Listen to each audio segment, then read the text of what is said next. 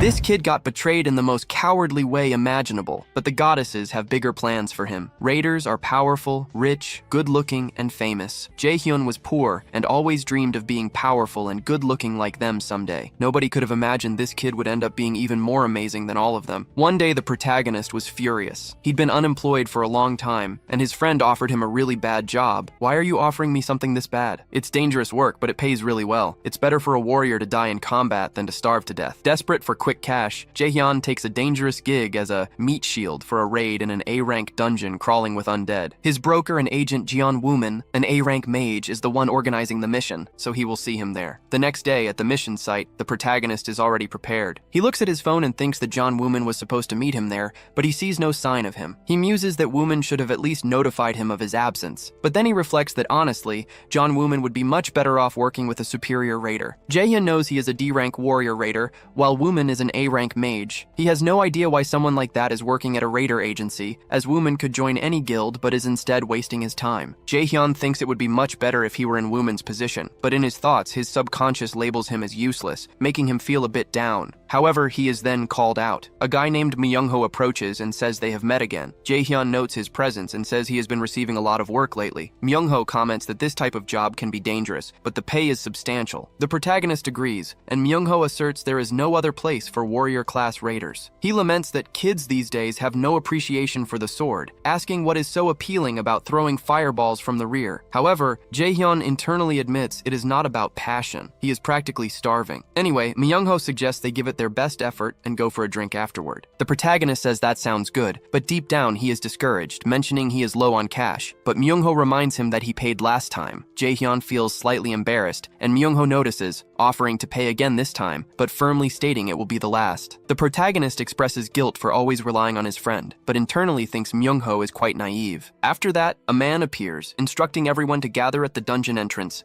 stating they will enter in 30 minutes. Everyone there seems unmotivated, including the protagonist and his friend. Myungho suggests it is time to get ready. Jaehyun is completely unenthusiastic. He tries to pass the time by checking his phone. When entering a dungeon, raiders need to be mindful of two things. The first is the possibility of encountering unexpected fortune. The fortune found in dungeons can dull a raider's mind and lower their guard against the inherent dangers. While they are unable to think clearly, the dungeon tests the raiders to determine if what they hold is genuine luck or tragedy disguised as luck. Suddenly, Myungho interrupts his thoughts and asks if he is looking at his phone again. He mentions that Jaehyun always does this before entering a dungeon and asks if it is something interesting, like a picture of a girlfriend, but the protagonist insists it is nothing. Yet, he looks at the device again and sees a picture of himself with his mother, promising to return safely. Then, he heads toward the dungeon. After that, they are all already inside, and they immediately encounter some zombies. Soon, one person shouts for the tanks to raise their shields and hold a straight line. He insists on the order and tells them to hold their position, even if it results in death. The protagonist thinks this is a terrible job. Meanwhile, the mages get to work and cast their spells. Soon after, magical forces begin to emerge, and the tanks maintain their position. While they hold off the monsters, the magic cast by the mages destroys them. Jaehyun watches the monsters die, but he looks to the side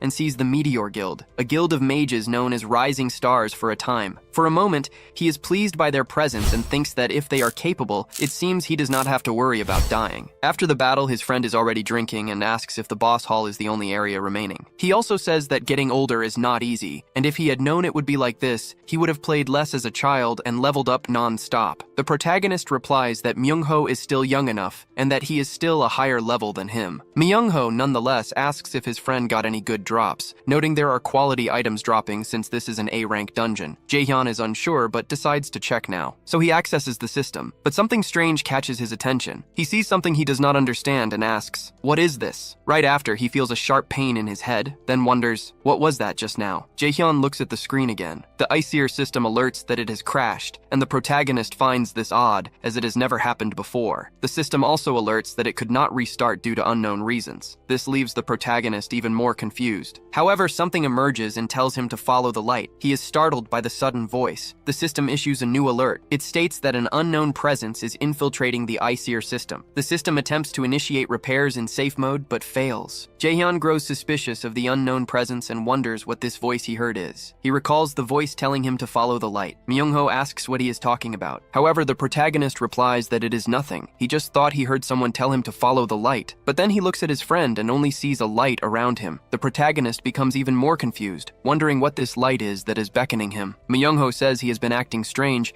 and asks if he is feeling unwell. Jaehyun insists that he is fine, but he wonders if he is the only one seeing this light, concluding that he must investigate. His friend asks where he is going. Jaehyun says it will only take a second and that he will return immediately. In his mind, he is still uncertain about what is happening. The protagonist enters the cave and follows the mysterious light. He tries to access the status window, but the system is down and has not returned. Jaehyun feels truly frustrated by this, but he persists in attempting to access the information. The system alerts that a function is partially damaged and will attempt a safe mode restart. Reading this, he becomes even more confused as he cannot grasp the situation. He has been awakened since he was 10, but the system has never crashed in these 17 years, nor has a function ever been reported as damaged. The voice he heard makes him think it is likely related to the system crash, the invasion of an unknown presence, and the system failure. An unknown voice sent him a message to follow the light. The Aesir system might be undergoing a significant change. This Aesir system is a reference to the Asgardian gods like Thor and Odin. It was theorized that the name Aesir represented humanity's last bastion of hope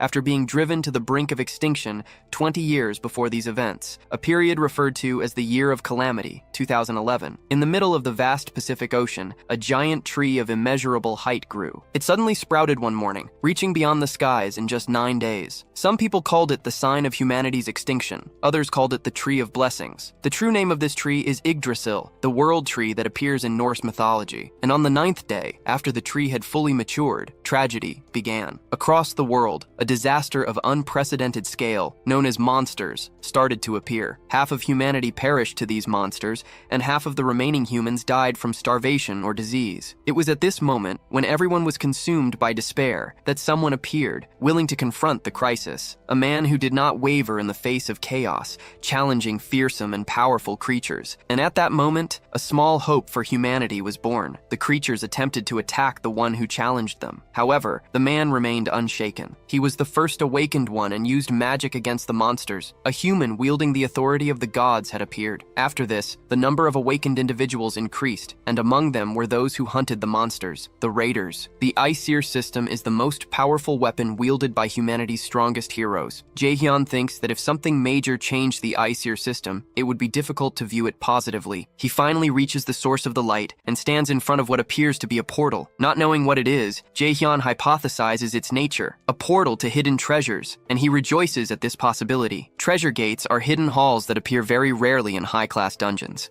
They typically contain special items or rare ingredients, and it is said that the items from a treasure gate are worth, at the very least, thousands of dollars. At that moment, the protagonist concludes that if something of Class A or higher appears here, he could immediately leave his current life. Before entering, he silently prays to all deities, hoping there is a piece of Class A equipment or higher inside. He steps through the gate. Inside, the environment is completely different from where he was. This leaves the protagonist very surprised. He never imagined that such a large space could exist inside a dungeon, and concludes that what was said on TV was not an urban legend after all. Jaehyun looks to the center of the hall and sees an item, thinking that, whatever it is, this must be the item he wants. So, he decides to inspect it more closely. Then he reaches out his hand toward the item, and just as he is about to grab it, the system alerts that a partial recovery of system functions has succeeded, and a new piece of equipment has been acquired. After that, it asks if he would like to evaluate the acquired item. The protagonist is only focused on the fact that things are finally going well, and the system returned at the perfect time. After this, he checks the item named Odin's Lost Eye, which, when equipped, allows the understanding of runes and the use of magic to disarm or destroy. The item is unique in the world, and when Jaehyun goes to check its status, he feels pain in his real eye. Realizing the pain is linked to the artifact, he checks the system again. An alert indicates that the universal derivation skill has activated, allowing him to understand and dismantle a magical formula. The resulting effects include full comprehension of runes, enabling the use of all types of powerful magic without the need for casting and without incurring any penalties. Jaehyun knows the highest ranking items sold at auctions are typically ranked S. When this artifact appears on the market, it will easily fetch over $10 million, as items with magical properties essentially sell for whatever price the seller desires. Furthermore, this artifact is of mythical rank and remains unique globally. With this in his possession, the protagonist believes he will no longer have to suffer or be constrained by guilds. Nor will he be forced to act as a meat shield in dungeons. His miserable life is about to end. Before selling it, however, he considers it best to test the item first. Since he thinks he'll never find another item like this, he should at least use it once before listing it for sale. However, the system warns that upon use, the item will be automatically bound to him, and it asks if he truly wishes to proceed. Jaehyun panics and immediately cancels the action, realizing he nearly squandered the hard-to-obtain mythical rank item. He has no reason to equip it, and if sold on the black market, it could be worth hundreds of millions of dollars. Despite having obtained an exceptional item, he has no desire to continue grinding through dungeons, as he has spent 20 years doing so, and his level can no longer increase. Beyond the fact that the item might not be very effective if he uses it on himself, the system malfunction is an unexpected complication, which could be called an unprecedented anomaly. Nevertheless, Jaehyun is accustomed to such bothersome issues. In today's world, where dungeons are a reality, sudden events occurring to raiders are common, and these situations generally fall into two categories: luck or tragedy. With this thought, the protagonist wonders if he should start heading back. Outside, Myungho attempts to reassure the others that the protagonist will return shortly, having just stepped away to check something. Then, he asks the group leader to wait a little longer, as Jaehyun has already returned to the spot. As soon as he is back, the leader announces they will soon begin the raid. The protagonist apologizes for the delay, and the leader tells him that acting alone will make things difficult, hoping this will not happen again. Apologizing again, Jaehyun assures him it won't happen. His friend stares at him for a moment and notices he is behaving somewhat strangely. Myungho then tries to cheer him up, telling Jaehyun not to feel down, but the protagonist, with a smile, insists he is fine. He even says he will pay for the drinks tonight and cannot be a freeloader forever. They proceed toward their objective, and his friend is confused by this sudden shift in behavior,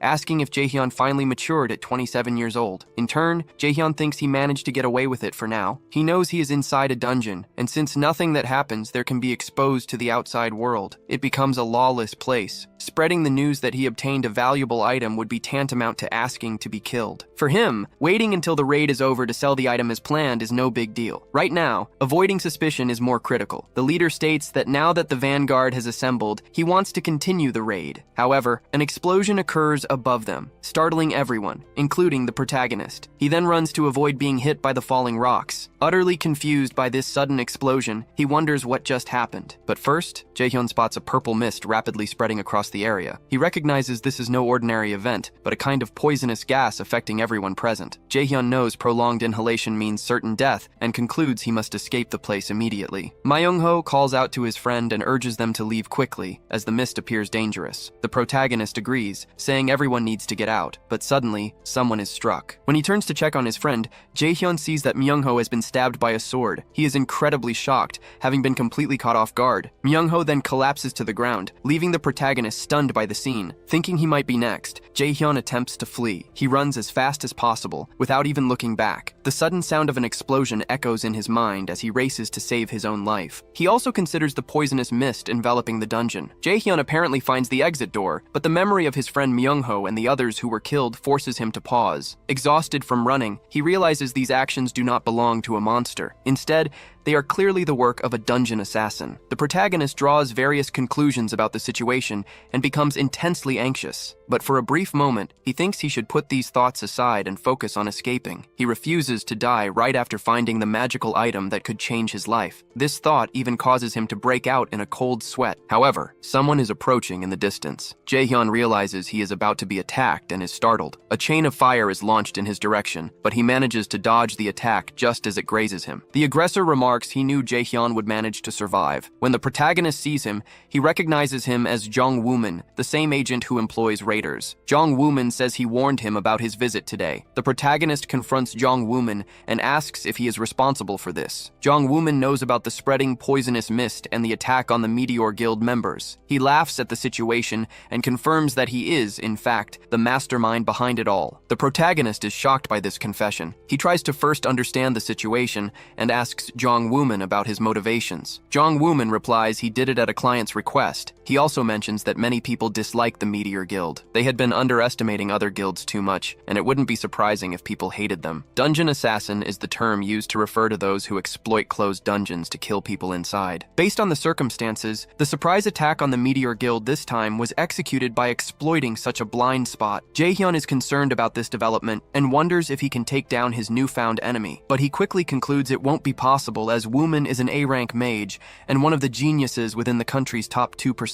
The protagonist, on the other hand, knows he is only D rank, neither particularly skilled nor weak, just average. He shouldn't even be a target since he is not a guild member and is only there for support. So, he concludes that he simply needs to remain quiet. With the Aster system currently offline, there is no guarantee he can escape. It is unfair, but he has no other choice. He is overwhelmed by a sense of helplessness as he remembers his companions. Jaehyun clearly feels a desire to avenge those who fought with him on the front line, especially his friend Myungho, but in reality, he is powerless. The protagonist thinks the best course of action is to pretend that nothing happened today. He knows that as Yggdrasil grew, the world tragically became intolerant of the weak. However, Jong Wooman catches his attention and then launches a fire attack in his direction. The protagonist manages to dodge this attack, surprised that he was also targeted. He concludes that if he had reacted even slightly later, he would certainly have died. With a sinister smile, Jong Wooman stares at him and says that the target in today's dungeon was not just the Meteor Guild. Then, he launches more attacks, forcing the protagonist to retreat. Even without being hit directly, Jaehyun is still injured. He thinks he needs to get out of there as quickly as possible and wonders why he has become a target, as he is only a D-rank raider. Jaehyun questions if he has wronged someone or if some powerful person wants him dead. He reconsiders his thoughts to find a conclusion, but an answer isn't immediately apparent. However, for a brief moment, he remembers someone calling him hurtful names and also saying they didn't know how a kid like him was even conceived. This memory leaves Jaehyun slightly shaken. Then, he realizes something based on this memory and asks if his father was the one who ordered his death. Even Jong Wooman, who was smiling just moments ago, changes his expression upon hearing this. He appears shocked, but his reaction is fleeting, as he soon starts laughing loudly at the protagonist. Jong Wooman says he is quite sharp, and that's why he likes him. Jaehyun looks down as he processes these things, precisely because memories of his past are resurfacing. Then he has another question. Recalling his mother in a morgue, he asks if that same person also made a request like this 5 years ago, in the winter. Surprised, Jong Wooman says he didn't think Jaehyun would figure that out too. With a sarcastic smile, he states the protagonist is amazing. This reaction provides Jaehyun with a partial answer. Jong Wooman continues, saying he doesn't understand. The father had his wife murdered, and then he rejected the son. After that, he launches a new attack, but the protagonist coldly dodges the fire. Jong Wooman says it's shocking and asks if Jaehyun doesn't agree. He confirms that's what happened and bids the protagonist farewell. But Jaehyun doesn't move this time. He stands still and attempts to say his last words. But before anything can happen, a light appears from the system. It's an item that seems to have been activated. Back in the fight, Jong Wooman mockingly asks if the protagonist said something. He even removes his hood to hear better, but then he is startled as he notices something. Looking at the protagonist, he sees a strong light surrounding him and wonders what kind of magic this is. The ground beneath Jaehyun begins to crack, but the protagonist doesn't seem to notice, lost in thought. Jong Wooman feels the mana growing stronger and wonders what is happening there. Something strange is occurring, and he wants to end it quickly. Then he tells Jaehyun their game ends here and asks him to please die this time. Soon, he unleashes his strongest attack. His fire chain approaches the protagonist, but he remains motionless in the same spot. At the last second before being hit, Jaehyun opens his eyes, and that action alone is enough to stop the enemy's attack. Jong Wooman is utterly shocked, as he did not believe such a thing was possible. Jaehyun, in turn, has his injured eye replaced with a better one. The system alerts that Odin's lost eye has been equipped, and the item has been bound to the user. Jaehyun knows he can no longer sell the item, and the system alerts that he has a blank card he can use. Frustrated, Jong Wooman shouts, saying this is impossible, as he realizes the protagonist's magic has awakened. Thus, Jaehyun moves toward his enemy and calls him by name, saying he'll kill him in the most painful way possible. Then, the system alerts that the electric chain skill has been copied, making it possible for the protagonist to use it. Right after, he turns the tables on his opponent, summoning multiple chains. Jong Wooman panics and asks how he did that. Since it took him years to master that magic, a D-rank warrior shouldn't be able to use it so easily. He says he doesn't understand how the protagonist could use such a high-level spell, and asks if his opponent thinks this will be enough to defeat him. Jaehyun replies that he doesn't know the answer, but he will find out right now. Then he attacks his enemy. Jong Wooman manages to dodge a few chains, but the attacks come from all directions. actions. The protagonist is toying with his prey and attacks his opponent indirectly, forcing him to run. In anger, John Wooman attempts to counterattack. Once again, Wooman fights back with his chains. But then, the protagonist's system alerts him that the universal derivation skill has been activated. In this way, Jaehyun redirects the enemy's chain right back at him, forcing Wooman to witness his own ability used against him. John Wooman freezes in terror, realizing he will die if he does nothing. He decides to summon a shield. Using his new magical eye, the protagonist activates universal derivation again, and John Wooman's shield shatters, making it impossible to dodge the attack. Wooman is hit directly. With the battle already won, the protagonist approaches his defeated enemy and sees that, although weakened, he is still alive. John Wooman did not expect this outcome and now begs for his life. However, without saying a word, the protagonist finishes him off in a single strike. After that, he is overwhelmed by a strange feeling and asks himself if it is truly over. Then he lies down on the ground beside his enemy's body. His stamina and magic are depleted. There is nothing left in him. He just obtained a mythical item, and he thinks he is going to die next, as if his luck decided to show up only now. Death. A terrifying word he has had to face many times while working as a raider. But now that he is facing it for real, he realizes the feeling of dying is so cold. Then, the system alerts him that a new operating system has been downloaded and asks if the protagonist would like to start it, stating that once the new system starts, time will revert to the period the user most desires. Jaehyun realizes this is about regression and asks if the system will save him. Another variable has appeared for him. Jaehyun does not know whether happiness or tragedy awaits him at the end of this journey, but he decides to start the new system. This is the only decision he can make now, as he has no other choice. A new message appears, saying that the new operating system Nornir has started. After that, he sees some images he doesn't fully understand, along with a different language. Some girls are talking to each other, but what they say is incomprehensible. However, they seem to be happy about something. One of them even reaches out her hand to the protagonist. As soon as he takes her hand, the system alerts that from now on, he is the adversary of the almighty Asir, and the passive skill, observed by the gods, has been acquired. This comes along with the divine eye skill, meaning the gods opposing the Asir are watching him. And then Jaehyun wakes up in a bed. He gets up, still startled, then looks around the place. Without fully understanding what's happening, he realizes the location is familiar. Looking at his hands, he notices there is nothing wrong. But then his previous power manifests, and the system informs that temporal regression to the time most desired by the user was successful. Reading this, the protagonist wonders if he is dreaming or something. He recalls his past and asks if he really returned to the past, but he concludes no, this must just be a dream. He remembers the last moments with his mother, saying that this is one long dream. But surprisingly, she walks into the house, and as soon as the protagonist sees her, he runs to her and embraces her. He concludes that if this is a dream, he never wants to wake up. Moments later, the system alerts that the date is November 15th, 2020, and the user has successfully returned to the most desired period. The limitations on non-combat activities have been removed, and his body has successfully recovered to 20%. Jaehyun still questions the reality around him, but he realizes he is in his room in his old house. A new side quest, Rest is a Friend of Success, has been automatically created. The system states that he is a being who miraculously survived death, and as a requirement, it asks him to rest to recover his health to 80%. After reading this, the protagonist thinks he will return to the beginning. First of all, he knows he didn't die in his last fight, and the reason is probably because of the new system, allowing him to return to the past. His mind is already accustomed to the appearance of Yggdrasil and monsters. This is not the first time Jaehyun has faced such strange phenomena, and if he has learned one thing in situations like this, it is that quickly assessing and adapting to the environment is absolutely essential. If the system's information is accurate, this day is 11 years in the past, when he was in the 3rd year of elementary school. He also realizes that the name of the new system is Nornir, but honestly, this whole experience of going back in time still feels like a dream. However,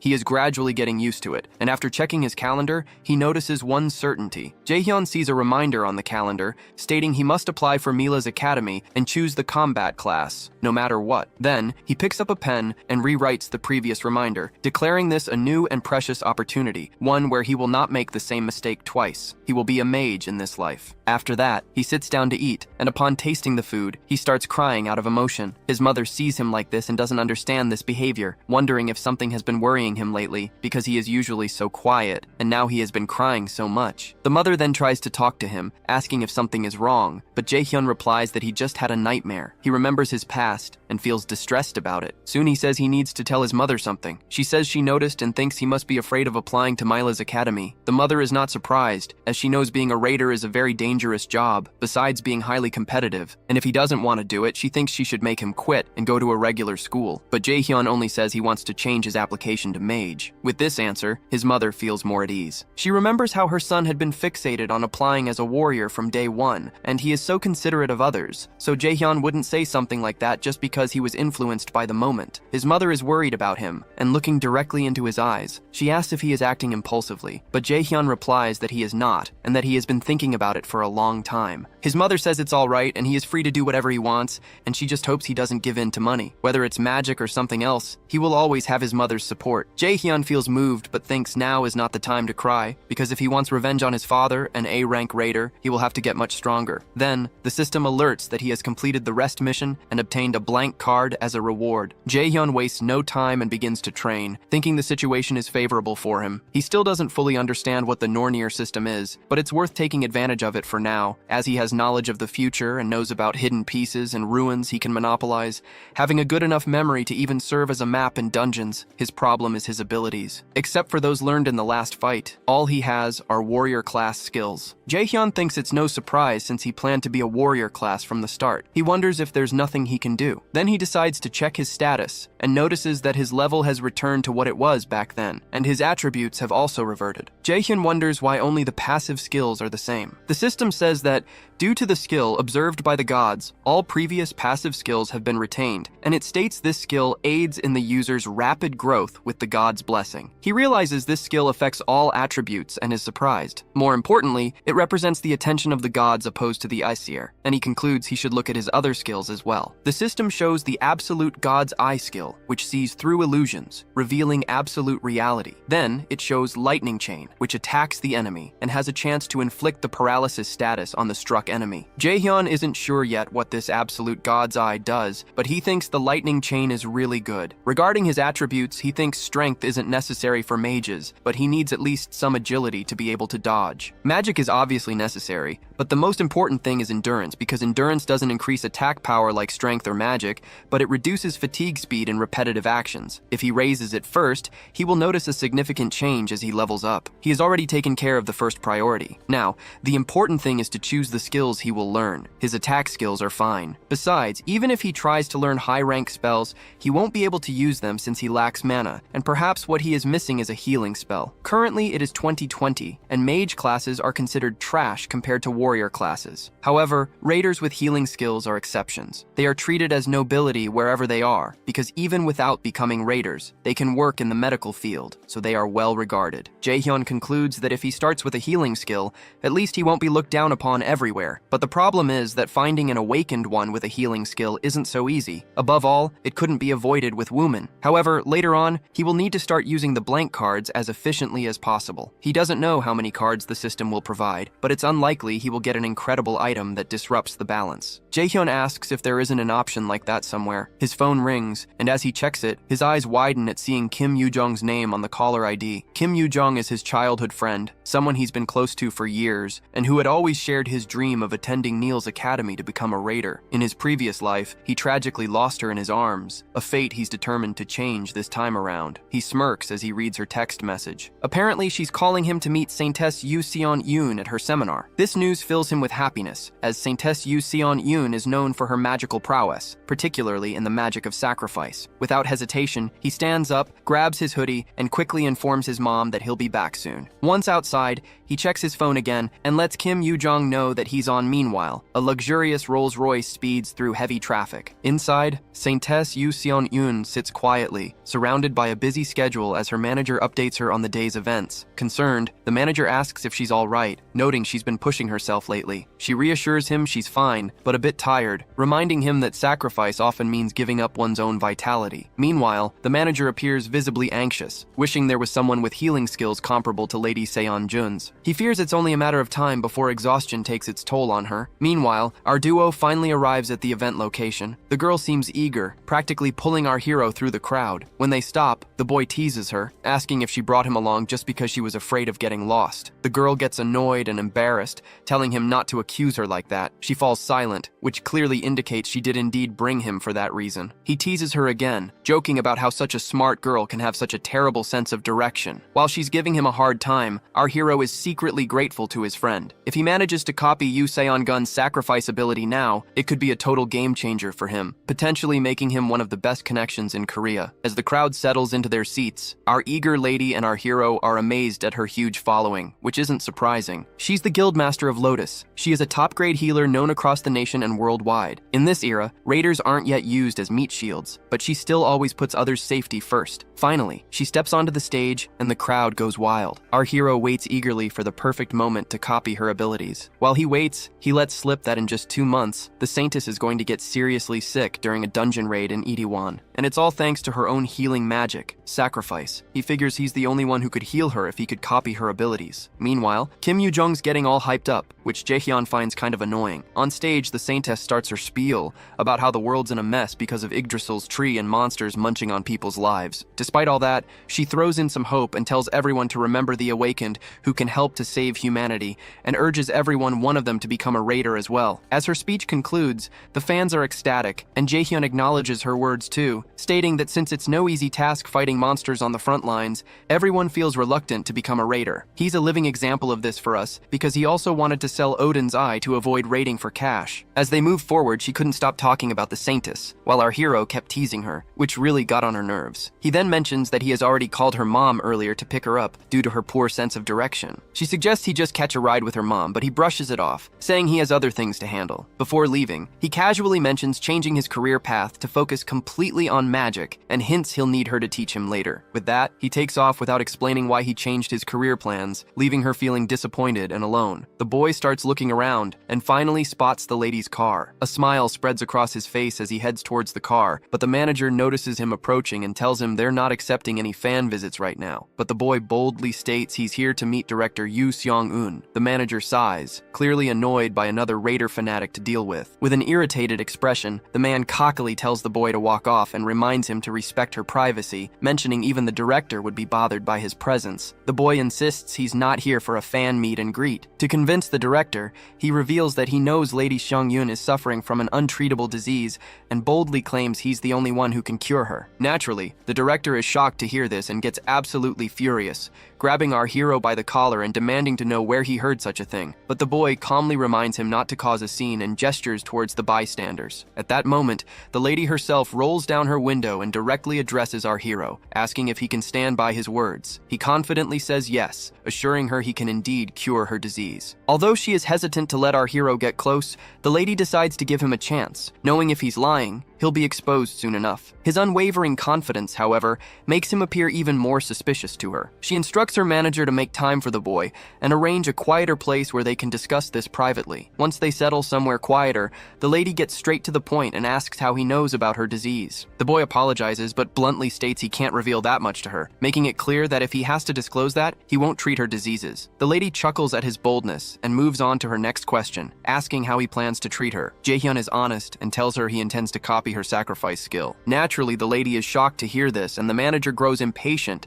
yelling at our hero, questioning if he understands the meaning of a skill being unique, and demands to know how he even intends to copy something which truly belongs only to the lady. Before we proceed, here's something about unique skills. They're essentially S-rank skills, the highest level, obtainable only through blood inheritance or individual skill manifestation. Unlike other skills learned through calculative formulas, unique skills have impenetrable formulas, making them impossible to copy. This monopoly keeps them exclusive to individuals or families. The boy calms everyone down, emphasizing that if he didn't know all this, he wouldn't have come here in the first place. The lady immediately tells her angry manager to calm down, assuring him they won't take long to hear him out. She asks if he can actually pull off what he claims, to which the boy confidently agrees. We also learn that due to the penalty of her unique skill, sacrifice, she needs a higher or equal ranked skill to heal herself. Ironically, she can't use her own skill on herself, because her sacrifice skill requires a sacrifice sacrificed to the gods, preventing her from healing her own body. Finally, the lady gives him the green light to proceed. As she glows with her magic,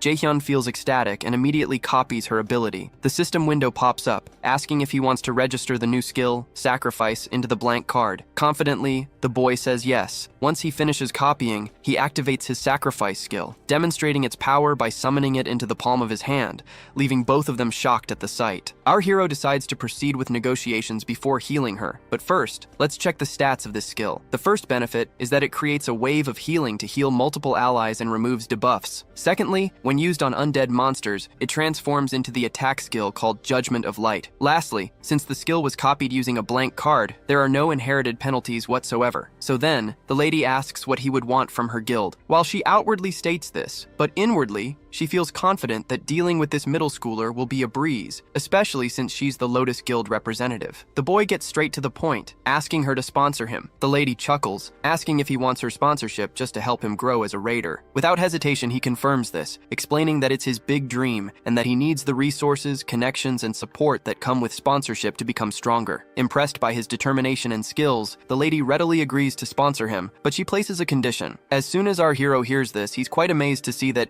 even though she's not in a strong position to negotiate, she remains bold in her stance. The lady reveals that her disease is a personal problem and has nothing to do with the Lotus Guild. What our hero wants is not entirely in her hands. He's asking for the support of the entire guild, which doesn't have any reason to favor him. Our hero tells her to lay out her conditions. If they make sense to him, he'll decide whether or not to shake hands with her. His mind races with all kinds of possibilities she might be plotting, but she surprises him by simply asking if he can join the Lotus Guild. The boy immediately asks if she's serious about recruiting him. The lady then lists several reasons for recruiting him. Firstly, he uncovered the classified information about the representative of the Lotus Guild's disease, which only a few knew about, showcasing exceptional information-gathering abilities. Secondly, he flawlessly copied her Sacrifice skill, something she's never seen before, and she's curious to see if there's anyone else like him in the world who can do the same. The boy feels awkward hearing this, knowing he can't tell her he only knew about her disease because he regressed in time, and he can only copy skills thanks to his cheat system. The lady then leans in uncomfortably close to him and states the third reason for recruiting him into the guild, which is that despite being a middle schooler, our boy didn't even flinch when facing off against the representative of the Lotus Guild, and she likes his guts he just showcased. In his past, the Lotus Guild collapsed soon after her death. Now that she's here, he's pretty sure joining the guild would level him up quickly, but he wonders how they can contract since he's a minor, and contracting with underage people is illegal. With a smile, the lady reminds him about the right of priority negotiation. It turns out our hero does know about it. The right of priority negotiation is a guild's privilege to support the growth of a raider trainee who hasn't yet reached adulthood. Once they come of age, that guild has the right to make a contract with the trainee before any other guild can. Jaehyun never thought he'd be using a perk like this, especially after getting rejected by even the crummiest guilds back in the day. The lady seems to have taken a liking to our hero, and the boy sits up from his seat, saying he'll heal her right away. Though her offer is a no-brainer, he decides to focus on the treatment first, before finally accepting her terms. While he stands right over her head, the manager doesn't seem thrilled about our hero healing her. Although he no longer doubts our boy after witnessing his powers firsthand, he's still cautious, fearing our hero might use something cursed or shady, especially since even top doctors failed to cure her. Shortly after, the lady feels magically healed, sensing the changes inside her. The manager is in absolute shock and amazement. He wastes no time bowing his head before our hero, apologizing with utmost respect for ever doubting him. Our hero just shrugged it off, saying it was understandable to doubt a kid's words, but the manager kept on apologizing, feeling bad for his rude behavior earlier. Jaehyun tells the lady that everything's done and she can move around freely now. As soon as she stands up, she walks to the window and uses her magic to light up the whole room. Tears fill her eyes as she realizes her symptoms are completely gone. She expresses her gratitude for this miracle and asks if he'll face any penalties for healing her. But we know penalties don't apply to his copied skill. My guy assures her with a smile that she can repay him when the time comes, and the lady gladly agrees. She then brings out her card and tells him to think about the offer. She promises to do her best to make sure it works out in his favor. The boy then tells them there's something he wants to ask. The next day, the manager escorts him to a low-rank dungeon owned by the Lotus Guild. As you can guess, he's there to level up his skills, aiming to become an ace at Mills Academy. The guild makes sure they've got all the essentials ready for him and even loans him some spare gear meant for guild members. But the manager warns him going alone into the dungeon could be risky, asking why he insists on soloing it. Jaehyun just says he wants to grind. As a safety net, the manager hands him a stone, saying it's a warp stone. If he breaks it, he'll teleport outside the dungeon gate. It's a little thanks for how he treated the lady, and the boy happily takes it. He proceeds to enter the dungeon, and as soon as he steps inside, he is sure that it's just an E-rank dungeon, not something to worry about. The manager urges him to warp out quickly if danger appears, to which he nods in assurance. Deep inside, though, he suddenly finds his mouth covered by unexpected hands, and the system indicates he's now in Helheim's Field of the Dead. The scene transitions to the director Yu Seong-yoon office. There we see the lady deep in thought regarding our hero. She's concerned that even in an E-rank dungeon, a newcomer clearing it alone is nearly impossible, regardless of how skilled they are. However, she can tell this kid isn't your average Joe. He didn't just pick this gate on a whim, so she grins and decides to see where he's going with this. Suddenly, there's a knock on the door, and after getting permission from the director, a lady enters. The director asks about the matter she requested updates on, and the other lady hands her the files explaining it's our hero's profile. As the director flips through the pages, she's shocked to read that he aspires to be a martial artist, which makes no sense to her considering his magical capabilities. A heavy silence falls over the room, as the lady who brought the reports also has no clue how someone can be so talented, but she assures the directory that the reports are accurate, unless there are not any mechanical errors. Taking a peek ourselves, we see that our guy's aptitude for magic is at 97%. Shortly after, the director calls his manager Appa and instructs him to call her immediately once our hero is out of the dungeon. She's eager to witness our hero's talents with her own eyes. Meanwhile, our boy finds himself falling into the unknown realm known as the Field of the Dead, hitting his ass on the ground hard upon landing. As he looks around, he realizes he's in a graveyard and struggles to stand up, coughing harshly. Before he can make sense of his surroundings, an undead creature appears. Wasting no time, it aims its bow at our hero and shoots an arrow at him. Reacting too slowly, he ends up with a nasty cut across his face. Another monster appears, ready to strike our hero down. He's unsure if it's laced with paralysis poison, which annoys him greatly. He quickly heals himself using his fancy sacrifice skill. Suddenly, more zombies emerge, and he finds himself surrounded by black souls hovering above in the air. They immediately start attacking and shooting at him, but this time, Jae-hyun grabs an arrow with his bare hands and breaks it by clenching his fist, thoroughly annoyed by their pesky attempts. Meanwhile, Kim Yoo-jung stares at the autograph she received from the director, and she is also feeling totally annoyed at our hero for leaving her alone, despite knowing she has a terrible sense of direction. She's getting more and more annoyed by his unpredictable moves. He used to avoid crowds, but suddenly he's agreeing to tag along with her. He never used to ditch her like this before, always making sure she wasn't left hanging, but this time, he left her high and dry down there alone. And now he's switching to magic class, even though he's always dreamed of martial arts. She just can't wrap her head around his sudden change, because she knows he's usually thoughtful and careful, not someone who acts without a good reason. Suddenly, she starts texting him again, giving him a piece of her mind about leaving her alone that day. Meanwhile, back in the dungeon, Jae-hyun's face pales as he freaks out at the sight of ghosts right in front of him. To make matters worse, they're far more organized than your typical monster horde. He decides to rely on an item, a staff forged by a blacksmith from the Lotus Guild. Before we delve deeper, we learn that this dungeon, Helheimer, is the realm of the dead overseen by Loki's daughter Hel. It's one of the 9 worlds in Norse mythology, created after the 7 realms excluding Midgard and Asgard. These worlds include Niflheimer, the world of fog and ice, Muspelheimer, the world of flames, Jotunheimer, the world of Alfheimer, the world of elves, Svartalfheimer, the world of dark elves, Vanaheimer, the world of the Vanir gods, and the coldest and darkest of all, Niflheimer, where Helheimer exists alongside it. This place is a total nightmare for newbies, but our hero's pumped to test his skills. He decides to whip out Goddess Nora's sacrifice skill. When he uses it on dead monsters, bam, it transforms into this epic area of effect attack called Judgment of Light. The monster jumps him right away,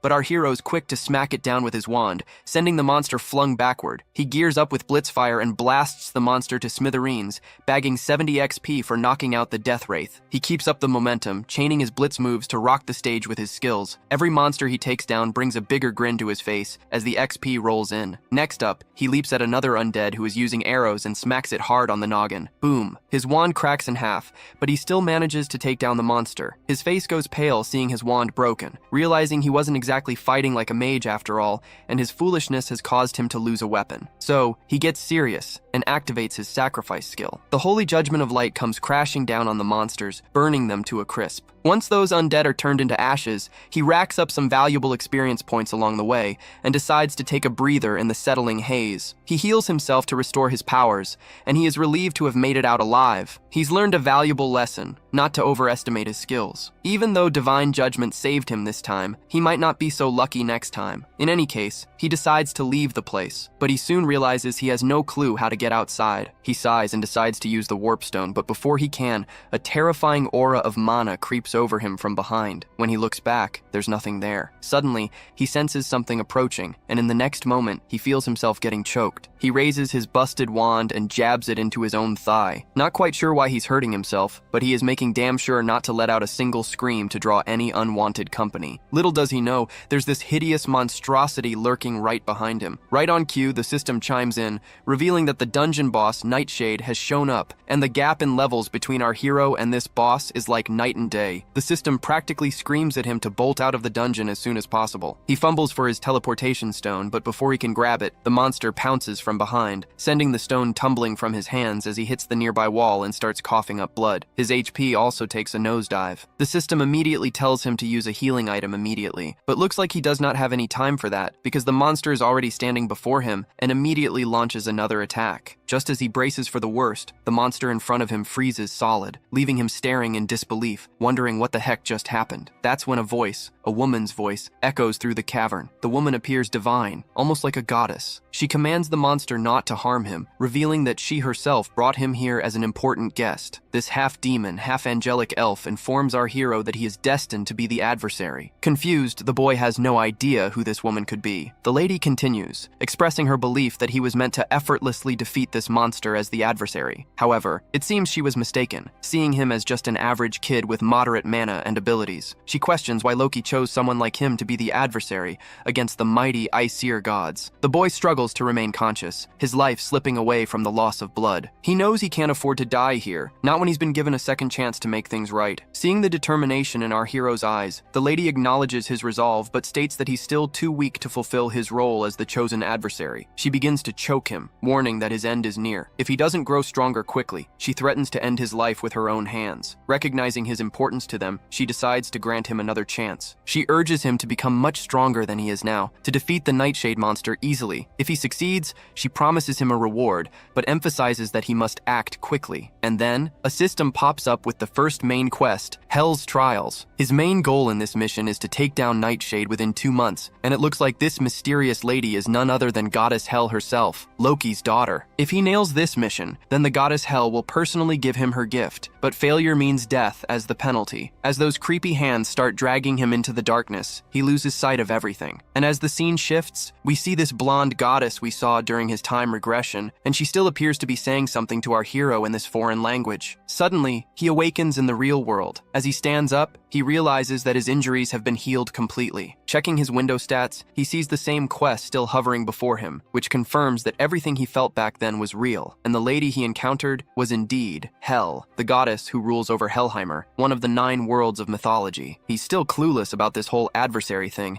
and he's heard something familiar already right after getting this new Nornir system. With a pile of unanswered questions looming over him, like why he regressed and what the heck this adversary stuff is, he knows one thing for sure. He's got to level up fast. If what that goddess said holds water, the moment he stops getting stronger, he will be killed by that goddess. But hey, he chuckles to himself, at least he's got some daring tasks ahead. Still, he's got a long road ahead. He doesn't know how to fight as a mage, and he also lacks any basic spells to handle small fry. Pulling out his phone, he sees a call from the director summoning him. He tells her he'll swing by tomorrow and is ready to make the contract. The next day rolls around, and our hero steps into the Lotus Flower Guild. The manager leads him inside, and as they walk, he understands why they are giving him so much special treatment, because his mage aptitude is at 97% after all. Arriving at their destination, our hero brightens at the sight of the lady director, exuding confidence with her long hair and a presence that catches his eye. They exchange greetings warmly. She dives into the perks the guild is offering with the contract, and our hero enthusiastically confirms they're impressive. I mean, who wouldn't be thrilled? Alongside a stipend for living expenses, the guild provides him with an endless supply of B-rank items at no cost if they break. On top of that, he'll earn a substantial profit based on his contributions in the raids. These terms are usually reserved for top-notch top-notch A-grade raiders. Before signing the contract, he reveals a condition. The lady director warmly encourages him to speak his mind. He explains that it's only been a month since he transitioned from martial arts to magecraft, making him inexperienced in magic. Therefore, he requests to be personally trained by the director herself. The manager marvels at our hero's audacity to directly confront the prestigious director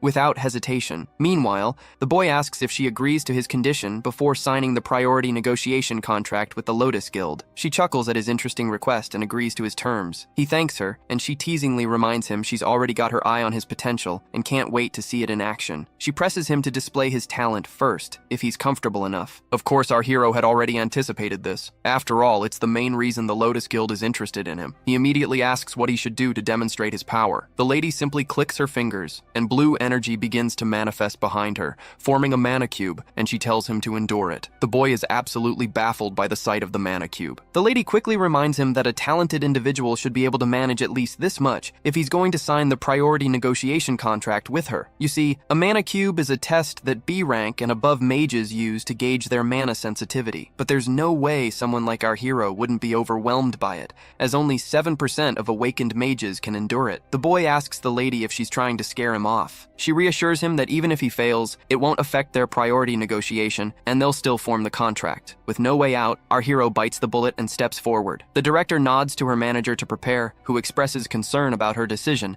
since even current mage raiders struggle with the cube. The lady reaffirms that our hero isn't your average guy, so it's worth a shot. Reluctantly, the director nods and activates the cube. Once the mana cube is activated, the boy hesitates before the overwhelming energy. The lady behind him encourages him to step in, and finally he gathers the courage to enter. As soon as he's inside the mana cube, the manager remains visibly anxious, seeing him as just a young kid. The lady reassures her that he can handle it, confidently expressing trust in her intuition that he won't fail. Inside, our hero feels like he's drifting in a vast ocean made of mana. Surprisingly, he can breathe normally, alleviating his earlier concerns about getting sick from prolonged exposure to thick mana, which could even lead to death during the test. He searches for a way out, recalling that the only escape from the mana cube is finding the singular door connected to the outer world among countless whirlpools. He gathers his resolve, searching for a way out within the mana cube. Suddenly, he senses something unusual, an unassuming crystal tucked away, pulsating with immense magical power as if containing the entire essence of the great ocean of mana. Meanwhile, the manager remains anxious while the lady continues to chuckle. Anxiously, the manager asks how long it typically takes. The lady mentions the fastest exit from the cube is 40 minutes, a record high. Upon hearing this, the manager bluntly states it'll either end in our hero's death or he'll set a new world record. The lady agrees, albeit confidently expecting the latter outcome. Their eyes widen as they witness the crystal starting to fracture. Shocked, the manager grabs his phone and realizes only 10 minutes have passed since our hero entered. While the spectators anticipate what's happening inside,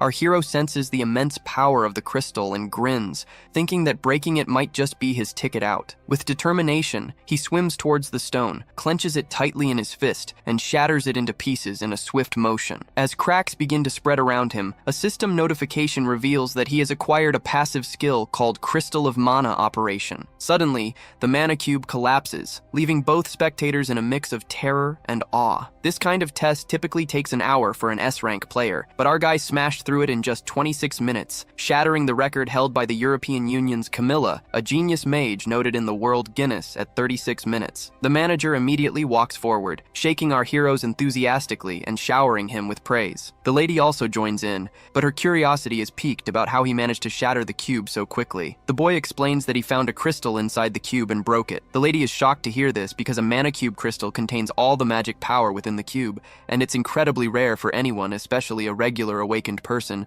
to find or break it. The fact that our hero not only found it but shattered it suggests that his mana capacity exceeds that of the entire cube. She bursts into a moment of happiness and immediately vows to help him become the greatest mage in the world. The scene transitions back to Lady Kim Yoo-jung, who is visibly upset that Jae-hyun is still late. Our hero's mother stands beside Kim Yoo-jung, confirming that he's indeed late and not answering calls either. Suddenly, a familiar flashy Rolls-Royce grabs both ladies' attention. They're stunned to see our hero stepping out of such an expensive car, completely blowing them away. How could he afford something like that? Jae-hyun immediately notices the ladies and waves happily. While his mother is anxious, concerned if her son is involved in something shady, Lady Kim is livid to see him lounging around. Once they're settled in the room, the girl jumps straight to demanding answers, asking why he switched to magic class. Our hero casually explains that martial arts just wasn't cutting it for him anymore, and he already filled out all the paperwork for the magic track. She keeps pushing for more details about his decision, but he flips the script and asks why she's dropped by. He then asks if her parents are off at work, to which she nods, explaining that's why she's crashing for the night with our hero's mom's blessing. We then learn that her folks work in a monster processing plant, shipping creatures abroad, which keeps them moving. And whenever she's left alone, she tends to hang out with him, since our hero's mother is a good friend of her parents. Moving forward, the boy asks her to teach him the theories of magic now that he's in the magic class. The girl demands to know what she'll get in return. Reluctantly, the boy asks what she wants. The girl admits she doesn't have anything specific in mind at the moment. After thinking for a bit, she decides that he must grant her one wish. The boy agrees, but adds a condition. Her wish must be made within a year, or it expires. The girl agrees, somewhat annoyed, while the boy privately bets that she'll likely forget about it within a year. Teasingly, the boy asks what kind of wish she might have in mind, but the girl,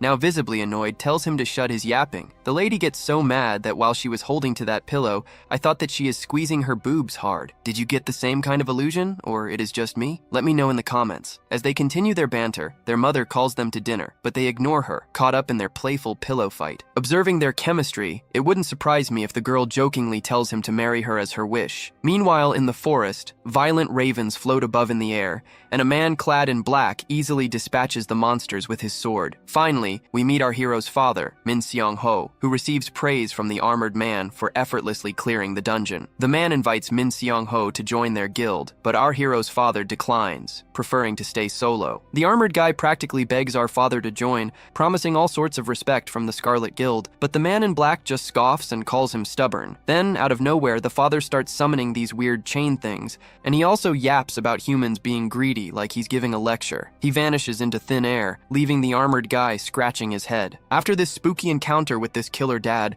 who, let's face it, looks younger than our hero himself, we're back to the director, who's giving a lecture to Jae-hyun for his first magic class. The lady decides to dive right into sparring and challenges him to take a swing at her. The boy hesitates, but realizes he has no choice. He lets out a sigh and carefully takes his stance, ensuring there are no openings. Drawing on his martial arts knowledge, he throws a punch aimed at her, expecting a reaction. The lady stands there grinning, and the impact of his blow creates such a massive disturbance that everything gets obscured in a cloud of dust. As the dust settles, our hero sees his punch effortlessly caught by the lady, who handles it like it's nothing, leaving him utterly terrified. She grins confidently, and the boy quickly retreats to a safer distance. Seems he underestimated her just because she's a healer. He's now certain she's got the power of an S-rank raider. After that punch, she breaks down his moves, noting the martial artist's habits in his stance and attack. She points out that mages typically don't charge in like that to attack. The director then asks him if he knows the difference between martial arts and magic. The boy says martial arts is all about up-close fighting with swords and stuff, while magic is more about blasting from a distance. She nods and adds that magic classes are about weakening enemies from afar, while martial arts finish them off face to face. Then she tells him to get ready because she's going to attack him to show him what mage combat is really like. She assures him she can heal him if things get messy. He's a bit nervous but ready. The lady gathers energy at her fingertip and shoots out this intense laser beam of energy. The boy quickly rolls to safety as the lady tells him it's his turn to attack. He activates his blitz chain power and unleashes lightning arrows straight at her. There's a huge explosion when the chains hit their mark, but the lady stands there without a scratch. She's surprised he has an A-rank skill, but reminds him it's only good if he hits the target. Then she counters with her own arrow aimed right at his face. He freaks out and ends up taking the arrow straight. Even though he's battered head to toe, he stays standing, impressing the lady with his resilience. But then she decides to go all out, throwing a barrage of blue lightning bolts at him. This time, he immediately uses his absolute calculator skill and the magic disintegrates, leaving the lady shocked. She can't believe he reversed her attack and neutralized it in such a short time. The lady is once again amazed and asks him if there are any more surprises he's hiding. Our hero just tells her to find out for herself, and with that challenge, the ground right in front of her starts crackling with intense energy. She takes a direct hit but manages to deflect it with her hand, though her hand trembles from the impact. She's absolutely baffled at how he managed to cast this attack so fast. Meanwhile, he sends a barrage of arrows her way, but she quickly throws up a shield to protect herself. She's curious why he's casting magic without chanting, as casting for a mage typically requires a deliberate process. Experienced mages can reduce the chant for lower-powered spells, but each of his attacks is just as potent, making her doubt he's casting without uttering a single word. On the flip side, side, our hero's almost wiped out and can't muster enough mana to keep attacking, so he just blurts out that she's a monster for being so resilient. The lady strolls up to him with this smirk, saying he's an interesting kid with loads of potential, but she points out he's still green, catches him off guard, and knocks him to the ground just like that. He's clueless about how it happened, while she just chalks it up to her years of experience. Thinking about his skills, she gives him props for his melee combat game and how he can cast magic without a hitch. She's impressed by his knack for unraveling spells with that reverse calculation trick, thinking he could totally create a one-of-a-kind fighting style. She tells him she's taking him under her wing from now on, officially making herself his teacher. Apparently, he's the first lucky duck to get this kind of VIP treatment of becoming her student. The next scene shows our hero sitting melancholically, lost in thought. His friend snaps him out of his daydreaming with a disdainful aura, and he clicks his tongue, telling her he's listening. It seems she's been munching on ice cream ever since she arrived, which our hero bought for her as a tuition fee. He asks if she's not full yet, to which she replies she could eat it all day, urging him to focus on his studies. As she continues teaching him about magic, the system window reveals that his knowledge of magic has increased, and his efficiency in using magic has risen by 5%. The boy is tired of these persistent notifications. Every time he learns something new, they start to annoy him. The system feels like it's pushing him to grow constantly. It seems even Lady Kim finds it pretty strange how quickly he's picking things up. He's learned more in 2 days than most people would in 2 months, but the boy downplays it, saying there's nothing surprising since she herself can memorize forms just by looking at them. This annoying girl gets even more irritated and demands our hero to call her teacher. Her annoyance seems to stem from the fact that he's learning everything so fast, despite her being in the magic field much longer than him. She's worried he's going to surpass her sooner than later at this rate. The boy sighs and reluctantly calls her teacher, reminding her that he surely has natural talent in the field of magic, so of course he is learning faster. But let's face it, he's putting in every effort to learn magic as quickly as possible because he doesn't want to get screwed over by God as hell. The lady then reminds him that when he said he was going into martial arts, she was really surprised, and she now starts yelling at him for his decision he made back then, asking why he thought of abandoning the magic field even though it was suited for him. While Yoo-jung and Jae-hyun are having their study session, Jae-hyun sees the vision of a man's face that is linked to the events that happened in his past life. Yoo-jung pulls him out of his daydreaming by asking him if he's training for the practical exam in his own time, and he affirms that a different teacher is helping him train his practical. He wonders what the vision he just saw was and is uncertain if it was just his imagination. However, he also recalls that Hell gave him 2 months to defeat the Nightshade, so he pushes the thoughts out of his mind because it's not the time to get distracted. Our boy considers other beneficial things, like his hopes that the pill he's working on becomes a big help to raiders across the world and can help him overcome this wall in his abilities. Meanwhile, in the Lotus Guild Training Center, Park Sung-jae, the manager, supervises some of the raiders who are training and corrects some of the mistakes they're making. When he spots the guildmaster, Seong-yoon, he makes a comment to her about how the trainees aren't bad for newbies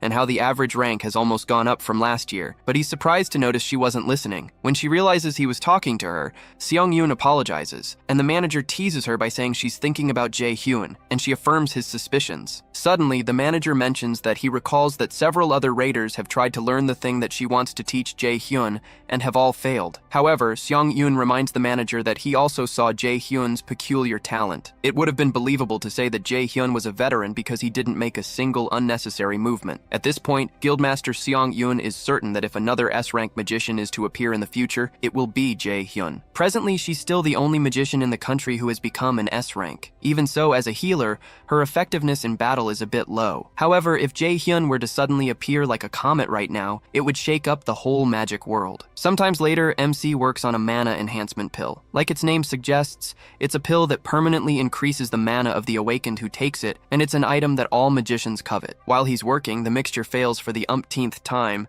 and our boy throws away the spoon in anger. At this point, he's already used up 3 sets of the ingredients, and it seems like he'll blow up all his money if this continues. In the present of November 2020, no one knows how to make the mana enhancement pill just yet, because the pill won't be invented for another 5 years. Before returning to the past, the pill's recipe was shared by a world-class alchemist. As he published the recipe, the alchemist expressed how he hopes that the pill will be of great help to numerous raiders around the world. It seems to our boy that just keeping at it like this won't work, but he gets another idea of what might have a higher chance of working, and that is finding Lee Jae-sang, since he's the one who will invent the pill in 5 years' time. Even if he ends up unable to make the pill, creating a connection with that guy won't be a loss. Since Jae-sung is presently a senior who's currently a first year at Mills Academy, he has to go to Mills Academy to meet him. While he's out, Yoo-jung comes to see Jae-hyun, and she opens the door to find a pot that seems to be possessed by some demonic power and a disgusting sink. She immediately becomes worried that something bad happened and wonders if she should call the police as she looks at the disaster all over the house. Wielding a frying pan as a weapon, she looks around the terrifying wasteland. In the past, right as the Yggdrasil appeared and monsters started pouring out, there were a few people who established themselves the quickest. One of them was a man called Lee Jae-shin, also known as Quick Blade. When the first awakened vanished without a trace, Lee Jae-shin appeared as if to take over his mantle as the first S-rank raider in Korea. Lee Jae-sang, the person our boy is out to meet right now, is the youngest son of Lee Jae-shin. When Jae-hyun reaches the transportation building, the attendant asks him where he would like to go, and he requests to take a portal to a place called Daegu. Daegu currently lay abandoned due to the monster outbreak, and it's a city where monsters poured out from all sides, and you had to worry about your life from the moment you stepped in. Shortly after, our boy gets close to the Mills Academy in Daegu, and has to walk a bit more to get to the main entrance. When he gets in, he wonders where he could find Jae-sang. Although Jae-sang was in the combat department, he wasn't very talented. The probability of Jae-sang, who dislikes fighting making use of Millis's combat facilities, is very low, so Jae-hyun decides to look around the classrooms first. As he walks forward, he notices a crowd and walks up to see what they're looking at. When he forces his way through, he's hit by Jae-sang, who's thrown back by an attack from whoever is whooping his behind. Our boy helps Jae-sang up, and the kid apologizes for hitting him. Jae-hyun, however, doesn't reply to his apology, but only locks eyes on Jae-sang's opponent, who asks him who the heck he is, and if he has any business with Jae-sang, whom he calls a stutterer. Before he can talk, the bully places a hand on our boy's back and asks him if he's the brother of the stutterer. After all, they don't look one bit alike, but Jae-hyun doesn't bother giving any response to this shithead. However, the bully clarifies that they're having an important discussion and advises him to wait outside if he doesn't want to end up in a bad situation. Before the guy can finish his statement, our boy slaps away his hand. Finally, Jae-hyun tells the kid it would be best if he went to the nurse's office and asks if he can walk, but Jae-sang just stares at him in confusion. Annoyed, the bully steps forward and grabs Jae-hyun by his collar, calling him a bastard. The angry bully demands to know if he doesn't understand when spoken to nicely and asks him if he wants to die. However, our boy mentions that this is the second time someone is grabbing his collar, and he doesn't know why people keep doing that so often lately. He remembers his lessons with Yoo-jung about having a clear image in his head, then calculating the magic formula, constructing the spell, and then executing it. As he recalls Seon-gyun, the image our boy chooses is a beam of light that shoots out like an arrow. Suddenly, the system notifies him that the skill called Holy Arrow has been activated. Just by pointing his finger, our boy releases a blast of the Holy Arrow into the big guy's chest and throws him backward, even knocking out spit from his mouth. As the big guy screams in pain, Jae-sang watches in shock as he realizes this stranger just cast a spell without incanting. The other onlookers also wonder what the heck just happened, and they wonder how this guy was able to cast and how he was able to fire a holy arrow that broke the arm of a prospective warrior. As the students begin to chat that it's possible that the big guy is just weaker than he seems, the big guy becomes annoyed. If this goes on, his reputation is going to be destroyed, so he pledges not to let this bastard go without leaving a dent. As he holds on to his broken arm, he generates a sword. When Jae-sang notices it, he calls out to Jae-hyun to be careful, but the angry bully swings the sword to injure Jae-hyun. As the sword closes in on Jae-hyun's face, he remembers how Master Seon-gyun had taught him how to create a barrier by evenly wrapping mana around his body so attacks violently bounce off. He immediately activates his mana barrier skill, and the bully's huge sword bounces off like rubber until it swings out of his reach. A look of terror crosses the big guy's face, but he's unable to react quickly enough because our boy soon grabs his face and asks him if he's done with his tricks. As the bully attempts to call him a crazy bastard, Jae-hyun doesn't let the words fully come out of his mouth before he blasts a holy arrow into his face, violently knocking him backward and breaking his nose. A huge thud occurs as the bully crashes into the ground,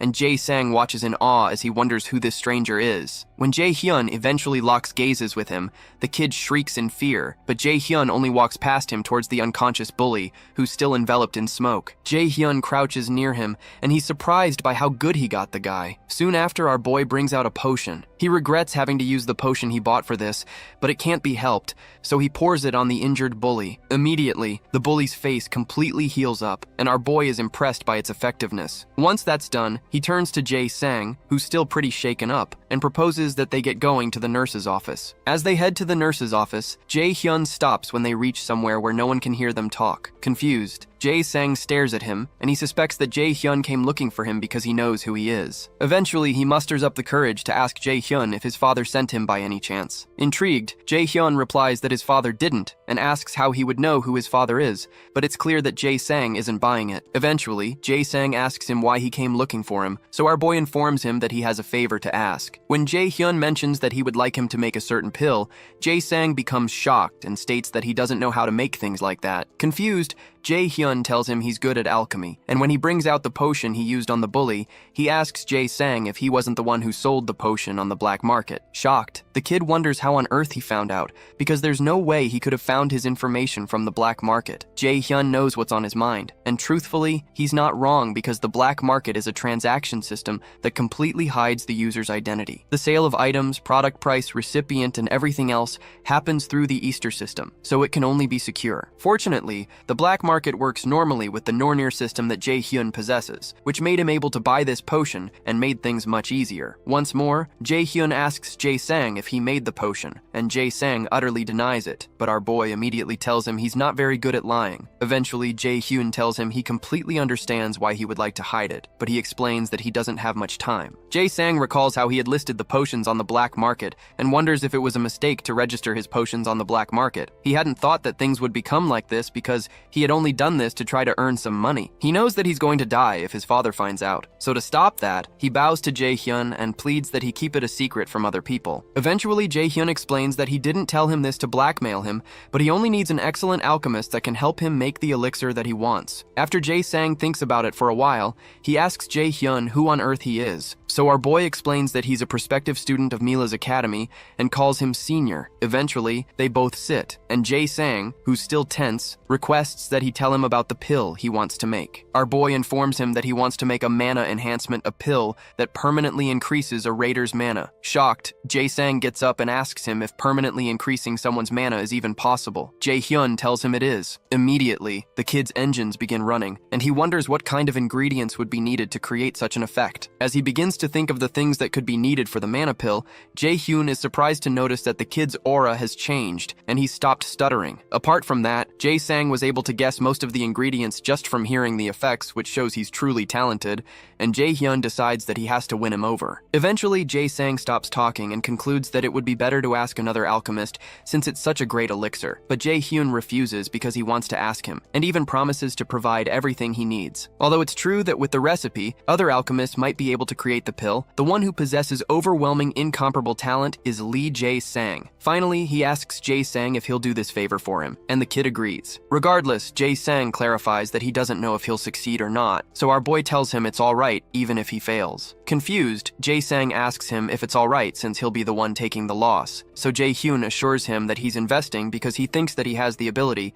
and he admits some investments can result in failure. As Jae-hyun tells him he looks forward to working with him, tears fill up the kid's eyes because this is the first time that someone has ever believed in him like this. When Jae-hyun notices this, he's glad he's been able to make a connection with him. The next morning, while Jae-sang is alone in his room, he thinks about the events that had transpired just hours ago, and he wonders if he's even had anyone believe in him this much in his life. Because he's a coward, not as talented as his other siblings, and lost his mother early, he was eventually left alone and was unable to gain the approval of his father, so to him it's odd that someone would trust him enough to tell him that it's alright to fail. The fact that he, who had nothing to show for himself, received such trust for the first time, reaches deep into his heart and makes him begin to cry. Meanwhile, Jae-hyun's main quest is to deal with Hell's trial by defeating Nightshade within the time limit and getting Hell's recognition. The mission comes with a reward of Hell's gift, and he had 2 months to fulfill the mission, with a penalty of death looming over his head if he fails. Presently, he has only 10 days and 23 hours to perform it. Sometime later, Jae-hyun goes to the training center to spar with Seon-gun, and he manages to dodge her blue lightning attacks. As he moves forward to close the gap between them,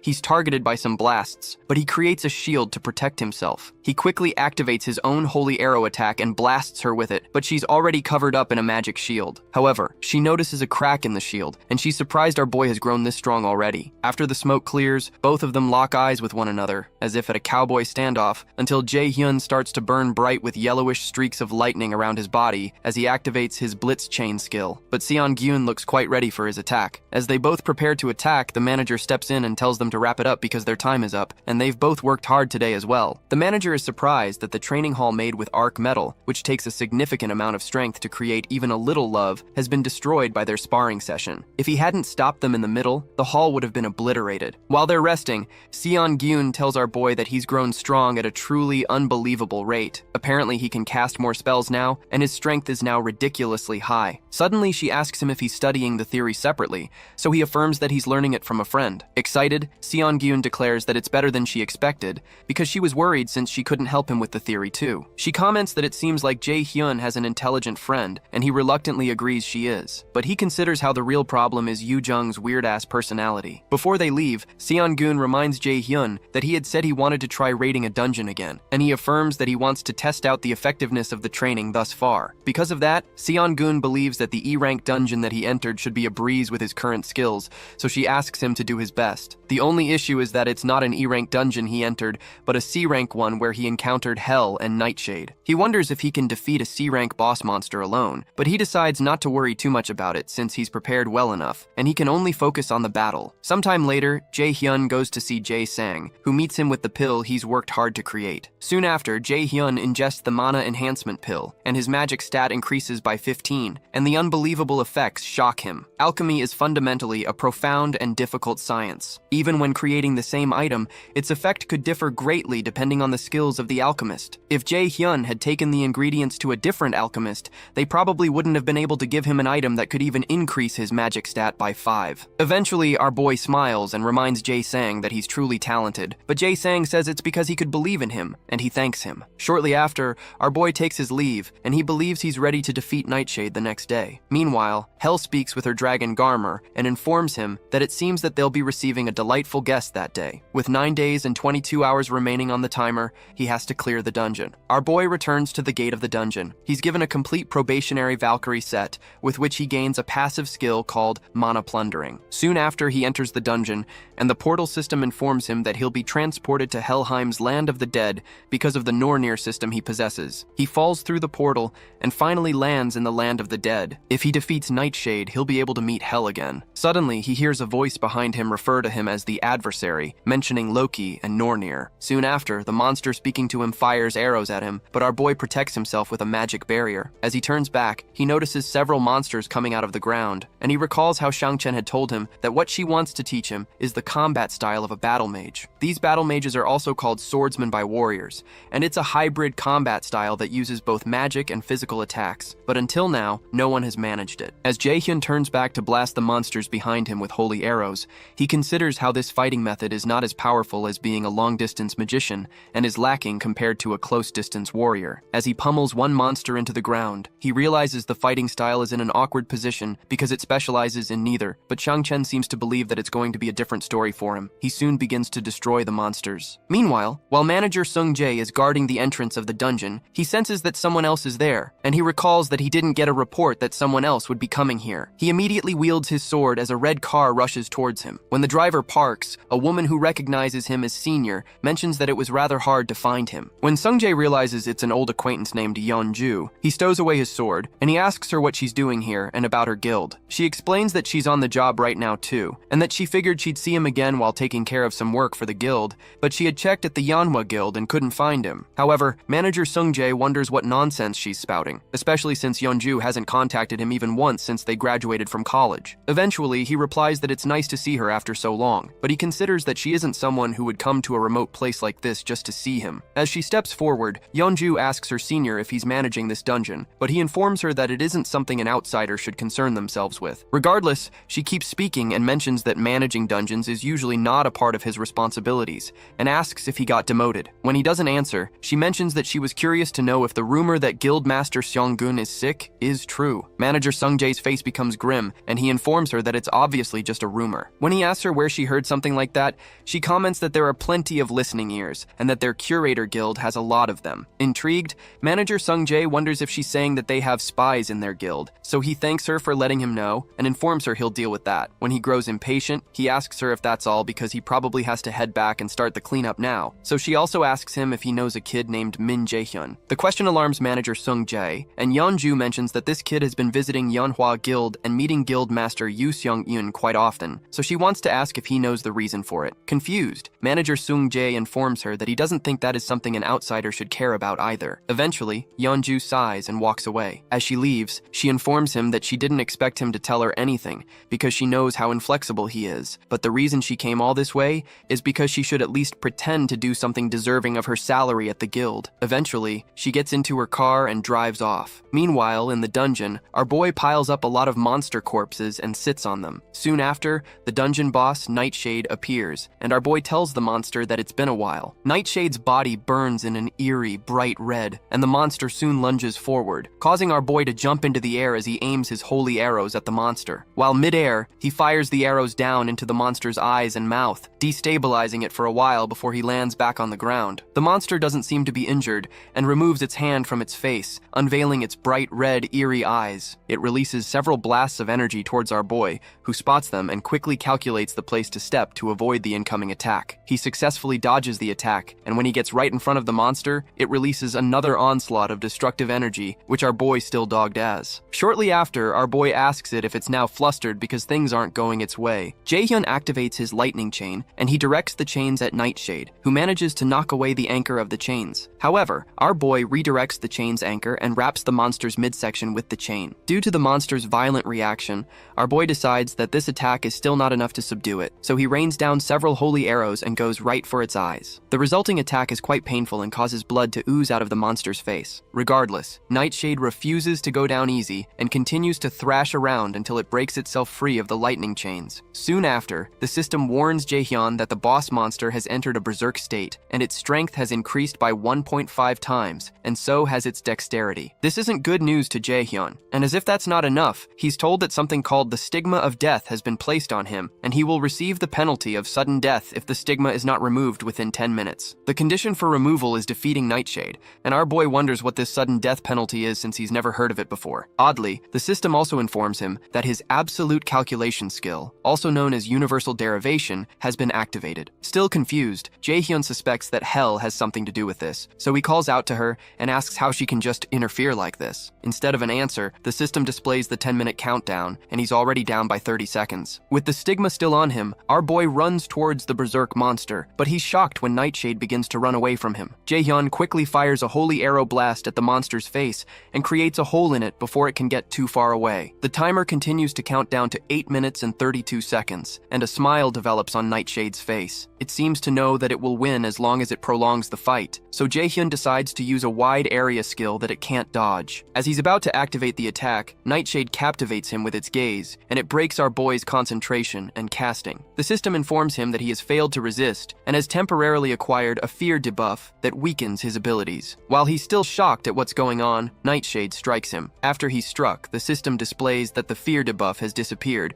but Jaehyun is coughing out blood at this point. However, he manages to find his footing and isn't knocked off his feet by the attack. At this point, the time remaining until the penalty is 7 minutes and 11 seconds. Jaehyun expects the monsters to use the same attack on him, and when it doesn't, he wonders if it's unable to use such spells that limit his movements continuously. Jaehyun isn't certain, and he's worried that the monster might interfere again if it sees him trying to cast Light's Judgment, which will cause him to use up his mana and end up incapacitated. He has to think of another way, and he recalls that the monster got hit in the eye a while ago, and its line of sight is probably narrower than before. He decides to activate his wind boost skill to first get rid of the rest of the monster's sight. After using a blast of wind to block the monster's sight, the smoke soon clears, and our boy is seen wielding a light-type magic in his hand, just like he had planned. He teases the monster for thinking he would have run blindly towards it, and calls it gullible as he activates his flash bomb skill. The flash bomb is soon triggered, releasing an explosion of bright light that covers the entire field, and releases several lightning chains towards Nightshade. Amidst the explosion, our boy is relieved that he finally got the freaking bastard. As the monster is burned up by the explosion, it screeches in pain. Out of nowhere, our boy notices some of the undead monsters he faced earlier behind him. He activates his sacrifice skill, and the system declares that sacrifice has changed into an attack skill, allowing him to use his Light's Judgment skill. With only 3 minutes and 46 seconds on the timer, our boy begins to rain blasts of light from the sky guy onto the field. In the frenzy, the timer goes down to a few seconds until only just 10 seconds are left. As we count down to 6 seconds, our boy fixes his gaze on Nightshade's crumbling body, and he pats himself on the back for having done it. As the timer reaches 3 seconds, the system declares that he's defeated the dungeon boss and has obtained the title of one who has overcome the first trial. Meanwhile, Hel, who had been watching the whole thing, exclaims that it seems there was a reason behind Jaehyun being chosen. She stretches forth her hand and asks the boy to come to her temple. After defeating the dungeon boss, the stigma of death disappears, and our boy receives some experience points, a crafting item called Nightshade's Core, as well as an equipment item called Shadow Armor. He's also told that he's gained 3 levels and has obtained the title of the one who has overcome the first trial. After checking his qualifications, the system informs him that Hel is calling on him to come to her temple. Moments later, he's transported in front of a huge entrance that leads into Hel's temple. At the entrance, he sees a huge monster burst out of the darkness towards him. Our boy leaps backward due to fear, but Hel calls out to the monster named Garmer and asks it to show their guest in. Jaehyun follows Garmer into the temple, and he calls out to Hel. Hel tells him that she didn't expect him to have succeeded, and she congratulates him for overcoming the trial she gave him, referring to him as the child born with the fate of the adversary. Confused, our boy asks the reason she gave him the Nornir system and made him go through a trial like this, but Hel only smiles as she watches him, then states that he has to grow as the adversary. Still confused, Jaehyun asks why he was the one specifically chosen to be the adversary, so she adds that it's because he was born with that fate from the very beginning. Apparently, he's destined to be the adversary to the great Aesir, and to become the one who will kill the great god, Odin. She explains that this is what Loki and the rest of them expect from him. When Jaehyun says he doesn't understand, Hel informs him there's no need to understand, because they had no hope of it happening in the first place. When Jaehyun becomes angered by her pointless answers, she places a finger on his lips and states that he must feel wronged because he probably cannot comprehend why he would have to be controlled by the gods. As she moves closer to him, as if to enclose her lips upon his, she reminds him that this does not only concern the gods who are against the Aesir. While speaking, she pushes him into a portal behind him and informs him that the world is heading to its end, and Odin wishes to have everything under his control. To stop this, the strength of the prophesied adversary is needed. As our boy falls through the portal, he protests that she shouldn't let him go because he still has more questions to ask. But Hel only tells him to grow strong, because she looks forward to the day they meet again. After Jaehyun is transported away, Hel turns to someone who is standing nearby and asks how long he plans to continue watching, since she doesn't remember inviting him there. Shortly after, Jaehyun falls to the ground in the real world, and he's annoyed that he was unable to get any real answers. As he sulks, the system informs him that he has received Hel's gift, which is a passive skill called Hel's Blessing that makes all abnormal inflictions on him invalidated. Meanwhile, the old man who was spying on Hel asks her to forgive his discourtesy because he just couldn't resist when he heard that Hel was meeting with the boy. He asks Hel how she feels after meeting the boy in person, and she replies that she doesn't know because it's too early to decide, especially since the adversary has only taken his first step forward. She admits that the growth of the adversary was to a greater extent than she expected, and he won despite the stigma she gave him and stood before her in the end, which is a fortunate miscalculation on her end. The old man is relieved that the boy is doing a good job. Eventually, Hel asks him what he wants because she knows he has more to say to her, referring to him as Mimir, a figure in Norse mythology. Mimir, however, claims he doesn't know what she means, and the goddess accuses him of trying to feign ignorance till the end. As she continues to speak, Mimir asks her to calm down and admits that it seems he can't deceive her after all. Hel further states that the adversary's left eye is without a doubt the one Odin had sacrificed at the Well of Wisdom. She's certain that Mimir and Loki are concealing a secret from her, but Mimir pleads that he would wish to tell her, but it's still too early, so she agrees to wait. However, she states that she can't sit still, and when Mimir asks her what ideas she has, she explains that the adversary is still too immature because, according to the prophecy, there are innumerable hardships waiting for him, and he needs a guide. Sometime later, around 7 days before Mill's academy admission, Jaehyun comes to the store to get some items with a lady. She notices that he doesn't look so good and asks if there's something on his mind, but our boy says it's nothing, so she leads him to buy the rest of the things he'll need. Even though he said it's nothing, what's on his mind is how he went through so much without getting answers, and even ended up with even more questions. Fortunately, he was able to get the passive skill, Hel's Blessing, and an X-rank skill. Our boy has other X-rank skills too, one that's called One Watched by the Gods, which helps the user's rapid growth with the blessing of the gods. Another one is the Absolute Eye of God, which penetrates through false illusions and sees the absolute reality. The X-rank is a rank that Jaehyun had never heard about with the Aesir system, and the X-rank is short for extraordinary, and it seems to be a skill that exists outside the norms of the Aesir system. As he considers that the reason the gods against the Aesir provided him with these skills details is for him to kill the great god, Odin. He becomes overwhelmed once more. He's soon brought out of his deep thoughts when he notices the lady he came with paying 300 million won for a mere mana blade, which is just an expendable item. As she brings out a long list on her phone of things they still have to buy, Jaehyun becomes worried. Hours before, this lady, named Park Hana,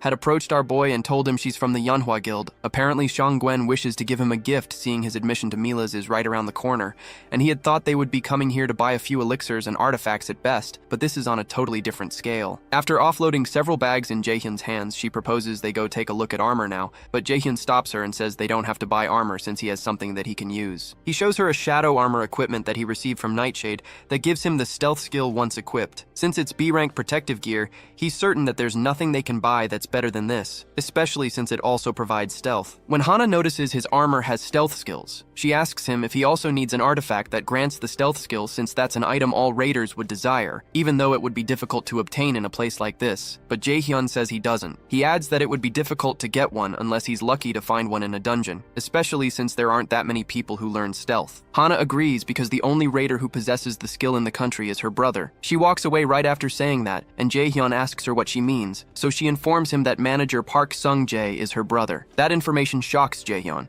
and as she walks away, he can't believe it because Hana and Sung-jae act nothing alike. Out of nowhere, his eyes begin to shine bright, and the Nornir system informs him that an unknown entity is resonating with him. He begins to feel queasy, and he suddenly sees a light trail that he had seen from the treasure gate. When he dashes back to follow the light, Hana calls out to him, but he tells her he's only going away for a moment. While he's following the light, his Absolute Eye of God skill is activated and pierces through the false illusion and shows the truth. The system informs him that the Absolute Eye of God's first low-rank skill has been opened, and he's obtained the skill called Detection. Detection is also an extraordinary rank skill that allows him to check unappraised items as well as invalidate an opponent's stealth or phantom skills. While he watches in surprise, the Nornir system activates the Detection skill. In another place, a close combat match occurs and is soon concluded after a guy named An Ho-yan beats his opponent. Some men in the audience talk about how phenomenal Ho-yan is, but clarify that the difference in his talent and that of his opponent is too obvious,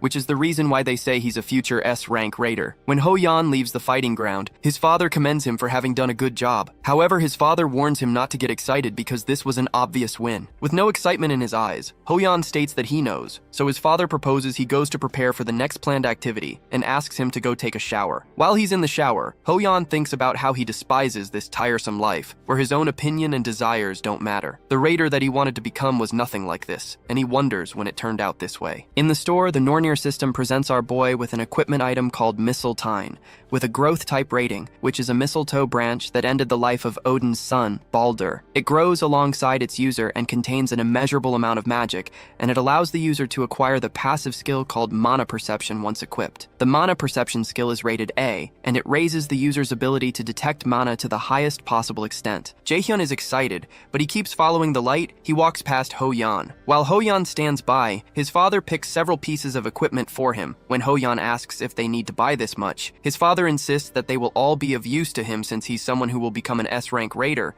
and he doesn't need to be too stingy about such things. Ho-yan further protests that spending this much will affect his mom's hospital fee for this month, but his father silences him. His dad insists that it is for him to worry about, and his job is to just focus on training, so Ho-yan agrees with his dad as usual. While his dad continues buying, the boy wonders what the heck he's doing there. While he follows his dad through the store, several people who recognize him wonder what a combat genius like him is doing in this store. Meanwhile, Ho-yan pays them no attention as some of them try to take pictures of him, and he wonders if this is truly the raider life he envisioned. He wonders what the difference is between this and being a monkey stuck in a zoo. When he was young and first awakened his abilities, his mother smiled softly at him and on the head. He dreamt of becoming a raider in that dark and poverty-stricken house because he was like a ray of light that could change everything. However, that light didn't last long in front of his father's wish to make use of it. Right now, as if he were a robot, he's merely a tool that continuously does as his father says. He wonders if he can last for 3 years at Mills Academy when he's this pathetic. While they're walking around, a message comes through the speakers to inform all visitors that a dungeon break has occurred in the vicinity of department store, and monsters have appeared. They're told the raiders sent by the agency are on their way,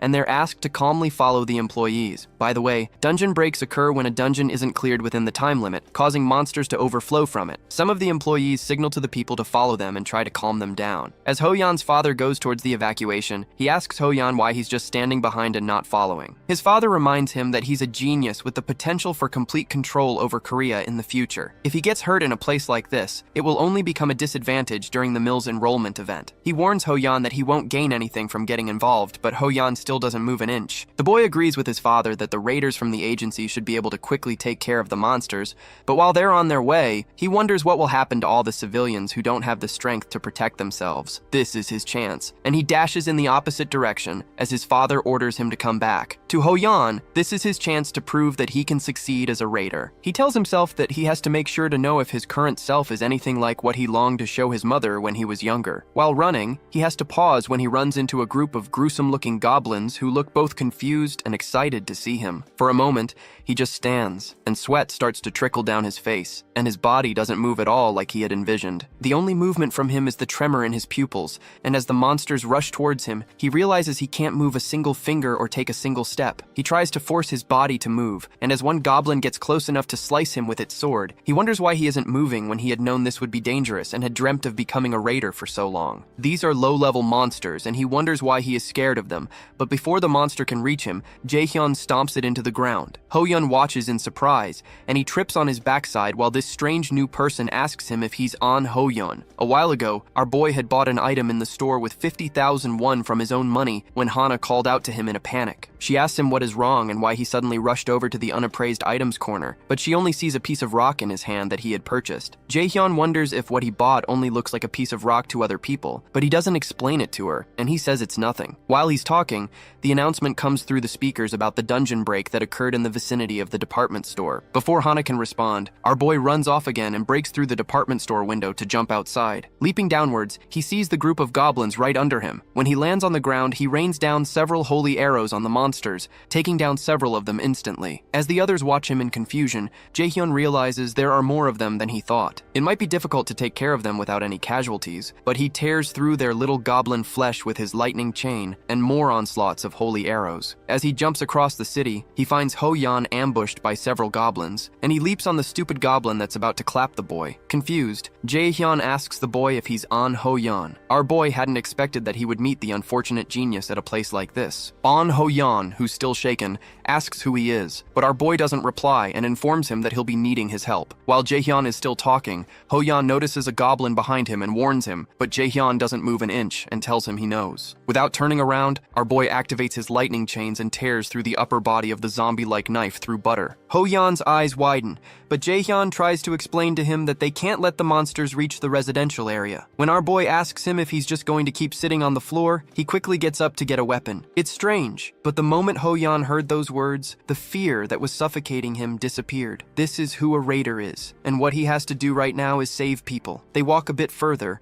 and run into another group of goblins. Jae-hyun asks Ho-yeon if he knows how to use a skill called Taunt, a skill that provokes enemies in the surrounding area, so he asks the boy to keep the monster's attention on him and to provoke as many as possible. Jae-hyun asks him if he can do that, and Ho-yeon nods in approval. As he summons his sword, Ho-yeon realizes he can't hesitate any longer and has to do whatever he can. He activates his active skill, known as Taunting Roar, and sticks his sword in the ground, releasing a huge amount of energy that causes all the monsters in a 50-meter radius to watch him. The Taunting Roar skill draws the attention of all the goblins, and Jae-hyun realizes that Taunting Roar is a skill higher level than Taunt, and he's surprised that this boy can use it continuously. Jae-hyun recalls his past life and that before he regressed, Ho-yeon only became a B-rank raider. There's no mention of whether it's because of the weak mentality he showed a while ago or some other reason. Contrary to his present fame, Ho-yeon had a quick downfall, and that's why he was called the unfortunate genius. However, Jae-hyun believes that a weak temperament can be fixed. As Jae-hyun activates his lightning chain, he's certain that Ho-yeon is a valuable card that he can make good use of. During the fight, he proposes to Ho-yeon that they end this in a jiffy, and the boy excitedly agrees. As Jae-hyun's chains tear through goblin flesh, Ho-yeon slices them up. Soon after, the ground is littered with goblin corpses, and when one of the raiders arrives, he wonders what on earth happened here. The boys watch him expressionlessly, and the man introduces himself as Park Kyung-hoon from the raider agency, asking the boys if these goblins were taken care of by the two of them. Glancing at Jae-hyun, Ho-yeon says they were, and Raider Kyung-hoon recognizes his facial features as belonging to the famous An Ho-yeon. Kyung-hoon has heard a lot of people call him a genius, but he should only be at an age to enter high school. The other guy standing next to Ho-yeon seems to be of a similar age,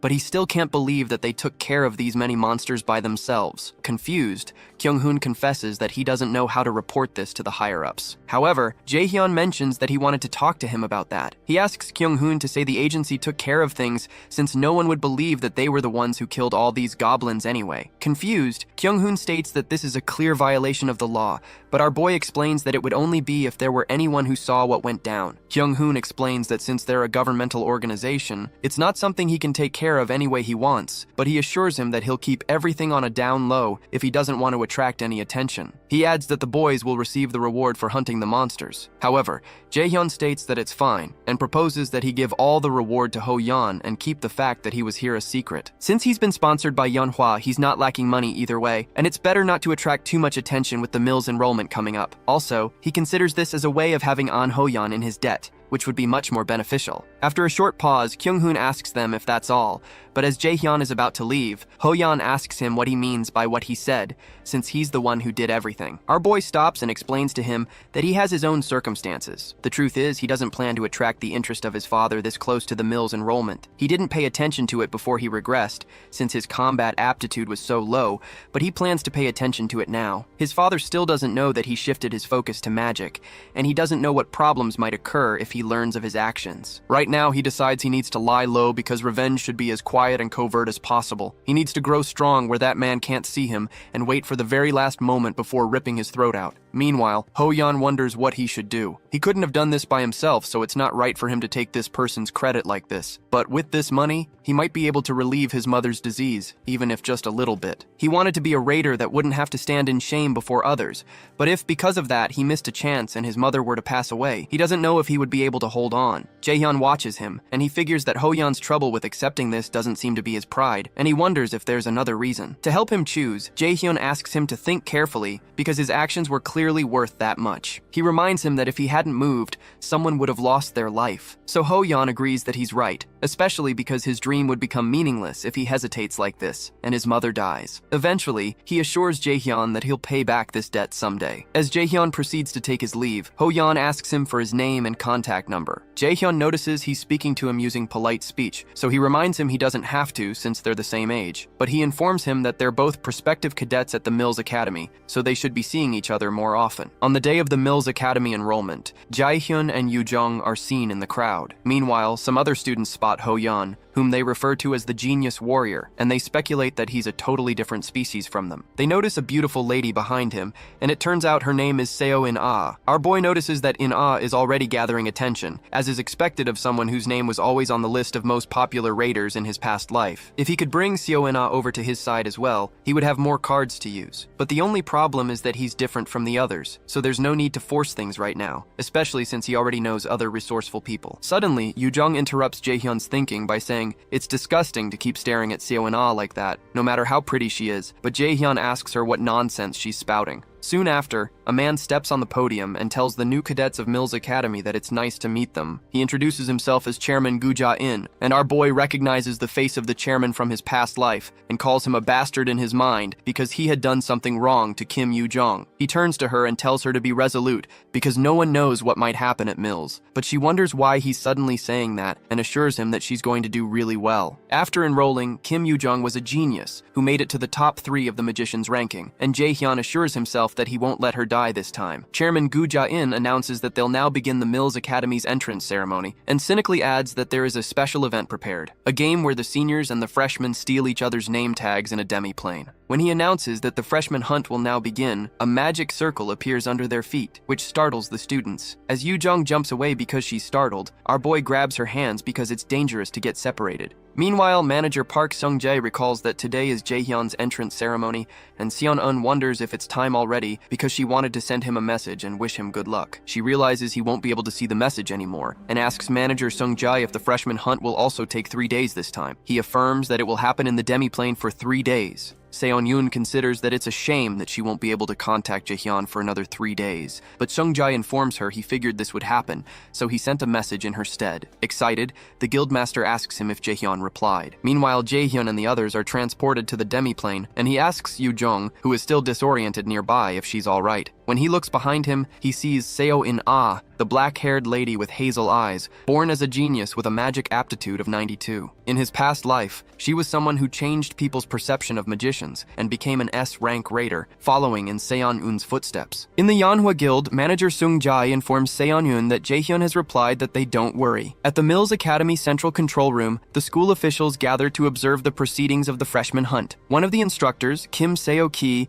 notes that they have quite a few talented cadets this year, and An Ho-yeon is so promising that he's getting attention even abroad. Seo-ki mentions that Seo In-ah, Kim Young, and Lee Soo-hyuk all received aptitude scores of around 90 or above, but adds that the profiles of the cadets who changed their career paths haven't been updated yet. However, the chairman tells Seo-ki not to bother because there's no point in hearing about those who change their paths at this point, since their institution isn't so easygoing, and such whimsical people can't last long here. The cadets who enroll in Mills Academy are quite talented on average, but even among them, there are those who are obviously a cut above the rest. The chairman believes the average talents just become a stepping stone for the geniuses in the end, and they don't need to give an opportunity to such cadets. Sometimes, an awakened who meets an enemy they cannot defeat or comes to face death can gain another chance known as a reawakening. Chairman Jaehyun believes he has to train one A-rank raider even if it costs him throwing away 100 C-rank raiders. Those who fail are simply those unable to prove themselves, and his role is to pick out the excellent gems to offer to someone behind the scenes, and he can't afford to delay things any longer. The freshman hunt takes place in a man-made demiplane created with magic. Within this space, it is possible to carry out things that would be impossible in reality, like controlling the flow of time or removing the restrictions of space. In this place, around 5% of cadets fail every year. This event is so difficult and lets them realize just how limited their abilities are. In the demiplane, Chairman Jaehyun's face appears on a screen, and he proceeds to explain the rules of the freshman hunt. Within the demiplane, they can only use skills that are C rank or below,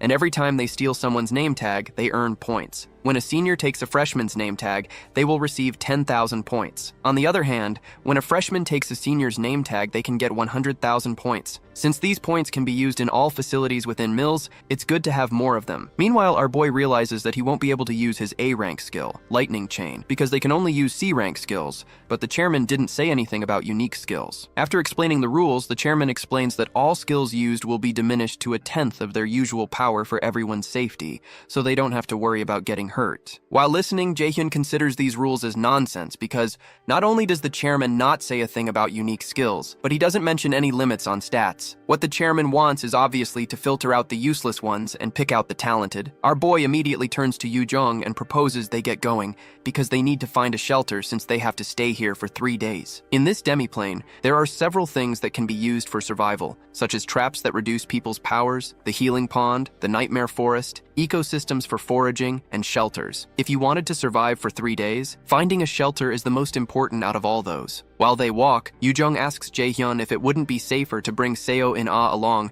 since she's also a magic cadet, and it's better to have one more person with them. It disturbs Jaehyun that Yu Jung would say something rational at a time like this because it really would be better for them to team up with Seo In-ah. However, she isn't a variable that he can control, although everything he knows about her is from the news. He recalls having heard something that occurred on an unfortunate day because In-ah lost her senses in anger and jeopardized the lives of a great many. Jaehyun informs Yu Jung that it's not something they can easily decide on because there's no way to say for certain that In-ah won't betray them. Moreover, he notes that the girl is wary of them and doesn't seem to trust them either. However, Yu Jung mentions that from the way she sees it, In-ah is just like Jaehyun was when they were younger. Before our boy can say anything, she walks up to In-ah and asks her if she would like to come with them since they're both magicians too. In-ah doesn't speak for a while, so Yu Jung mentions that the event is unfair to freshmen like them, so it's easier for them to fight if there are more of them. In-ah seems to reason with her, but she mentions that it seems like they'll have to leave the decision of moving together for later, and Yu Jung soon realizes that they've been ambushed by a group of seniors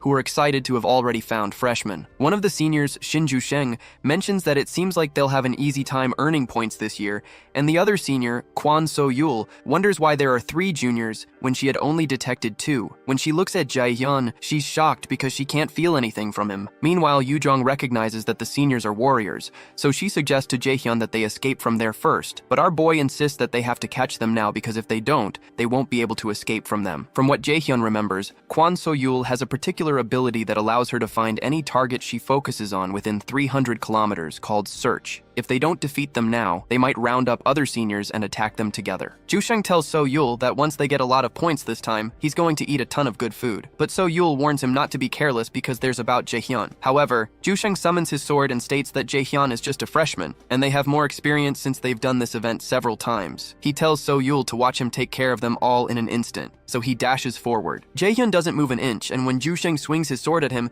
he only bends backwards to dodge. The fact that our boy is able to dodge his attack surprises Jusheng, and So Yul calls Jusheng a fat bastard for not listening to her when she said something is off about the boy. Our boy realizes that it's been a while since someone swung a sword at him. Meanwhile, Jusheng tells himself that the boy was just lucky, since there's no way he wouldn't know the name of a freshman who's skilled enough to counter his attack. He reminds Jaehyun that he's just a magic freshman and goes in for another attack, but Jaehyun dodges it again. Annoyed, the senior continues to land several sword strikes, but none of them touch him. Eventually, Jusheng starts to sweat, and he wonders why he can't seem to land an attack on the boy. Suddenly, Jaehyun grabs the senior's sword mid-swing and commends his skills. As our boy inches closer to the sweating senior, he crushes his sword with his bare hands and asks him how on earth he was able to survive with such a physique all this time. Much to the surprise of Seo and Ah, our boy tells Jusheng that he'll let him go if he leaves his name tag behind right now and starts a 3-second countdown. Since his sword has been broken before his eyes, Yoon-sang begins to shiver. He can't believe that an ordinary magic freshman is able to overpower him with such an aura. When Yoon-sang doesn't respond, Jaehyun tells him not to say he didn't give him a chance, because he was the one who didn't take it. In one swift movement,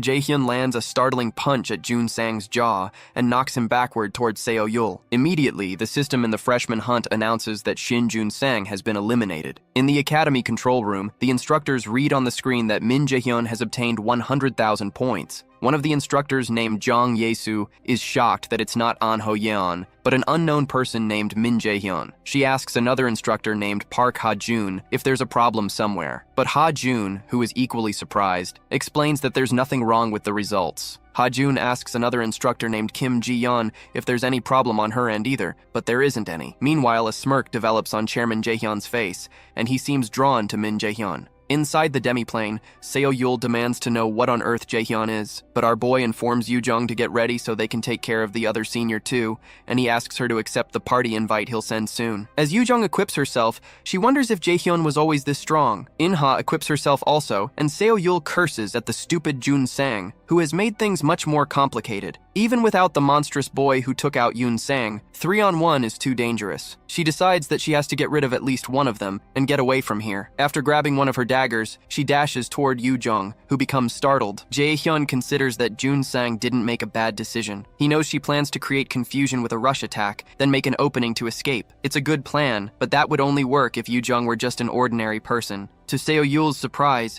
Yoo-jung activates her binding to attack Seo Yul, forcing the senior to throw her daggers at her. Before the daggers reach her, Yoo-jung creates a barrier around herself. Jaehyun, who is watching nearby, considers that it's still too hard for Yoo-jung to take on a senior all by herself. And as he proceeds to help, In-ah activates something called the Holy Light of Alfheim. In-ah uses the Holy Light to form a radiant sword that catches our boy's attention. He knows that this is In-ah's unique skill, and it's called the Falchion of Alfheim. In-ah rains several holy swords on the unsuspecting senior and impales her, causing her to sputter blood from her mouth. As Seo Yul falls to the ground, she realizes that all 3 students were monsters, and not just one of them. Soon after, the system announces that player Kwon Seo Yul has been eliminated. Based on the level of contribution, player Yoo-jung obtains 50,000 points, while In-ah also gets 50,000. After taking down the senior, In-ah turns to the others and asks them if she interrupted by any chance. Excited, Yoo-jung tells her she didn't, because she was able to win because of her. Eventually, In-ah asks her if the offer she made before is still on the table, and our boy realizes that he may need to update the information he has on Seo In-ah. It's clear that she's reserved, distrusting, and very curious. Soon after, the system informs the 3 of them that they've formed a party and placed Jaehyun as the leader of the party. Sometime later, close to a shelter at the Nightmare Forest, some footprints are evident, and some students figure out that people have passed that way before, and it seems like they entered a shelter. The seniors are looking for the freshmen who were able to eliminate Kwon Seo Yul and Shin Jun-sung, so they decide to stop searching and just keep an eye around this area. The freshman hunt game lasts for 3 days, and they believe those brats can't stay holed up in the shelter for all 3 days. As they move forward to find the 3 freshmen, Yoo-jung appears nearby, and one of the seniors named Kim Sung-hoon is punctured in the chest by a light, and the system announces his elimination. One other senior notices Yu-jung running away and signals the rest, so they run after her. However, Yu-jung is running with a smile on her face, and when she counts that there are about 5 of them, she's relieved that things are going smoothly. She soon turns to them and tells them that they're like dogs going after a bone, so she asks if they aren't embarrassed to be moving in such a big group, and the angry seniors ask her to stop right there. However, Yu-jung keeps running away as she considers their simple-mindedness. Just a while ago, Jae-hyun had told them that although shelters may be a safe place, they can't stay there the whole time because they need to find food and they need to obtain points. The girls are surprised, but our boy plainly tells them that they need to hunt some seniors. In the present, Yu-jung keeps running until she finds some mushrooms, which are, in fact, a Class 1 organism that can reduce one's abilities. She's glad that she's found it and has succeeded in luring over the seniors as planned, but she becomes worried that her endurance is slowly reaching its limits. Using the Wind Boost skill, she blasts herself far away from them and leaves things in Jaehyun's hands. When the seniors enter the area, they're informed that they've entered the paralyzing spore mushroom habitat. A while back,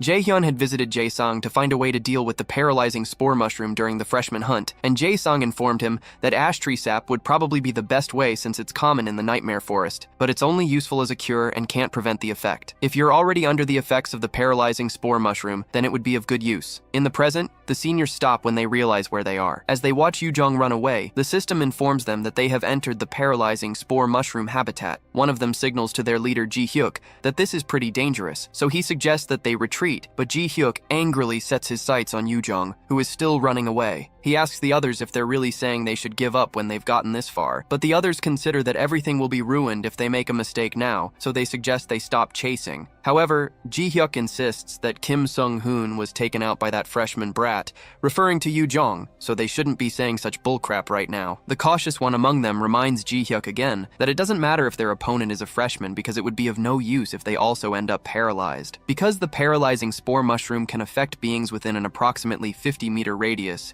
Ji-hyuk assures the others that the brat will be paralyzed too. He orders one of them, named Park Sung-hyuk, to stay here and steer clear of the debuff area to watch out for them, while the rest of them follow him to get the girl. He believes that all of their petty tricks will be useless, even though he knows that they're probably using one of their members as bait, trying to lure them into a trap so they can attack them. He believes that they're looking down on him too much. He can't believe that mere freshmen would dare to try to trick him. After running ahead for a while, they catch up to Brat Yu-jung, and Ji-hyuk tells her that a shitty brat like her really made them work for it. He asks her where she's going to run, but instead of cowering in fear, she welcomes them and informs them they're all done for. Yu-jung asks which of them cursed at her and asks the person to raise his hand. And as the men dash towards her with their weapons, Ji-hyuk is amused that she's acting arrogant to the end. When the men almost reach her, she smiles and touches one of the mushrooms with her weapon, causing it to burst. The system notifies them that a paralyzing spore mushroom has burst, and all organisms within a 50-meter radius have been paralyzed for 2 hours. In a flashback, Yu-jung protests to Jae-hyun that he had said they were going to look for something important, but there's nothing where they're looking but trees. He asks her to wait a while because they're in the right place while he drains some ash tree sap. Yi-jun points out that they must have noticed that this event is more advantageous to warriors, and Ina agrees that being able to use C-rank skills and below is a big restriction to magicians who rely heavily on skills. For warriors, who have great physiques already, the restriction in the demi-plane is useless. Yu-jung laments that it's still alright for Ina, who has a unique skill, but all her own useful attack skills are sealed, and the best she can do is buff spells and basic skills. When she asks what she should do, Jae-hyun explains that they need to make a plan by using those basic skills as efficiently as possible, so he asks her if she knows how to use the skill called Change. Yu-jung proudly tells him she can and reminds him that she was the one who taught him magic theory. Ina mentions that Change is a spell that swaps one's location with that of a designated party member, so she asks him what plan he's going to make with it. When he's done retrieving the ash tree sap, he tells the ladies that they can do something pretty fun with Change using the sap. In the present, Jae-hyun tells Ina they need to get ready, and she agrees. On the field where Yu-jung is, Ji-hyuk calls Yu-jung a crazy B-word because she really burst one of the spores, but Yu-jung activates her change skill and passes the baton to someone else. As she disappears, she informs them that it's no longer her turn anymore, and Jae-hyun appears where she disappeared and pushes his leg into Ji-hyuk's face, stating that it's his turn now. Our boy breaks the senior's nose and kicks him to the ground, then later lands on the ground. Ji-hyuk lands on the ground still paralyzed and begins to curse. Still paralyzed,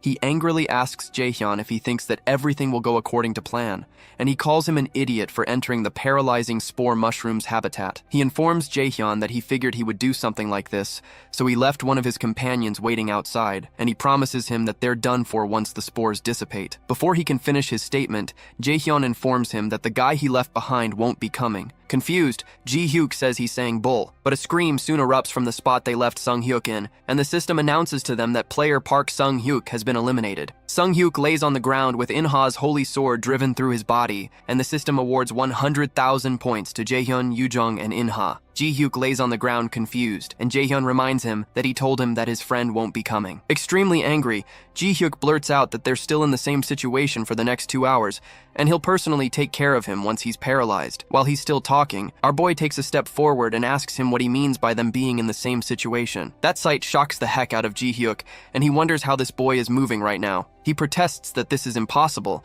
and Jaehyun agrees with him that it is. However, Jaehyun asks him to take it up with the gods. The truth is, our boy is unaffected by the paralysis debuff because Hell's blessing completely negates any abnormal inflictions on him. Now sweat begins to drip from Ji-hyuk's face, and he warns Jaehyun to stay away from him, but the others soon watch the horrific scene of their teammate being murdered. The system soon announces that player Oh Jin-hyuk has been eliminated, and players Jaehyun, Yoo-jung, and In-ha have obtained 100,000 points. When that's taken care of, our boy smiles at the 3 people left, and as they plead that he stop, he takes out all 3 of them, and the team obtains 100,000 points 3 times again. Instructor Yesu can't believe her eyes, and the freshman ranking soon updates with Min Jae-hyun at the top, Kim Yoo-jung and Seo In-ha at second, An Ho-yan on second, 2 people named Lee Soo-hyuk and Cha Yu-wan on 5th, and someone named Jang Ho-san on 7th. Meanwhile, Yoo-jung drinks the ash tree sap and almost vomits, but when In-ha comes to check on her, she admits that she's feeling better now. As they both head out, In-ha comments that Jaehyun seems to know a lot about magic, and he's never read that one could use the change skill like this in the books. However, Yoo-jung informs her that it hasn't even been 3 months since Jaehyun became a magician, and that's why she's the one who taught him theory. Surprised, In-ha asks her if she means that Jaehyun was actually planning to be a warrior, and Yoo-jung affirms that and tells her that Jaehyun was pretty devoted to combat just a few months ago. The only thing that intrigues Yoo-jung is that Jaehyun knew about the tree sap, and she wonders where he learned something like that and how he will get rid of his own paralysis. Soon after, they run into him, and our boy asks them how the paralysis is because it seems neither of them has had any trouble. Yoo-jung cheerfully states that it's expected, even though she only just ran like hell and cast 1 spell. She turns to In-ha and asks if she's also fine, and In-ha replies that she's fine too. Eventually, Yoo-jung tells Jaehyun that his plan this time wasn't too bad. She adds that he usually looks stupid, but he looks a bit different today. Suddenly, Jaehyun grabs her cheeks and asks her who she's calling stupid, and asks if she has the right to be saying something like that. In-ha simply watches them messing around, and she wonders why Yoo-jung called Jaehyun stupid, and notices she thinks he looks pretty handsome. While they're both still messing around, In-ha is caught off guard by her thinking, and realizes this isn't the time to be thinking about something like that, and as a tear rolls down her cheek, she recalls that she has to be careful. Later, they return to their shelter, and Jaehyun proceeds to make some sort of concoction. In-ha approaches him and asks what he's making, so he tells her it's an HP recovery potion. He says he learned to make it from an older brother of his just in case he needs it, and he recalls Jae-sung crying over him murdering his poor ingredients when it took him over 100 tries to do it. Yoo-jung asks Jaehyun how he can know someone that can teach him such things when he doesn't even have friends, and he taunts her by asking if she has many friends aside from him. The comment stings, and Yoo-jung laments that was a bit unfair. Suddenly, In-ha tells Jaehyun that he's really amazing, and it's like he's not someone their age. She says he's so skilled that it's like he's lived a decade more. Confused, Jaehyun doesn't say anything, and he wonders how she got such great intuition since she was able to get the timing right. Eventually, Yoo-jung butts in and says it's time to stop chatting because they need to eat if they plan to get anything done tomorrow. She tells our boy to wait and see because she'll go and make something, but he tells her not to bother since they can eat some of the fruits they foraged. Annoyed, Yoo-jung asks why he said that, and asks if he doesn't trust her, so our boy asks her to tell him the color of the cookie she made during home economics in middle school, if she wants him to trust her. After thinking for a while, Yoo-jung recalls that they seem to be purple, so In-ha asks her if she put in some blueberry jam. However, Jaehyun clarifies that that's not the case, but Yoo-jung can't cook, and he recalls how they had to call the teacher because he passed out after eating the cookie. To clarify things, he states that he can't cook either, so In-ha mentions that she knows a little about cooking and asks asks if she can cook for them. Surprised, Jaehyun asks her if she can cook, so she says she used to cook every day when she was living with her grandmother. As she ties up her hair to start cooking, our boy recalls that there was never much information on Seo In-ha's family life. Since she just mentioned that she used to live with her grandmother, our boy wonders if that means there's some circumstance around her parents. After a short while, In-ha finishes her cooking and serves it to the others. When Yoo-jung tastes it, she hugs In-ha and declares that the food tastes delicious. Jaehyun also keeps munching and agrees that the food is delicious, and he's surprised they can eat something this good at a place like this. The compliments from them warm In-ha's heart, and a smile forms on her face because it's been a while since she felt like this. Meanwhile, in the Mills Academy control room, Instructor Seok-gi mentions that the much-anticipated cadet An Ho-yan is in 4th place. It's more surprising that the 1st and 2nd places are magicians, which is truly incredible, and Instructor Yesu still wonders if there's a possibility that it's a system error, because there seems to be no other way to explain this. Chairman Ja-in, on the other hand, seems to be beaming with excitement. Until now, such scores were only shown by warriors, and he can't seem to wrap his head around this new situation. A party with only 3 magicians is leading the event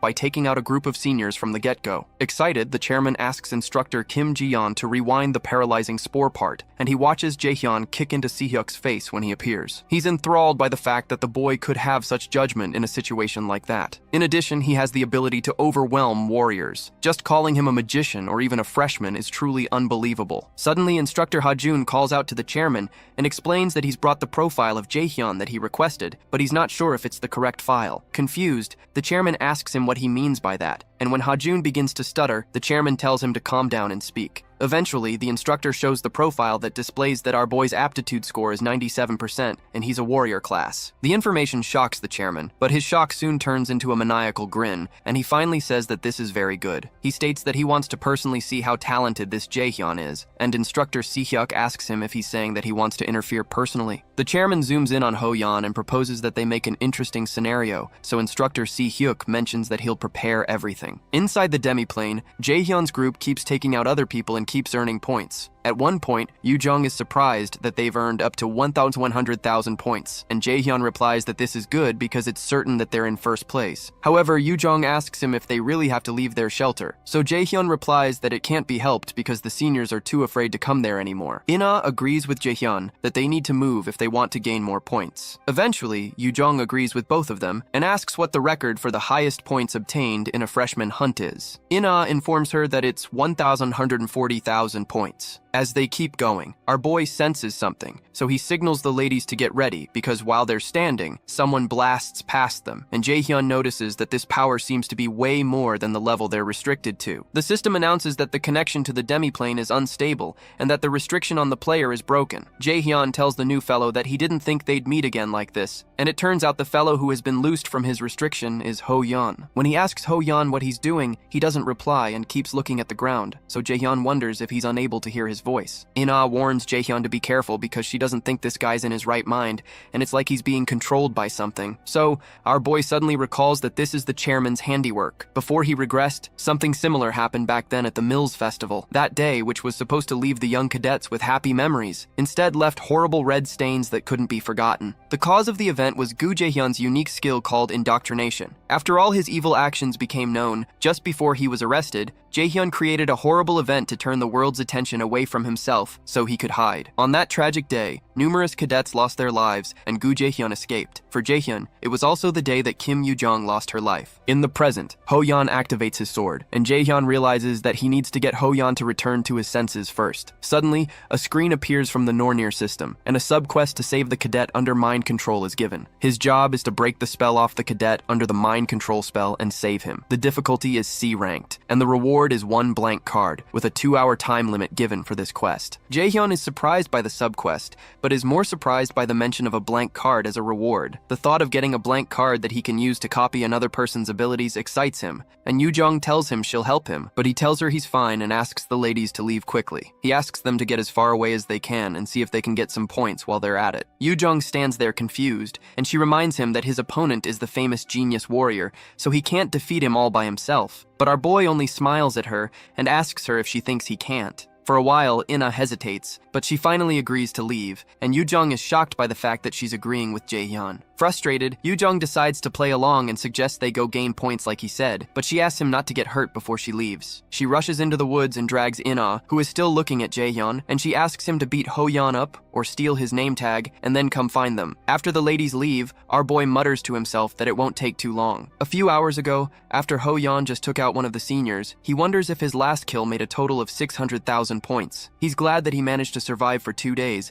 and knows he just has to hold on for one more day. Since he's in 4th place, he wonders how 1st place is still out of his reach even after he had worked pretty hard, and realizes this is what is expected of Meal's Academy. The fact that Jaehyun ranked first as a magician in a situation where his skills are restricted, and even carried his teammates to the top ranking as well, impresses him. However, he decides that he can't lose either, and he still has to work hard because there's still time. While he's thinking, Chairman Ja-in appears to him on the screen and informs him that he would like him to personally help him with something. The chairman uses his indoctrination skill on him and tells him he has a small favor to ask him. After Hoyeon's eyes light up from the indoctrination, the system issues him a warning that someone has infiltrated his mind. As the power overtakes him, he wonders what he's doing where he is. Soon after, the system informs him that his mind has been corrupted. After that happens, he immediately realizes that he has to take out Jaehyun. In the present, Hoyeon employs an A-rank skill called Martial Ascendance. He dashes towards Jaehyun once more and tries to cut him down, but our boy is able to dodge his attack. Jaehyun doesn't think Hoyeon was this skilled even just a few days ago,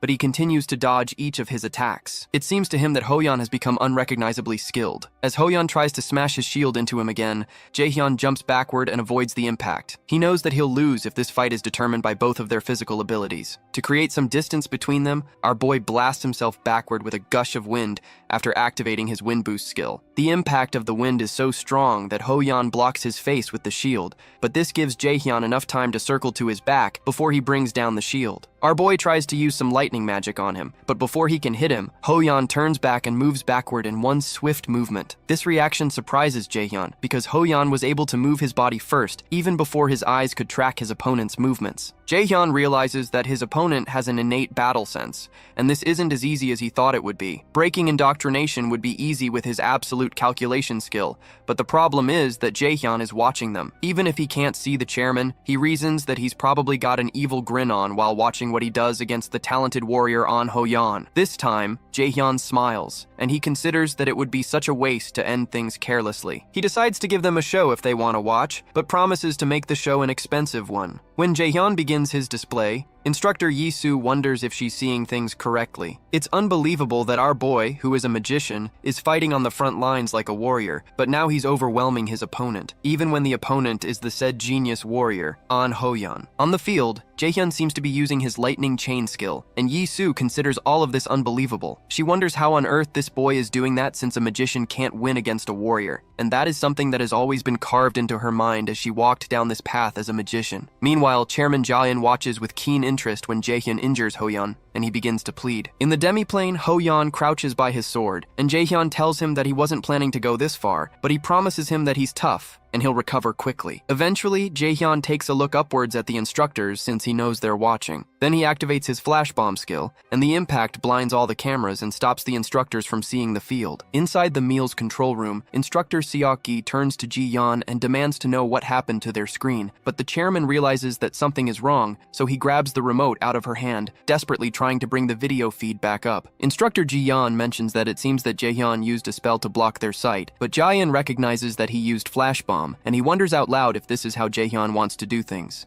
Immediately, he summons Instructor Seok-gi, and he asks him to bring Jaehyun to his office after the event ends. Worried, Seok-gi asks the chairman if it's all right for him to decide so hastily, but the already tense chairman places his hand on the instructor's shoulder and asks him why he thinks Cadet Jaehyun, who was already in a situation of victory, would decide to block their sight. While stuttering, Seok-gi replies that it would be because Jaehyun knows how to raise his worth. In the demiplane, Hoyeon remains crouched on the ground as the blinding light from the flash bomb blocks everything. Eventually, he walks up to Hoyeon and places a hand on his head, activating his absolute calculation skill, which allows Jaehyun to lift the indoctrination controlling him. Suddenly, Hoyeon's eyes become clearer, and he recognizes Jaehyun. Still smiling, our boy asks him if he's feeling better, and Hoyeon attempts to get up and says he's feeling better, but he soon collapses to the ground because of the violent pain that runs through his body. Our boy apologizes for the pain, and reminds him that he attacked him out of nowhere, but Hoyeon doesn't seem to remember attacking him. He asked why why on earth he would do that, so Jaehyun informs him that he was under a mind control spell. Confused, Hoyeon asks him what he means by mind control, but when he thinks about it, he recalls seeing a face that he can't remember clearly and hearing a voice he can't remember either. However, it doesn't make sense to Hoyeon because spells like that, to even control someone for even a short period of time, are usually over A rank, but they had told them that they could only use skills C rank and below. Jaehyun informs him that he doesn't know, because there might have been a slight malfunction with the demiplane, or perhaps someone intervened. Hoyeon remains silent for a while, and considers that there's no way a cadet could cast a mind control spell of this caliber,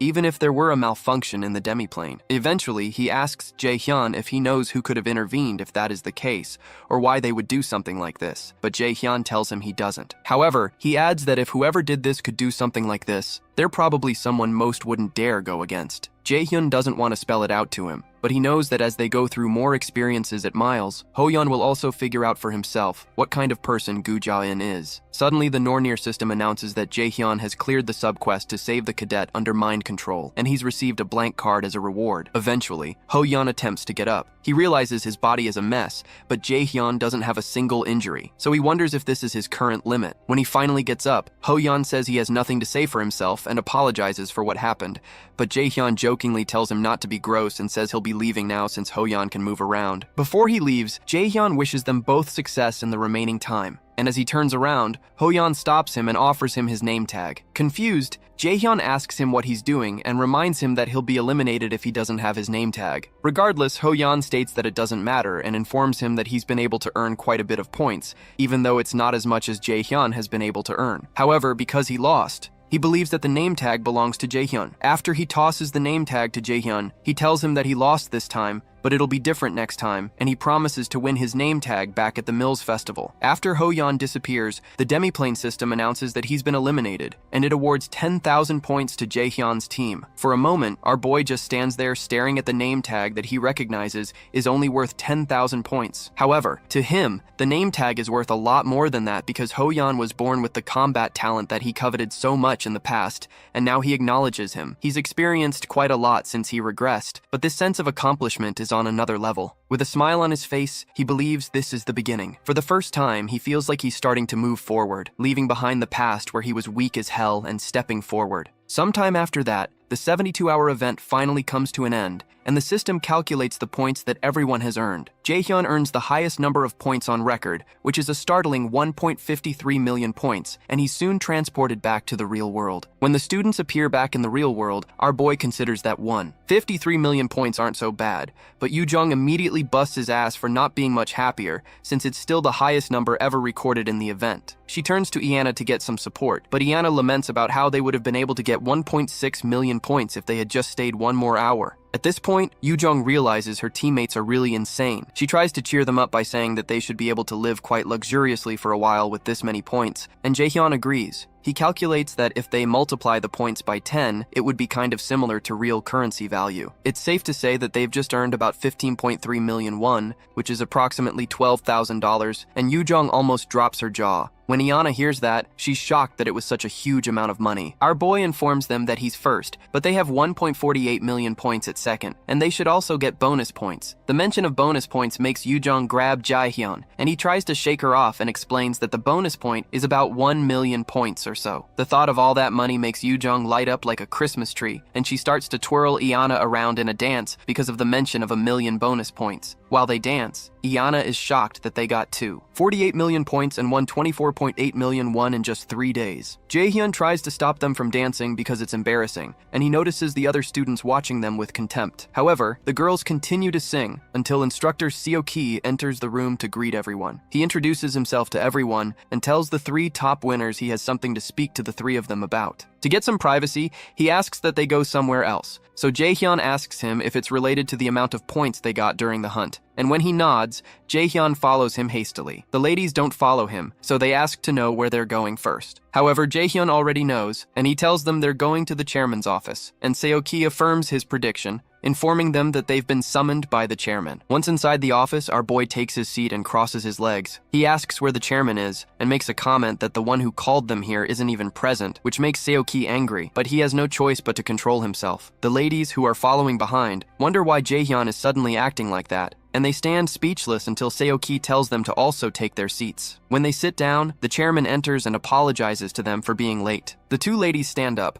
and Yoo-jung loudly introduces herself, and Iana follows suit, while Jaehyun just sits there. The chairman cheerfully tells them that he knows who they are, and Yoo-jung revels in that. Jaehyun tells the chairman that he's late, and he almost fell asleep waiting for him. The comment surprises the ladies, and even Seoki becomes tense, as he wonders if this kid has lost his mind. A moment of silence continues in the office for a short time, until the chairman says he has no excuse for being late. He finally adds that he needed some time to prepare to talk to them, but Jaehyun immediately tells him that they're actually the ones who have no excuse since he called them out right after coming out of the demi-plane for 3 days without giving them a chance to wash up, so they had no time to prepare. The chairman's face tenses again, but this time he just laughs. Jaehyun realizes he's putting on an act and figures that it's because he's interested in the people in front of him. Finally, the chairman informs them that he brought some very beneficial news for them. He congratulates them for being the elite of the elite who secured the top 3 spots in this year's freshman hunt, especially Jaehyun, who took first place. When he says that, Jaehyun says it's all thanks to his party members, and he wouldn't have been able to do it all by himself. That comment makes the chairman hesitate as usual,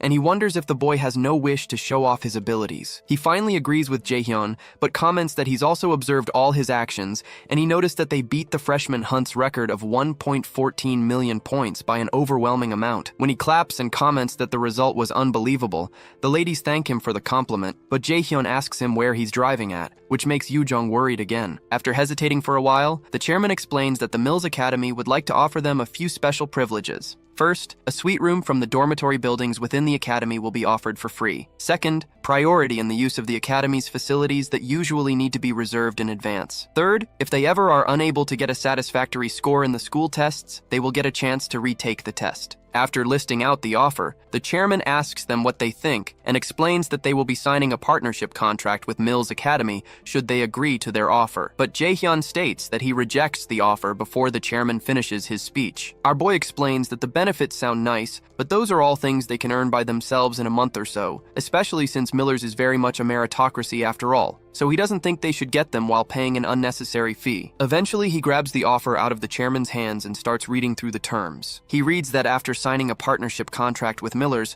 once they start working as raiders, they would have to donate over 30% of their earnings to the school for at least 5 years. At this point, the chairman looks pretty grim until Jaehyun finally tells the chairman that this isn't to reward them but to strike them down. When he asks the chairman if he's mistaken, the man pauses for a while and says there's nothing he can do about it if that's what Jaehyun thinks, especially since they can't be forced into signing a contract. He tells them that he leaves the decision up to the 3 of them, and the ladies look at each other to read how the other person is reacting to the whole thing. After a short pause, Yoo-jung apologizes and states that she would like to decline the offer, and so does In-A. The chairman covers his face as if in deep thought, but the veins on his hand bulge out in anger. Eventually, he says that it's a shame because this was the best offer he could give them. However, the chairman mentions that he will give them another chance to think about it, so he locks his gaze onto Jaehyun using his indoctrination skill and asks him if he still does not plan to change his mind. Immediately, the Nornir system informs him that something strange has infiltrated his mind. Jaehyun had been expecting this, but he's soon told by the system that he's completely resisted the debuff thanks to the passive skill, Hell's Blessing. While that is happening, our boy hands Hell his blank card and uses its power because he had only annoyed the chairman in the first place to get him to use his power. For a moment, the chairman just sits there puzzled as to why he didn't get a reaction. Eventually, our boy tells him they'll be leaving now, and the Nornir system informs him that he's acquired the skill called Indoctrination. With this skill, which is of a unique rank, he can manipulate someone weaker than him to do his bidding. Should both parties agree to a master-servant relationship, the skill changes into subordination. Jaehyun gets up and proposes to the ladies that they leave, especially since they're all tired from spending 4 days in the demi-plane. After Jaehyun leaves the office, Yoo-jung asks the men to have a nice day, and In-A, who is still confused, tells them they'll be leaving first. When the students finally leave, Ja-in asks instructor Seoki to leave. When he's alone, he wonders how a mere freshman can resist his unique skill, and he finds this really interesting. Outside, Jaehyun asks the ladies if they're really fine with refusing Ja-in's offer. Yoo-jung confesses that she was a bit tempted at first, but she later decided Jaehyun was right with whatever he said, because it was obvious that Ja-in was going to sweet-talk them into agreeing and take advantage of them since they're so young. In-A agrees that she didn't also like the contract, and she thinks rejecting it was the best choice. Apart from that, she feels that it's better to earn things with their own hands than to start off with privileges. Jaehyun listens to In-A intently, and he considers her reasonable, which is completely different from the cold image he had of her before he regressed. Suddenly, Yoo-jung asks them if they also noticed that something was really strange about Chairman Ja-in, because his expression was totally sickening when they rejected his offer. In-ah mentions that she thought so too, and she also mentions that the chairman and instructor Seok-gi never said a word about the problem with the demi-plane. Jaehyun listens to them talk, and he notes that In-ah has really good instincts. Eventually, she asks Jaehyun if he knows anything about Chairman Jae-in by any chance,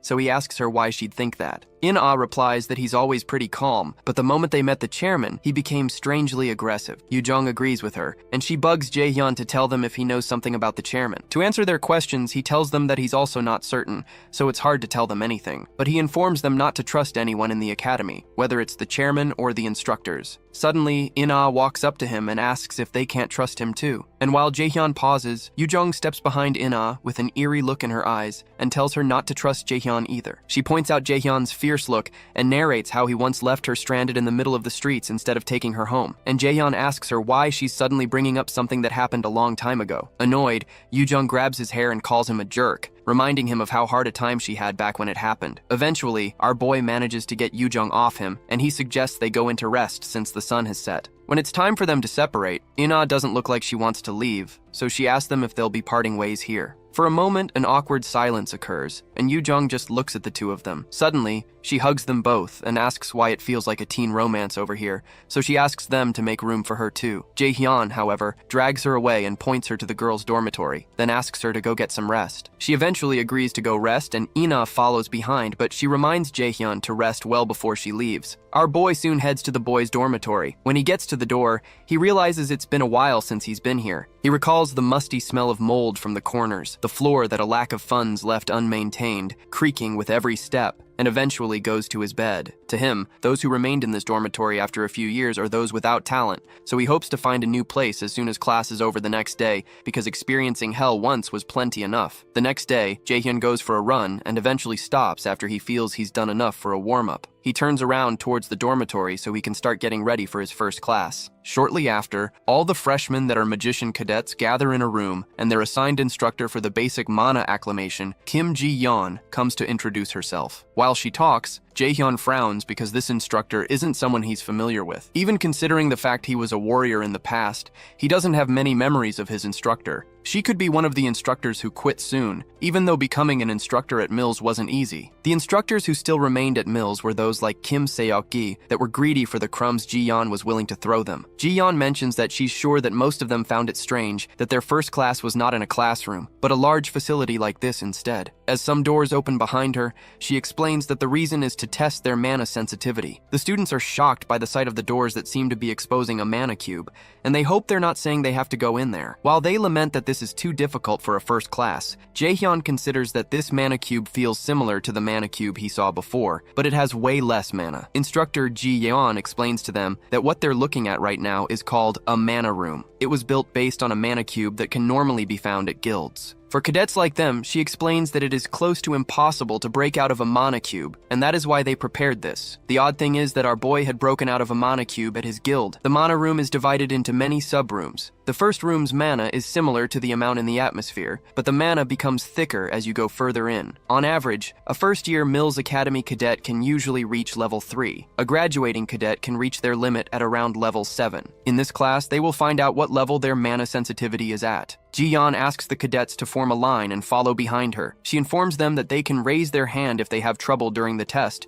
so they can follow the assistant instructors out of the room. Soon after, she enters one of the mana rooms, and the cadets follow her in. After everyone enters, Instructor Ji-yeon notes that none of the cadets seem to be having trouble at level 1. She decides that they move to level 2, and when they enter, some of the cadets begin to pant and the instructors have to help them out. After they leave, Ji-yeon asks the rest that are still standing to follow her to level 3, and when they enter, almost half of the class raises their hands, but Jaehyun, Yoo-jung, and In-ah do not seem to be affected at this point. Instructor Ji-yeon asks that the rest follow her to the 4th level, and many more people raise their hands. When those uncomfortable leave, she proposes they move to level 5, and then many more people ask to be excused at that point. At level 6, several other people are taken out due to exhaustion. Yoo-jung asks Jaehyun if he feels like it's starting to get hard to breathe, but he says he doesn't doesn't think so. Meanwhile, In-ah watches Jaehyun and notices that he seems like he's still doing fine, so she decides to try harder. Jiyeon looks around, and she notices there are only 4 cadets remaining: Jaehyun, Yoojong, In-ah, and one other guy named Lee Soo-hyuk. They are all cadets that scored high during the freshman hunt. Chairman Jae-in had told her to keep a close eye on Jaehyun and report back to him, but she doesn't plan to simply follow such orders. She soon tells the cadets they'll be moving on to level 7, and the other students wonder who the heck those guys are that are moving on to the next level, especially since the instructor had said only graduates reach level 7. When they enter the 7th level, Instructor Jiyeon proposes that they move on to the 8th level and asks any of the cadets if they're having trouble, and no one speaks, even though Yoojong seems to be struggling at this point. The other students are in awe as they watch them move to the 8th level, and when they get there, the cadets feel a sharp spike, except for Jaehyun, of course. Starting from level 8, the mana level fluctuates at every moment like it does within a dungeon. Jiyeon knows that geniuses should have trouble starting at this point, and true to her expectations, Soo-hyuk and Yoojong raise their hands to leave the mana room. Meanwhile, Iana begins to sweat, but when neither she nor Jaehyun raise their hands, Instructor Jiyeon has no choice but to move to level 9. When they enter level 9, Iana almost vomits and begins to stagger, which startles Jaehyun. When Jiyeon turns around, she's unable to help because she recalled that the chairman had told her that she should never offer any cadet help before they ask, no matter what kind of situation they face. He had said that danger is no different from a new opportunity to a cadet,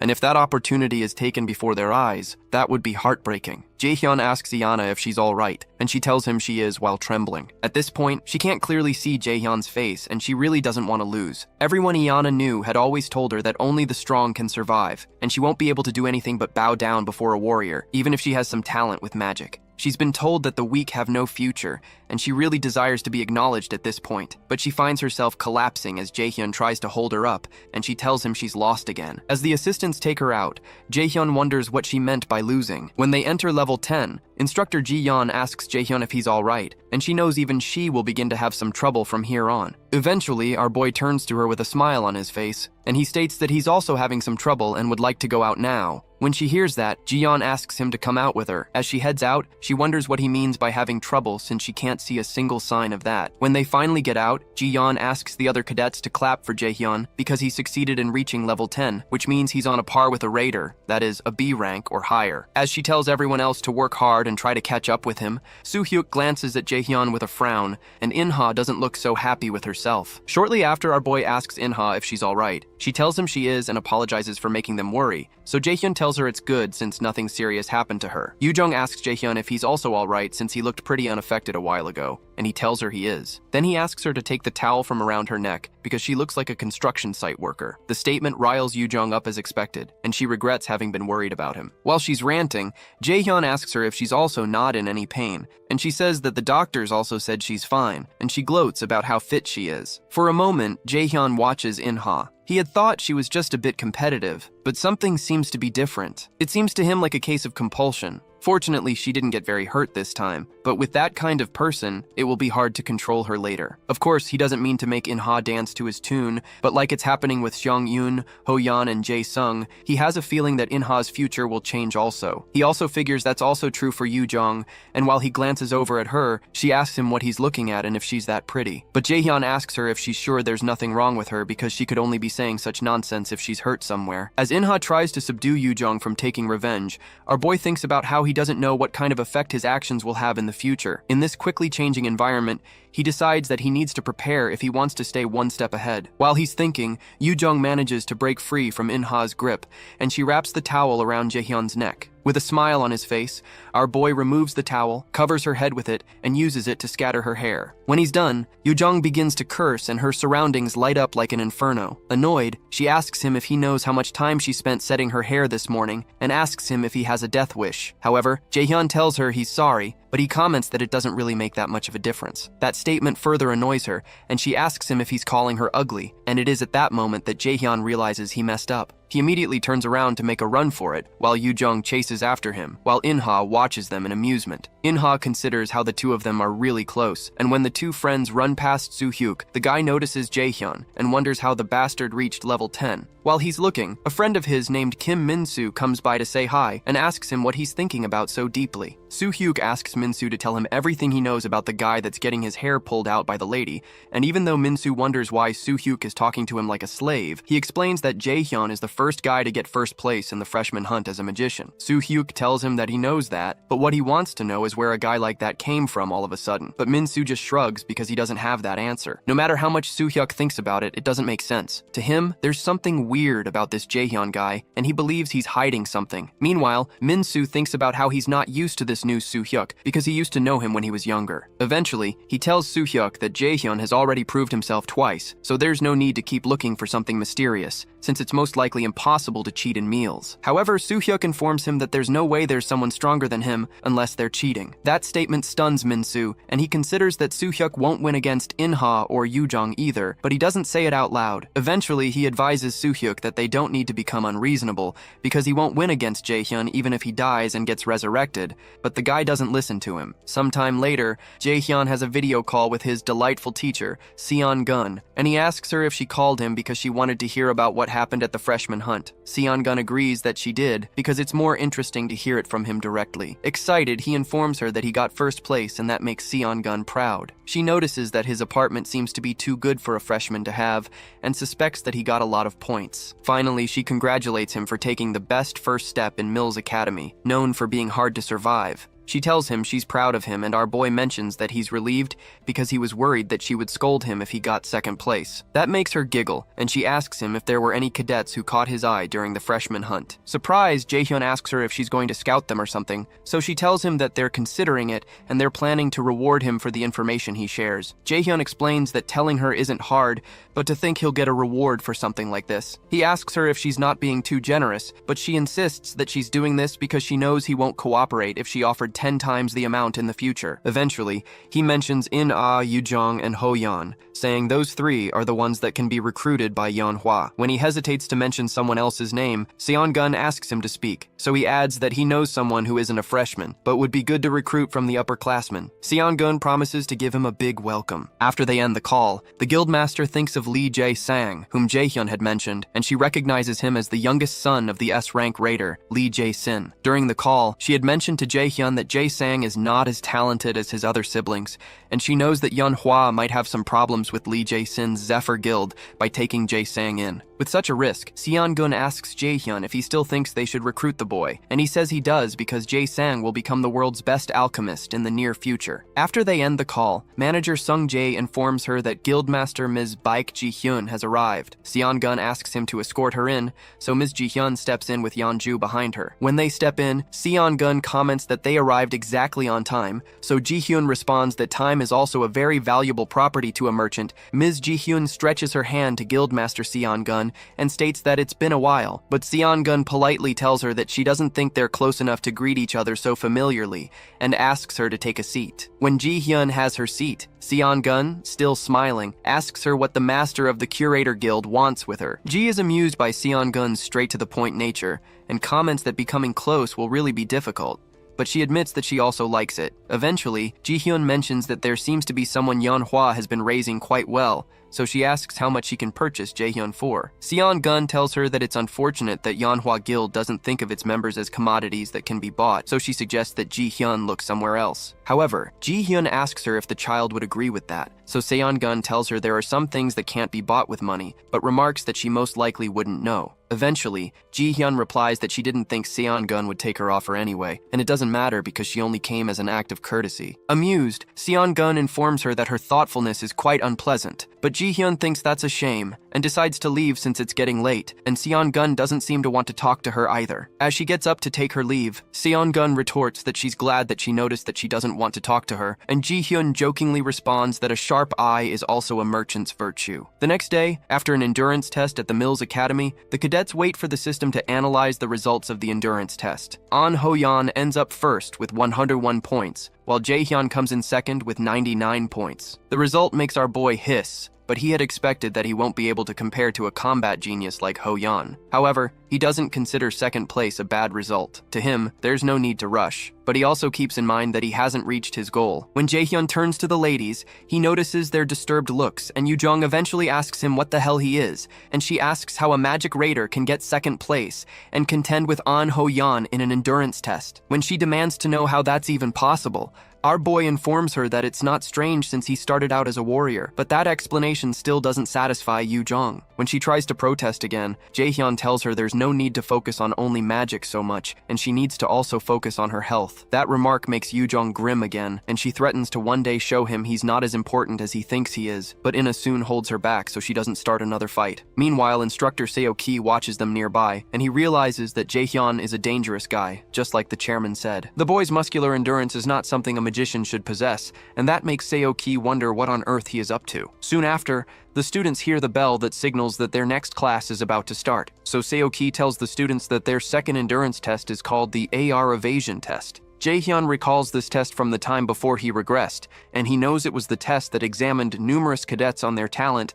and made them hit their limit. Seo-kai explains that they'll be gathered in a room with top-tier cutting-edge facilities called the AR test room. The AR combat measurement system in front of them will help test each cadet's ability through virtual battles with opponents created within augmented reality. Jaehyun listens intently, and he realizes that Seo-ki is not planning to do this the easy way. Normally, what they would do is eliminate the monsters materialized by drones while analyzing their pattern of attack. But they will only focus on assessing their evasion abilities this time because it's an endurance test. However, if they defeat monsters, they will receive higher scores. Seo-ki hands the cadets some objects that look like earphones, and when Yu Jong asks, Jaehyun explains to her that they're receivers that can analyze and record the combat simulation. After noting Jaehyun's correctness, Seo-ki adds that this receiver is used to implement augmented reality. It stimulates the brain, and using the projector creates the realistic illusion of an actual monster. Through drone cameras, 3D images are augmented into the surroundings, making it seem like there are real monsters present. The use of such devices is for safety and to avoid the possibility of getting hurt. What Seo-ki doesn't tell them is that the receiver stimulates the brain such that they can still feel about a fifth of the opponent's attack damage. The aim is not to shock the cadets, but to create a certain level of caution to increase their possibility of survival in dungeons. Seo-ki explains that the AR system has a total of 100 levels, but they will be evaluated only up to level 10. The test will be done in teams of 4, and they will now be grouped and called in order for the test. Before the test begins, the teams are formed, and Team 3 contains 2 warriors and 2 magicians, including Jaehyun and Soo-hyuk. Jaehyun considers that it's pretty balanced. While he's thinking, Soo-hyuk calls out to him and asks him if he's Min Jaehyun. Our boy replies that he is, so Soo-hyuk tells him that he heard that he got first place in the freshman hunt, but there's something he can't just understand. He wonders how a magician can get first place and reveals he believes there's a special reason for that, so he asks Jaehyun to teach it to him. After pausing for a while, Jaehyun asks him if he's considered the possibility that there's no such thing, so Soo-hyuk informs him that he'll have to expose it in that case, even if he has to use force. Excited, Jaehyun smirks and asks him why he didn't just say that his goal from the start was that he wanted to fight with him. Soo-hyuk, who is also smiling, informs him that it's nice to see that they understand each other. The 2 other ladies on the team become worried, and one of them wonders why they're acting like that since they're on the same team. The shorter lady wonders if they'll be alright, so she tries to separate them, but instructor Seo-ki soon calls their team onto the field. When they step into the field,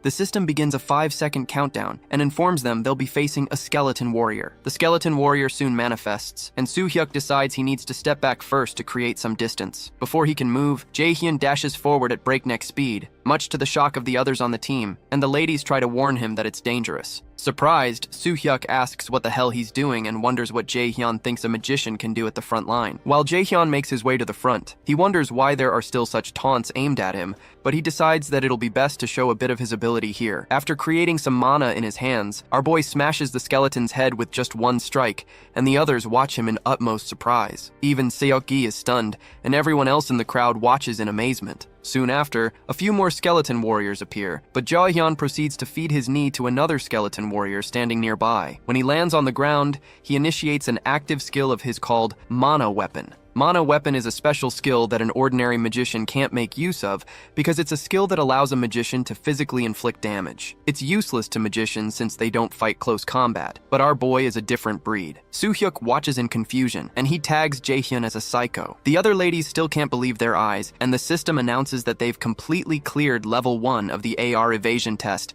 and additional points have been awarded, with Jaehyun getting 100% of the contribution. Level 2 of the test begins, and they're faced with a monster called a Draugr. The sight of the monster intrigues Jaehyun, and he informs the monster that it's been a while since they met. After a series of fighting and broken grounds, the system announces that they've completely cleared level 10 of the AR evasion test. While the system congratulates them for breaking the record for the shortest time to complete the test, Soo-hyuk considers this completely unbelievable. Meanwhile, Jae-hyun considers that his performance is not too bad, and that his body has been feeling lighter ever since he started using the combat technique that Ms. Seong-yoon taught him. Suddenly, Soo-hyuk approaches him and asks him what kind of dirty trick he just used, but Jae-hyun explains that there's nothing more to what he just saw. However, Soo-hyuk protests that it was bad enough that he left the safety of the defense line, but he completely annihilated the enemy all by himself, which makes his performance unbelievable. He insists that doing something like that is impossible without cheating, but Jae-hyun repeats that he has nothing to say because he has nothing to hide. When Soo-hyuk stands his ground,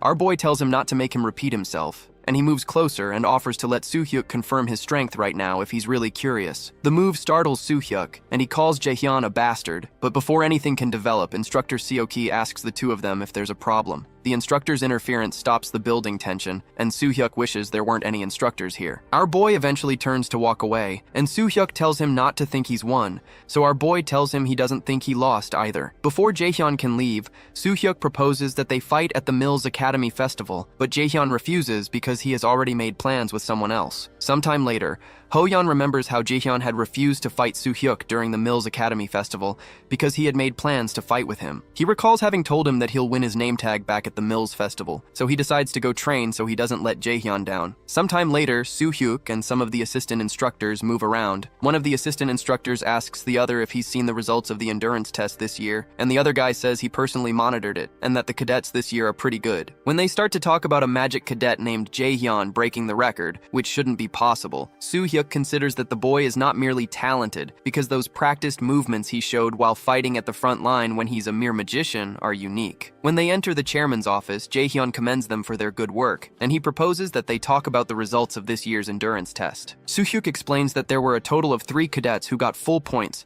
and those cadets are An Ho-yeon, Cha Yu-won, and Min Jae-hyun. Even among those 3, Jae-hyun's scores were exceptional. The chairman thanks instructor Soo-hyuk for the information and commends him for working hard. On his screen, Chairman Jae-hyun goes over footage of Jae-hyun, and a grin develops on his face. He tells Soo-hyuk that he hopes he'll continue to keep him informed on Jae-hyun's actions and grades, and to tell him immediately if he starts acting strange, to which Soo-hyuk agrees. The chairman tells them all to keep up the good work, and he asks that they inform the instructors to prepare for the next event. Sometime later, Jae-hyun returns to the AR evasion test and completes level 27 of the test. The 27th level seems to be his limit, and this is a difficulty level that a 6-member party of C-rank raiders would normally clear with effort, so it means he's equal to that much of a force. It turns out that the next event for the freshmen is the Dungeon Practicum, and Jae-hyun decides to start preparing. He remembers the Dungeon Practicum incident, which was one of the most disgraceful and tragic incidents at Mills Academy, where numerous cadets lost their lives. He and his teammates were mixed up in that incident, and in the end, he was the only one who survived on his team. Even as he had to listen to people tell him that he should have been the one to die, he couldn't bring himself to leave Mills Academy because he didn't want to disappoint the people who believed in him. Shortly after, our boy goes to the store to make a purchase. When he's done, he wonders if he'll be able to live differently in this life. He was unable to protect anyone, led a pathetic life in his past life, and was as expendable as a single-use item. However, he doesn't plan to live the same life all over again. Living a life of regret once was enough. One day before the Dungeon Practicum begins, the students go to class as usual and soon finish their activities for the day. When class ends, Yoo-jung and In-ha approach Jae-hyun, and Yoo-jung asks him what they should do tomorrow since it's their first Dungeon Practicum. In-ha admits that she couldn't sleep well last night, so Jae-hyun informs them that everyone feels the same when they enter a dungeon for the first time. His comment surprises Yoo-jung, and she playfully asks if this is not his first time, and if he had gone into a dungeon for a walk or something. He retorts that he doesn't know about dungeons, but he's met monsters a few times, and there's one in front of him right now. That causes Yoo-jung to lose it one more time, and she starts to curse and pound her fists on him. In-ha watches them nearby, and their goofiness makes her smile. Eventually, Jae-hyun offers the girls something if they're so worried, and Yoo-jung asks what it is. Our boy tells them that he bought the potion along with his own, and he tells them to use it when they need it. Eventually, Yoo-jung agrees to forgive him this time because of his good gesture, and In-ha promises to make good use of it. Our boy considers that he survived the Dungeon Practicum the last time due to luck, but he'll ensure that he does it this time with skill. On the day of the Dungeon Practicum, Jae-hyun spends some time warming up in the early hours of the morning. Warming up is important before going into a dungeon, no matter how great a magician's mana capacity is. If they suddenly overuse high-level spells, they will experience mana rebound. If mana rebounds when casting a spell, it could injure the user's body. A magician who uses high-level spells a great deal, is prone to mana rebound, and Jaehyun recognizes that Lightning Chain and Sacrifice are high-level skills. Apart from that, he's not sure how dangerous things will get during the dungeon practicum today, and he doesn't know if he'll die or if his teammates will. On top of that, if he keeps his mana pooled up in his lower abdomen like he has just done, he can use it to strengthen his spell or body quickly when he needs to. He suddenly recalls the time before he regressed, when the system had told him that time would be regressed to the period the user most desires. While he's deep in thought, the Nornir system activates a main quest. Apparently, he has succeeded in returning to the time he longed for. From now on, he has to go through several junctions that left him with regrets and decide whether to make the same choices or change them. The decision he takes may kill or save others, and whatever he decides to do is in his hands. The difficulty of the mission is unknown, and the rewards are unknown too, but they seem to depend on whether he takes route A or B. The worst part is that he has just 12 minutes to decide, and the penalty for failure is equally unknown. Jaehyun guesses that something came up again, and the Nornir system is obviously trying to help him grow stronger since the gods need him for their plans. However, he doesn't understand what they mean by him choosing his route, and he wonders what on earth they're planning. Shortly after,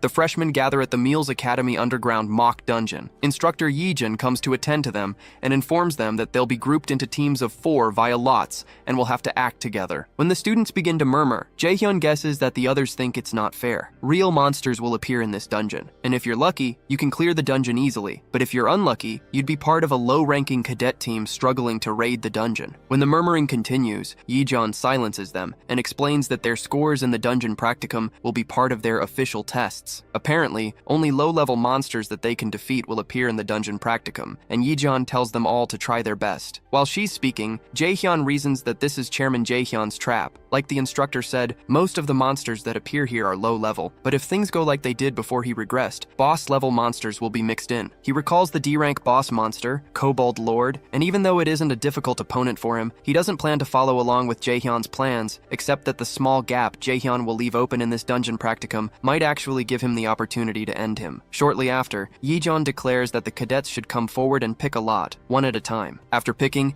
Jaehyun and Ina end up together, and our boy tells Ina he's glad he knows someone on the team, to which she also reciprocates. He's glad there's someone on his team he can talk to comfortably, especially someone who is skilled. While he considers coming up with a strategy, he's shocked by the sight of his 2 other teammates. The lady introduces herself as Warrior Kim Jina, and the guy introduces himself as Warrior Park Sungwoo. Sungwoo cheerfully asks if they're also on Team 3, but Jaehyun recalls how these 2 people were his teammates in his past life, and they ended up getting killed by the boss monster after they asked him to run away while they took care of things. Suddenly, our boy understands what the Nornir system means by him choosing his route, and he can see the choices in front of him. When the new 2 warriors step forward, our boy realizes this is what the Nornir system wanted from the start, so he shakes them and introduces himself as Jaehyun, and introduces Ina also because she's clearly shy. It amuses Sungwoo that Ina is shy, but he's certain that they'll all get along as they spend time with one another, and Gina agrees that they'll all get along well. Our boy realizes that these 2 warriors are the same as they were in his past life, and he's happy with how cheerful they are with Ina. Once they've gotten introductions out of the way, Jaehyun proposes they make plans first. The other 2 agree, and one of them suggests making Jaehyun the team leader. With the quest the Nornir system showed to him still in his mind, our boy sits down to explain the plans to them. He reminds them not to get weak no matter what pops up in the dungeon, because if the warriors and the vanguard start to falter in particular, the whole party will end up annihilated. The warriors are intrigued by Jaehyun's tactical intelligence, and Sungwoo says this is expected of the person that got first place in the freshman hunt. Sungwoo realizes the details of the strategy are no joke, and says he's memorized all 6 parts of it, and Ina says she has 2. Soon after, Instructor John steps forward to inform the cadets that their planning period is over. From now on, they will officially begin the dungeon practicum, and she asks the team leaders to come forward. Jaehyun steps forward, and when he looks to his side, he notices Hoyeon coming forward as the team leader of Team 4, which Yoojung is part of. He's glad that Hoyeon is the team leader because that means Yoojung won't get hurt. When the team leaders step forward, Jaehyun instructs the team leaders who are ready to lead their teams into the dungeons assigned to them, and wishes them good luck. Shortly after, Hoyeon leads his team into the dungeon assigned to them. One of the party members notices that the place is pretty damp and has a musty smell, which enlightens her about how dungeons are in real life. Yoojung asks the rest if kobolds will probably come out since it's an underground dungeon, and their other male teammate agrees that they probably will, because he heard underground dungeons have a lot of ore. Excited, Yoojung hopes that there are diamonds around somewhere, but while she's talking about it, she suddenly pauses when she senses something, and Hoyeon immediately announces that something is coming, so he asks them to go to their positions. Yoojung quickly goes into action, but the other cadets don't look so confident when they notice that they're surrounded by kobolds. As if it's not enough that they're monsters, the kobolds are equipped with digging equipment. Hoyeon informs his team that the kobolds are weak monsters, but it'll be difficult to deal with them if they swarm them, so he charges at them and proposes they finish this quickly. Yoo-jung uses an explosion from her holy force and activates her flash bomb skill, causing a release of a huge explosion that blinds the monsters, giving Hoyeon the chance to cut them down. While the other two teammates fight with the monsters, Yoo-jung activates a move called the Wind of Helheim and activates a skill called Air Blast. She releases several blasts of air towards the chest of the kobolds and knocks them to the ground. After they take down the monster, Hoyeon asks if everyone is fine, and the ladies reply that they are. When they turn to the other male, Seho, they notice he seems to be choking, so they rush to help him, and Yoo-jung wonders what's wrong because she's never heard of kobolds using poison. When Yoo-jung looks up, she realizes that the boy isn't choking because of poison, but because of an overwhelming wave of mana hitting him. In front of them is a huge kobold boss, and the students freeze. Shocked, Hoyeon asks why there's a kobold lord here. Meanwhile, in the dungeon assigned to Team 3, Gina confesses to Jaehyun that she knew he was strong, but he's really amazing. She asks him how many monsters he's dealt with so far in their walk through the dungeon, but Jaehyun insists it's nothing because things just happened. However, Gina insists that it's nothing because they will be able to clear the dungeon without anyone getting hurt if things continue like this. When Jaehyun looks to his side, he notices that Ina is distracted, so he grabs her hand and asks her if other people still make her uneasy. She admits that they do, so Jaehyun realizes she's really shy, but then there were rumors that no one had seen Ina speak more than 3 words at a time. While moving forward, the team runs into a room filled with ores. Our boy realizes that this is different from what he remembers, and this clearly must be Jaehyun's doing. It occurs to Jaehyun that his existence has caused Jaehyun to change his plans from what he did in the past. Suddenly, Jaehyun senses a monster coming, and he supposes it's the Kobold Lord, so he informs his teammates to use their plan C by defending first and then counterattacking. When Jaehyun tells them to be careful because this monster is different from what they've encountered before, Sungwoo becomes worried that a stronger monster is coming, especially because they had been told that only weak monsters appeared here. Suddenly, something breaks in through a nearby wall, and the cadets are shocked to see a Kobold Lord. They wonder what a boss monster is doing here, and as Ina is about to run backward, she recalls what Jaehyun said about the whole party being annihilated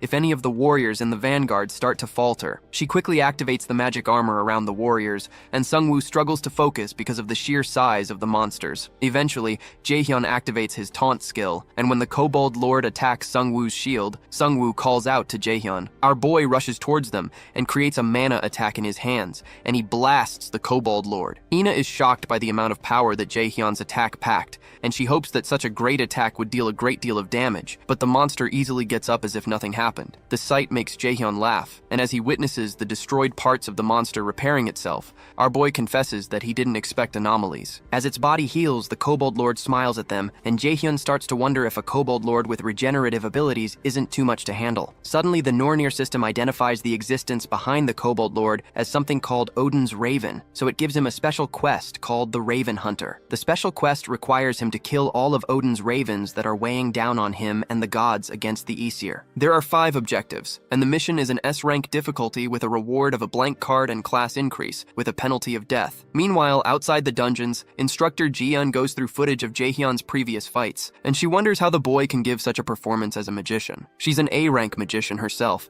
but such battle skills that Jaehyun shows are unthinkable to her. She considers that the chances of Jaehyun's Team 3 taking first place in this dungeon's practicum are high, and when one of the doors opens, she's surprised to see Cadet Seho being helped up by Hoyeon, while Yoo-jung tells her that there's a big problem. Still shocked, Ji-eun asks her what happened, and they inform her that a Kobold Lord appeared in the dungeon. She's surprised that they could run into a Kobold Lord because there's no way it could have gotten in, and Ji-eun begins to wonder what on earth is going on inside the dungeons. Meanwhile, the assistant instructors come to help Seho, who has a mild case of mana addiction, and they ask him to take deep breaths. Soon after, Yoo-jung asks instructor Ji-eun if Team 3 has not come out yet, and she's told they have not. Hoyeon doesn't believe it because he's sure that Jaehyun and Ina are too skilled to be unable to escape the Kobold Lord easily. After hesitating for a while, Ji-yeon places a call through to Chairman Ja-in, who sounds surprised to hear from Instructor Ji-yeon, even though he has a smirk on his face. She informs him about the appearance of a B-rank monster, and she requests rescue personnel, and the chairman acts surprised to hear that something like that happened. He tells her not to worry too much because he'll send a support team, so he asks her to wait on site. After he hangs up the call, Instructor Ji-yeon experiences a strong feeling of uneasiness, but can't explain it. Meanwhile, inside the dungeon, Ina, Gina, and Sungwoo grow tired. The system informs Jaehyun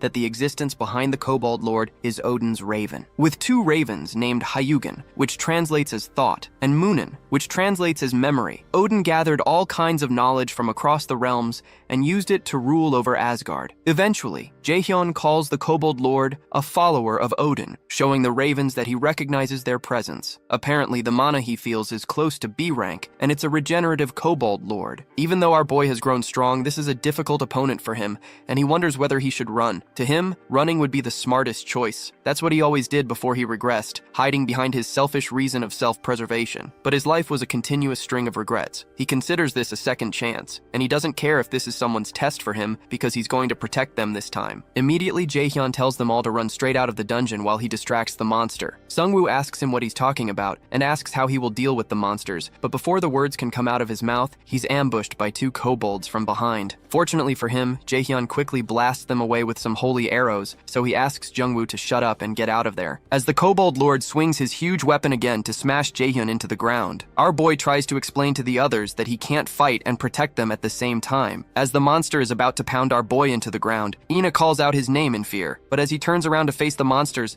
a shield appears between him and the monster to weather the impact of the strike. Surprised, Jaehyun looks to his side and realizes that Ina activated the shield. She informs him that she can help, and our boy knows from the look in her eyes that he can't convince her out of this. He wonders if this is another change he has created in the future. Then he asks Ina to stay with him while the others go back to the entrance of the dungeon and tell Instructor Ji-yeon about the situation. When Sungwoo tries to protest, Jaehyun begs him to leave, so Gina agrees and promises to tell the instructor as soon as they can. As the two of them head out, Jaehyun and Ina are left alone to face the monsters. Jaehyun tells Ina he'll cover her from the back, so she summons her radiant holy sword and sends the sword through the flesh of the smaller group of kobolds. Jaehyun takes that as his cue, and he rushes forward to meet with the Kobold Lord that's coming for him. When he gets closer, Jaehyun notices that the Kobold Lord's body is melting, and our boy decides to stop in his tracks. He recalls that there's a limit to the amount of mana a body can contain, and there's something controlling the monster from the shadows, and the thing is pouring in way more mana than it can handle. That thing must be Odin's raven, and he decides to expose the ravens. Our boy equips his mistletoe weapon. Due to having mistletoe equipped, his field of vision expands, and the active skill called mana perception becomes equipped. Because of this, he can more clearly recognize the movement of energy from all beings that use mana. Using his mana perception skill, our boy sees the trail of mana leading away from the huge monster to a claw underneath. Jaehyun is glad that he's found it, and as the monster comes in again to strike him, Jaehyun activates his lightning chains and assures it that he's going to make sure it's dead. Meanwhile, in the gathering of the Aesir gods, one of Odin's ravens goes to Asgard to see Odin. Hyugen informs the god that, through the ravens, he has found the whereabouts of Mistletoe, which had disappeared from the god's storehouse. Frigg, Odin's wife, asks Hyugen where the Mistletoe is, so he informs her that it's in Midgard, referring to Earth, and it seems to be in the possession of the prophesied adversary. That disturbs her, and she calls Mimir an old fool, but Thor, who is sitting nearby,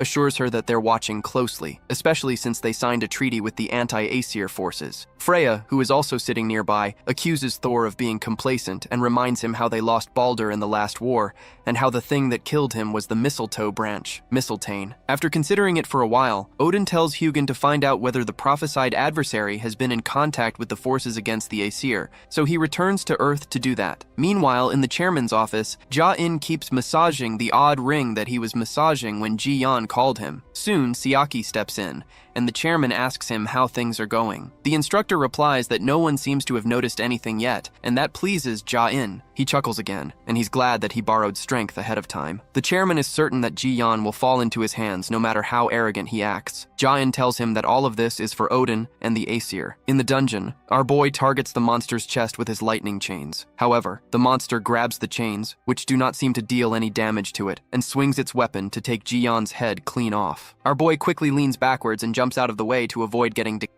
irritated. With Aina by his side, he asks her if she can cover for him, because he needs to be clear of the monster's attacks. So she tells him she'll try, but she doesn't look so good. Jaehyun realizes that Aina is probably already aware that she can experience mana rebound. Even if he ends up defeating the Kobold Lord, the chances of Aina dying are high, but he wonders why she still plans to help him regardless. In this second chance at life, Jaehyun had resolved not to trust anyone. After all, this world was completely unfair and cruel to the weak, but he seems to be having a change of mind. He turns back to his opponent and decides to end this. He only has one chance, and he sends a barrage of lightning chains at the monster once more, while Aina provides some support by creating a mana shield around Jaehyun. Our boy dashes towards the monster, and Aina, who's feeling more uncomfortable, bites her lower lip as her hands begin to shake. The riled-up monster targets Jaehyun, who is running towards it. Jaehyun recalls that his friend from his past life once told him that there's nothing more miserable than dying, because you couldn't trust your companions. As Jaehyun leaps towards the monster, he signals to Aina to act, and he promises himself to confirm what his friend said from here on out. Jaehyun jumps on one of the chains and uses it to travel forward, and Aina is shocked that he's able to use that as a movement skill. She wonders how skilled he is with mana control for this to be possible. Meanwhile, the monster waits patiently as Jaehyun dashes towards him on his chain,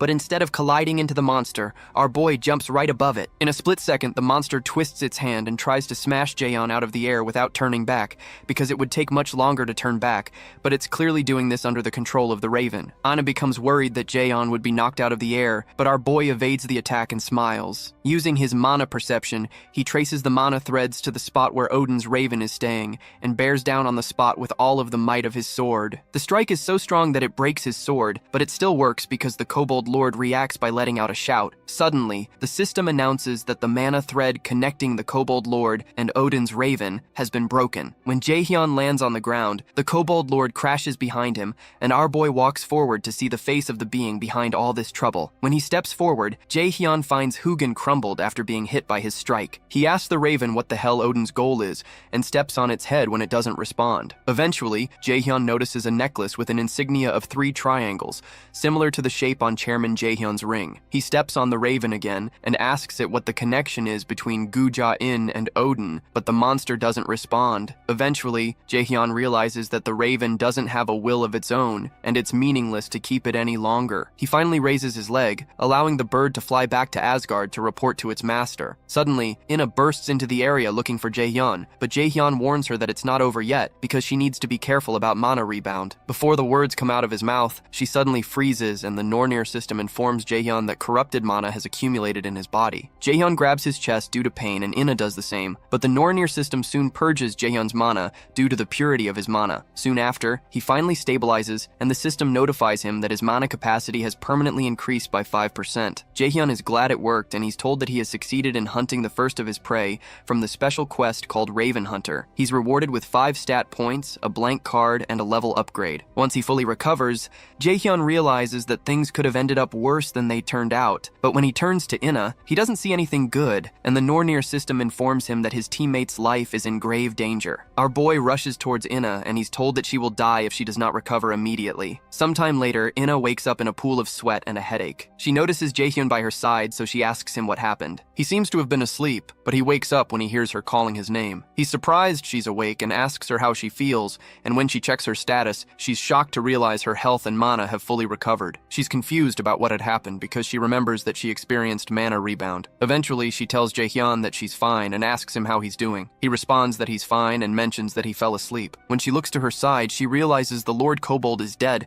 so she asks Jaehyun why he didn't leave. He tells her that he was waiting for her to wake up because he has something to tell her. She wonders what it is, so she asks him, and after pausing for a while, Jaehyun tells her that they have to get their stories straight. Inna suddenly blushes because the Korean phrase for getting our story straight is directly translatable as "I want to touch my lips to yours." Outside the dungeon, Yujong demands from Sung-woo and Gina why only 2 of them made it out, and instructor Ji-yeon tries to hold her back from doing anything stupid. She tells Yujong she understands that she's worried about her friends. Meanwhile, Ho-yeon wonders what he's supposed to do to help Jaehyun and Inna come back. Suddenly, the dungeon door opens, and while Yujong is still raising dust, Jaehyun and Inna step out of the door, causing everyone to freeze. Jaehyun asks them if they're fighting because of the two of them, and even Instructor Ji-yeon freezes in shock because the inspection team had told her that the two cadets would definitely be dead. The monster inside was at least a B-rank boss. Suddenly, tears flow down Yujong's eyes, and she runs towards the two of them with her arms open wide. She cries while embracing them, and explains that the instructor and the inspection people all said that they'd be dead. She tells him she's so glad that they're alive,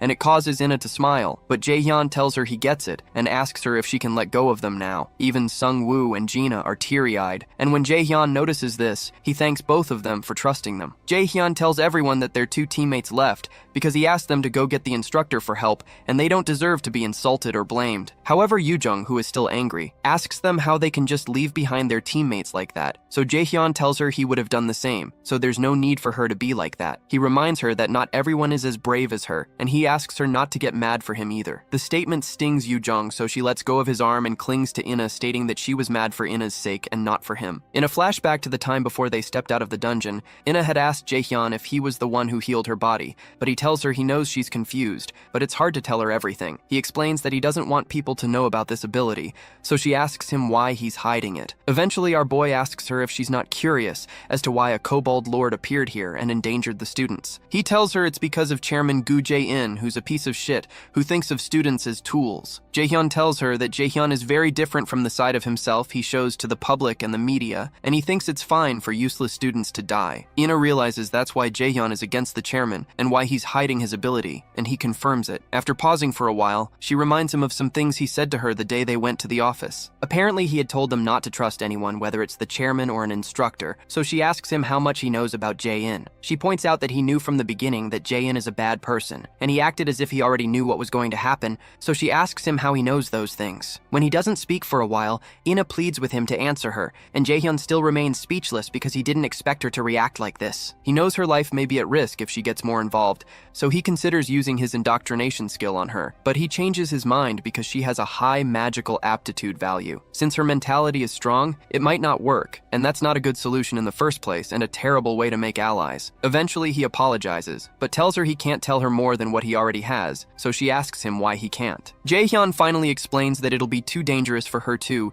if he tells her any more than this, and he asks her to let it go for now. In the present, Instructor Ji-yeon bows her head and apologizes to Jaehyun for not being able to rescue them from the dungeon, and she tells him she's glad he's okay. However, he tells her it's fine, especially because she didn't put them into the dungeon knowing what was going to happen. When Jaehyun turns back to go rest, Inna runs after him and asks again if he really can't tell her the things he knows, especially because no one knows if something like this will happen again, but he apologizes that he can't tell her and expresses his hope that she'll keep the promise she made. After Jaehyun leaves, the Nornir system informs him that he's cleared the main quest, which is the first turning point, and the rewards depend on the route taken. He's told that he took route B, which is different from the choice he made in the past. Because of that, he's given something called Dun's Golden Apple. Sometime later, Chairman Jae-in says that he has disappointed him. Seok-ji apologizes to the chairman, but the chairman insists that he will tolerate it once, but expresses that he hates having a useless subordinate. With an eerie look on his face, Jae-in turns to the instructor and asks him if he understands what he means. While trembling, Seok-ji promises not to disappoint him again, and Jae-in tells him he better not. The chairman tells Seok-ji to make sure to tame Jaehyun in the next event before his patience runs out. The next morning, our boy has a quick shower, and when he sees his clothes, he recalls how Inna experienced mana rebound. Before his regression, Kim Yoo-jong died, and An Ho-yeon didn't reach even half of his potential, so he believes he must intervene for the sake of the future. However, he believes he doesn't need to intervene for Inna because she'll do fine without his intervention. He decides that he has to be careful about how he interacts with her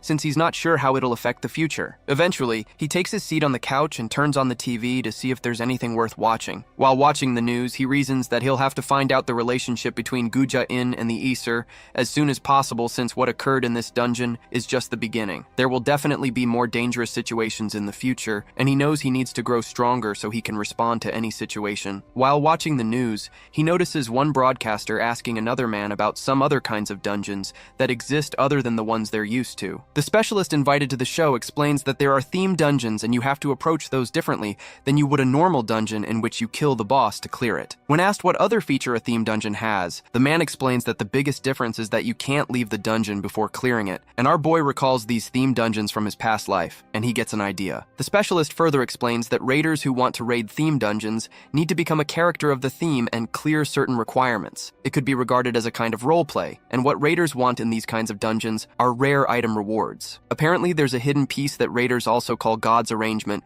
and this item is the reason raiders are desperate to clear such dungeons despite their difficulty. After hearing that, Jaehyun smirks and realizes this is his opportunity to get what he needs the most. Meanwhile, Aina enjoys a cup of tea with Yoo-jung, and she apologizes to her for making her worried. Yoo-jung tells her it's fine because she's happy as long as the two of them are okay. She admits that Yoo-jung's personality is kind of shitty, and she was worried that Jaehyun might have been mean to Aina, so she explains that Jaehyun is always like that. Aina pauses for a while, and Yoo-jung becomes angry and asks if Jaehyun was actually mean to her. Surprised, Aina clarifies that he wasn't, but it's just that Jaehyun seems to trust Yoo-jung a lot. She reasons that she would be happy if Jaehyun could also trust her and depend on her a bit more. Finally, she mentions that he might trust her if she were a bit stronger, and when she pauses again, Yoo-jung becomes worried about her, so she eventually gets up and proposes that they throw out the thought of Jaehyun and go eat something yummy instead. As Yoo-jung stretches out her hands, she explains that there's a place she's been waiting to go to, and while Aina stutters, Yoo-jung grabs her hand and declares that they're going to make her feel better. At first,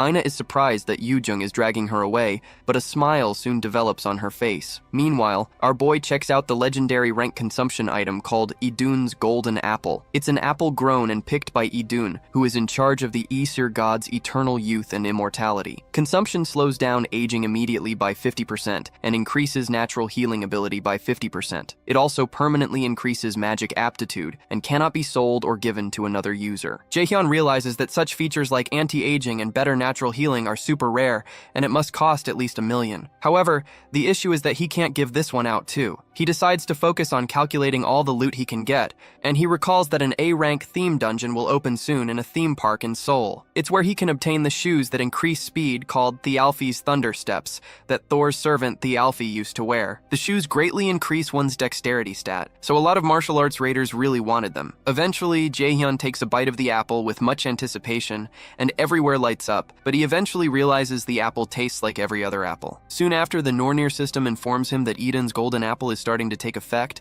and his stamina stat has permanently increased by 20. His mana stat has increased by 20, with his aging rate and natural healing ability increasing by 50% each. Apart from all that, his magic aptitude will be greatly increased permanently. Jaehyun is glad that the apple's effects aren't average, and his movements start to feel lighter. He picks up his phone and soon places a call to someone. Shortly after, our boy heads to the theme park in Seoul, and he finds out that the place looks a bit cheap after seeing it after regressing. When he steps towards the counter, the attendant asks him what kind of ticket he would like, but Jaehyun drops a Lotus Guild card and introduces himself as a raider from the Lotus Guild. He informs the woman that a theme dungeon will open up in the park in a short while. Meanwhile, instructor Jiyeon comes to Jaehyun's hostel to see him, and she's told that he's not around. The attendant informs her that Jaehyun had said he had something to do today and asks if something is wrong, so Jiyeon clarifies that there isn't a problem. Jiyeon wonders how Jaehyun is already able to recover from such an incident, especially being a newly enrolled student. He's not only skilled, but also very fast at recovering from trauma, so Jiyeon realizes he has real guts. Before she leaves, she asks the attendant to tell Jaehyun to come see her when he returns. Jiyeon steps out of the hostel and plugs in a communication device to secretly speak with a team manager named Song Jiseok Sunbenim. Jiseok soon answers and asks her how her investigation went, so she informs him that she found out that Jaehyun was behind it. Jiseok asks her if Seoki was in charge of the dungeon trial and guesses he must be in a difficult position right now. He asks her to keep an eye on both of them and call him if she notices anything. Jiyeon receives the orders and also informs him that she thinks student Min Jaehyun, whom she talked to him about, knows something about what is going on. At the park officials announce to their guests that they need to leave. Jaehyun is surprised by how quickly they responded, and he realizes the Lotus Guild is really influential. He recalls the call he had with teacher Seongin to inform her about the dungeon that's about to appear. When he expresses total certainty, she gives him permission to mention their guild's name on the condition that he prioritizes his safety if things become dangerous. He's amused by her condition, so she tells him that it's not that she doesn't believe in how capable he is, but no teacher in the world wants their students to be in danger, since anything can happen in a dungeon. In the present, the Nornir system informs our boy that the themed dungeon called Neverland in Ruins has appeared. Apparently, a special item will be rewarded if 3 missions are cleared consecutively. A special quest called Big 3 is added, and his mission is to clear the 3 missions, which have a difficulty of A rank with the reward of Thialfi's Thunder Steps. A 24-hour timer begins, but the failure penalty isn't stipulated. Jaehyun realizes things are just as he remembers from his past life. In a flashback, he recalls that another raider showed up and began to talk about how she could easily tell that the Viking was a mission location. In the flashback, she states that she was so smart that she could easily find some of the rides in the park, the haunted house, and the parade. Her name is Seo Ah-hyun, a 16-year-old themed dungeon raider. She openly declares that her skill, Cognition Accelerant, is pretty awesome. To her, there's nothing she can't do if she just uses her brain a bit. She talks about how excited she is to hear it's a themed dungeon, but she's not disappointed. Jaehyun recognizes her as a self-proclaimed genius with an IQ of 150. She was all excited about her own power and bragged about it, but ended up being killed by those who were envious. Thanks to that, Thialfi's Thunder Steps went to some other random person. This time, Jaehyun figures it's going to be better for him to take the Thunder Steps this time. Soon after, the Nornir system asks him if he would like to start the Viking mission, the first mission out of the big 3, and he agrees. He's soon transported to the Viking dungeon, and the system tells him the ending of the story is being changed. Jaehyun is transported away, and not long after, Seo Ah-hyun appears close to the place he disappeared. Shortly after, our boy is completely synchronized with the character of the dungeon, and he's told that he's playing Thialfi, a warrior who survived the invasion of the Vikings. The first mission of the Big 3, called Thialfi's Grudge, is soon added. In the theme quest, Thialfi's Grudge, the god of thunder, Thor, envied Thialfi's quick feet and kidnapped Thialfi's younger sister, Roskva, as a hostage in order to force Thialfi to work for him. Our boy is to become Thialfi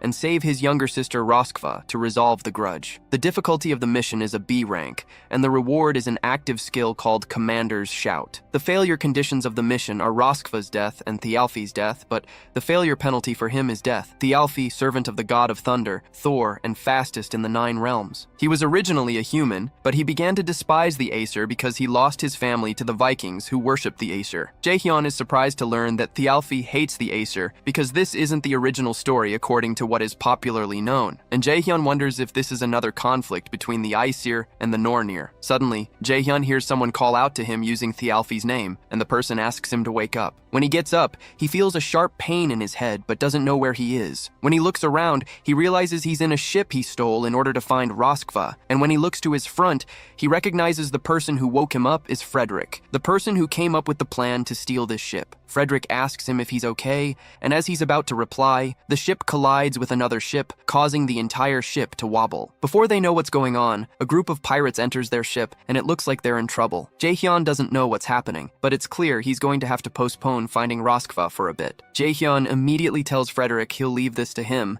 and he jumps into the next ship, even while Frederick tries to stop him. When our boy jumps and lands on the other ship, the men are startled, but one of them starts to make fun of him for jumping into the enemy's territory when he should be hiding. They begin to call him names and threaten to kill him immediately, but our boy doesn't say anything. When he notices a girl tied to the middle of the ship, he recognizes that it's Seiho, the same girl who had boasted about her abilities, so he wonders what she's doing here. Immediately, the Nornir system informs him that the lady tied up is Thialfi's younger sister, Roskva. Seiho Ah-hyun prides herself as the owner of a genius brain and also a great raider-to-be. She considers herself an amazing person, but somehow she found herself locked up in this dungeon. Just 3 minutes before the emergency announcement at the park, she had told her friends she wanted to go to the bathroom. Now that she's stuck, she calculates that there's a 0.6% chance of a dungeon appearing where she is, and a 0.003% chance that she'll get locked up in a themed dungeon. After lamenting about her luck, she decides not to think about it, but to think about a way out of here. After tearing up because she doesn't want to die here, she hopes a raid team might have already arrived. As she hopes to run into one of them, she spots Jaehyun standing in the middle of the park, so she tails him. She wonders who he is because he doesn't seem like a part of a raid team, so she decides to follow him. In the present, Jaehyun wonders why he ended up meeting her again, of all the people he could meet, especially after they even made an announcement for everyone to escape. While he's lamenting, the pirates prepare to poke him full of arrows, but our boy creates a mana shield to protect himself from the onslaught of arrows. While they fire, he wonders why he's always surrounded by abnormal people. He soon creates a punch packed with mana and knocks them all down with one strike. Eventually, our boy decides to be optimistic. Even though Seo is a bit of a bitch, he knows she'll be helpful for the raid. A new and bigger opponent appears and tries to slash Jaehyun with his sword, but our boy slides out of the way to avoid his attack. Since he can't send Seo out, he decides that it'd be better for him to use her. After evading the first attack, he lands a punch on the big guy's face face and sends him rolling backward. He'll have to first take care of this situation and then figure out what to do with Seo after. The other pirates rush out to deal with him, so Jaehyun tells them he doesn't have time right now, so he asks them to come at him all at once. After a short while, he takes out all the men and walks up to Seo, then tells her she can stop pretending to sleep. Jaehyun asks her if she's supposed to be Roskva, but she only hisses and admits that she's been found out. With a smirk on her face, she asks him if he's supposed to be Tialfi. Jaehyun affirms that he is, and he crouches down to speak with her, but he suddenly cracks the structure she's tied to with a punch, causing her to tremble. With a crazy look in his eyes, Jaehyun tells her he can tell what she's thinking about right now, so he advises her not to try any of her funny ideas. It's clear the threat worked because Seo nods eagerly and hiccups. Soon after, the system informs Jaehyun that he's cleared the first mission of the Big Three, and he's being sent to the field. He and Seo soon appear in the park again, and they sit across from each other at a table. In Seo's eyes, Jaehyun is a magic class raider that moves like a martial arts raider. She guesses he's roughly the same age as her and has a shit personality. As she wonders who this strange person is, Jaehyun finally breaks the silence and asks what kind of skill she has. Seo stutters and eventually reveals that her skill allows her to be better at swordsmanship. She believes that lies should trick Jaehyun since there aren't many middle schoolers who have skills. Since he has a shitty personality, she plans to use him to her advantage. But while she's thinking, Jaehyun tells her that's not all there is to her skill. When he tells her he hates liars, she insists that she's not lying, and she has a D-rank skill called Beginner Swordsmanship Revision. After a short pause, Jaehyun informs her that her skill is called Cognition Accelerant, and he explains that it makes it feel like time slowed down and quickens the user's thoughts. It's usually used in leadership positions, but it's effective for analyzing and figuring out the opponent's mind. When he asks her if he's wrong, she's utterly perplexed and asks him how he was able to figure out her skill. Immediately, Jaehyun gets up and tells her he can't take her around with him because she still seems to be planning to lie and use him. He tells her he's not that stupid and turns around, but she pleads with him to wait and apologizes with tears streaming down her eyes. She begs him not to leave her alone there because she'll absolutely die if he leaves her behind. Jaehyun asks her how he can trust her, and she offers to figure it out. When he hears that, our boy smiles and proposes she write a contract in that case. She's initially confused, but she soon understands what he's saying when they draft up a contract. The first term of the contract is that she can't act in any way that will harm Jaehyun. The second is that she must obey all of his orders. The third is that Jaehyun will guarantee her safety until clearing the Neverland-themed dungeon. And the fourth is that she will never talk about this contract. She grabs her hair in frustration as she reads the contract. This contract is enforceable using Jaehyun's subordination skill that comes with his indoctrination skill. He can hold supremacy through a contract, and he knows this is the best way to use her since she's a real pain in the ass. Eventually, she agrees to sign it, and a binding chain appears around her neck and arm after she does. The system declares that Seo has been subordinated, and the subordination will not be broken even after clearing the question, as it is a subordination through contract. Jaehyun tries to cheer her up by saying it's a pretty good condition since it's not like he has control over her mind, but she retorts that there's no way it'd feel pleasant to have someone else in her mind. When she says that, he tells her she can break the contract since he never forced her into this and he can just leave her here. But before he can finish his statement, she assures him she'll do her best. Meanwhile, in Hell's temple, someone tells Hell that he noticed the little adversary seems to be working hard, especially since the glares of the Aesir gods have gotten rather sharp. He shares that the Aesir gods will definitely be upset if he leaves now, so he asks Hell to be his eyes because he'll need to stall for time until the adversary is ready. At the park, Seo follows Jaehyun around, and she soon asks him where they're going now. He informs her that they're going to one of the rides called the Haunted House first, and she shrieks because she's afraid of rides. So Jaehyun asks her if she's scared. However, she asks him if he really thinks she'd be scared of that, and asks what kind of middle schooler is afraid of something like that. Jaehyun responds that someone like her could be, but when she insists that she's not afraid, he agrees with her. When they get closer, our boy tells her to prepare to go in, but she pleads that she needs time to do some deep breathing. The system declares that they're starting the second mission in the haunted house, and they're soon transported there. They're to escape without breaking the 3 rules, and some of their skills will be locked. Jaehyun asks Seo what her role is in the dungeon, and it seems to her she's a cameraman because of the camera given to her. So she asks him what his own role is. Our boy explains that he's some horror streamer, and it's been a while since they've had a guest. Suddenly, a huge man appears by their side and greets them. Seo looks like she's about to explode, but the man soon introduces himself as Alfred, a butler of this mansion, and he explains he's serving Countess Flendir. The butler explains that the Count instructed him to come greet them, and the Nornir system informs Jaehyun that he's received the second mission. In the second mission, called the Flendir mission, they've been invited by Countess Flendir, the owner of the Flendir mansion, but this place is creepy and holds a terrible secret. Their job is to use the camera to reveal the truth of this mansion and escape escape, and the difficulty of the mission is A rank, but it has a reward of an active skill called illusion. The mission will be a failure if they're unable to escape within the time limit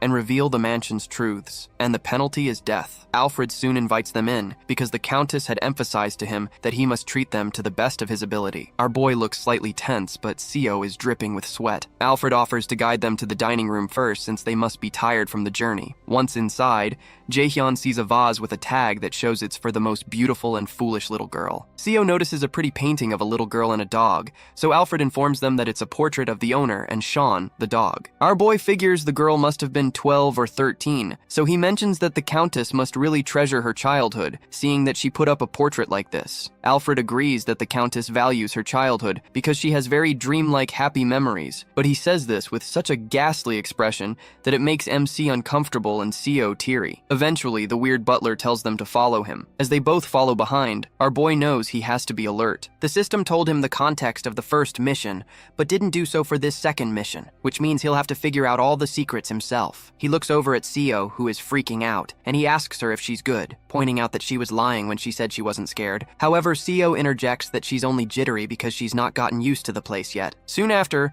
Alfred tells them they've gotten to the dining table, where he shows them the feast that Countess Flandier has prepared for them. Still with that creepy look in his eyes, he tells them to dig in and slowly disappears behind the door, as if waiting for them to eat poison off the plates. When Alfred leaves, the two of them pause for a while. Eventually, Seo mentions that it would definitely be a bad idea to eat the food, so Jaehyun suggests that they explore since the butler isn't here yet. As he's about to move, Seo tells him to wait so they can get some information before they go. When he waits, she focuses her attention and activates her cognition accelerant skill. The skill makes her very aware of her surroundings, and after a short time, she informs Jaehyun that she's discovered a few things about the mansion. Our boy is surprised by how fast she got information, so he asks her what it is. Seo states that she thinks the owner of this mansion is a kid that's about 12 years old, and when Jaehyun asks her why she thinks so, she explains that the nearby chair in the lobby are proof of that. The seat of the chair where the owner sits is higher than the others, which means she's much smaller than the other people who sit in the other seats. Apart from that, all the shelves in the lobby were pretty low, and only the lower handles were used. Jaehyun considers that it truly makes sense, so he proposes that they go check somewhere else. Seo follows him around, and she expresses her wish to take the camera she got back with her because it's a really expensive one. When Jaehyun suddenly stops, Seo walks up to him and asks what's wrong, but he tensely tells her that this is not the time for jokes because they're locked in here. Outside the theme dungeon appearance, raiders and news reporters arrive 2 hours after the appearance, and a particular reporter mentions that an employee of the park had revealed that there is a raider from the Lotus Guild inside, and a middle school student, Seo Ah-hyun. She also expresses their concern to find out whether the two kids will be able to make it out okay. Nearby, a raider named Sunbai Nim standing nearby curses when he realizes that their inability to get into the theme dungeon early enough will stop them from getting promoted soon. His pal, Kyung-hoon, the same raider who had shown up after Jaehyun and Hoyeon dealt with the goblins, mentions that there was no way they could know that a theme dungeon would break out in the theme park. Sunbai Nim mentions that if the civilian council judgment of them falls, then Kyung-hoon may also be demoted too, despite having been promoted with the goblin incident, and Sunbai Nim recognizes that his own promotion will be nullified. Kyung-hoon thanks him for the positive words, and Sunbai Nim reiterates that they're going to be blamed for all this. He asks Kyung-hoon to check who the two people who are in the dungeon are, and Kyung-hoon is surprised to find out that it's Jaehyun. He recalls that he heard that the boy enrolled in Mills Academy, and he wonders if Lotus already scouted him. When Sunbai Nim notices his expression, he becomes worried and asks him if there are 2 people instead of 3, but Kyung-hoon assures him that he believes that this theme dungeon is going to be cleared. Inside the haunted house, Seo is petrified when she learns that they're locked in. She starts to tremble and asks Jaehyun what will happen if they're trapped in here and never make it out, but he asks her to calm down because this is a dungeon and there must be a way out. She has no choice but to agree with him due to her desperation, so she decides to look around a bit more for an escape. When he's alone, our boy considers that the owner of this mansion doesn't seem to like them. Secondly, there's no way he can't open such a flimsy door with the high stats he has right now. More so, Seo has escaped this place before on her own before his regression, so it's assumable that the required stamina stat for successfully raiding this dungeon is low. It seems to him that there must be another variable involved, and while he's thinking, Seo tells him to come look at something. He asks her what's wrong, so she explains that something is wrong with the camera. He thinks she must be dramatic. But when he steps closer, he finds a corpse of the Alfred who had guided them here on the table they're supposed to eat at. And he realizes the Alfred who guided them here was a fake. Immediately, the system notifies them that they've reached 70% of Alfred's secret, the first mystery of the mansion. When he realizes that the camera is showing them things they can't see, they realize this camera is a key to solving the mystery. Our boy realizes that if they assume that the Alfred they met is fake, then this screen is either showing them the present or the past. Since this is a dungeon where they have to solve the mystery of the mansion, they wouldn't show them the future, so Seo concludes that it must be the past. She believes the camera is showing them the mansion's secret through the past. If that's the case, she realizes all this food definitely isn't made for eating. Jaehyun realizes that it was weird that he kept sensing a bit of mana, which means all of this is an illusion. Illusion is a type of magic that occasionally appears in dungeon traps, so our boy places a finger on the table and activates his absolute calculation skill. For some reason, the system tells him that there was a failure with activating the absolute calculation skill because the skill is not allowed here. When he realizes that won't work, he turns to Seo and asks her what she's looking for under the table. She mentions that she feels like some device for opening a door might be there because the only thing in the entire room that's different on the camera is Alfred being on top of the table in place of the food. She believes the key to escaping must be here, so it gives Jaehyun an idea to solve the mystery. Our boy immediately turns on his mana detection skill, and when he focuses on the table, he notices a beam of mana emanating from one of the plates filled with pudding. It confirms his suspicions since locking magic is fundamentally tied to other objects or calculations. So,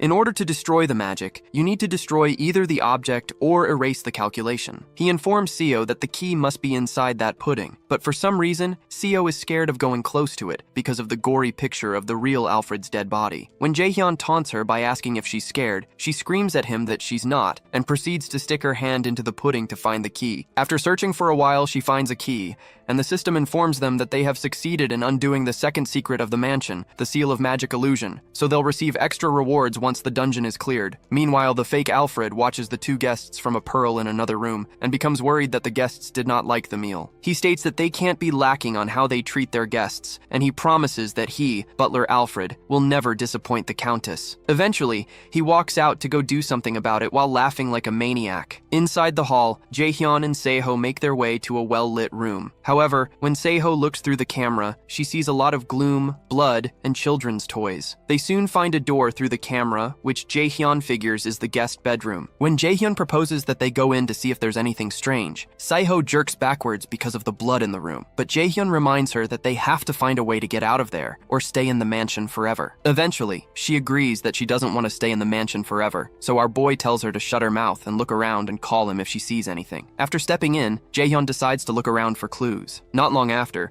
he looks backwards and sees a girl in shiny white clothes and bloodstains on her body. When he looks closer, he notices that parts of her face have been torn off and a thread was used to sew her mouth shut. She soon points her finger at him, and the fake Alfred appears behind Jaehyun, but he's not aware. Soon after, Jaehyun wakes up and sees a strange figure looking down at him. He gasps, but soon realizes it's Seo. She asks him if he's okay, but he asks her to stop yelling because his head hurts. He had seen this coming, so he doesn't know how they managed to subdue him, and he wonders if this is how this dungeon is supposed to progress. Seo informs him that she tried to figure out what situation they're in using cognition accelerant. Taking into consideration all the moss and the moisture, she supposes that they're in an underground jail and there are traces of torture throughout the entire place. After a while, Jaehyun goes to the iron gates and he mentions that there must be a key somewhere too. He decides to use his active skill called Silence to prevent anyone from hearing them, and he punches the gate with a mana punch. Much to Seo's shock, the gate shatters like it's made of cardboard and even cracks the wall they were put into. When Seo exclaims, Jaehyun tells her to be as quiet as she can be because it'll be bad if Alfred or whoever he is finds them. She taunts him by saying he destroyed the wall quietly, but he tells her to shut up and thinks of ways to get out of there. While he's talking, they hear a dog bark,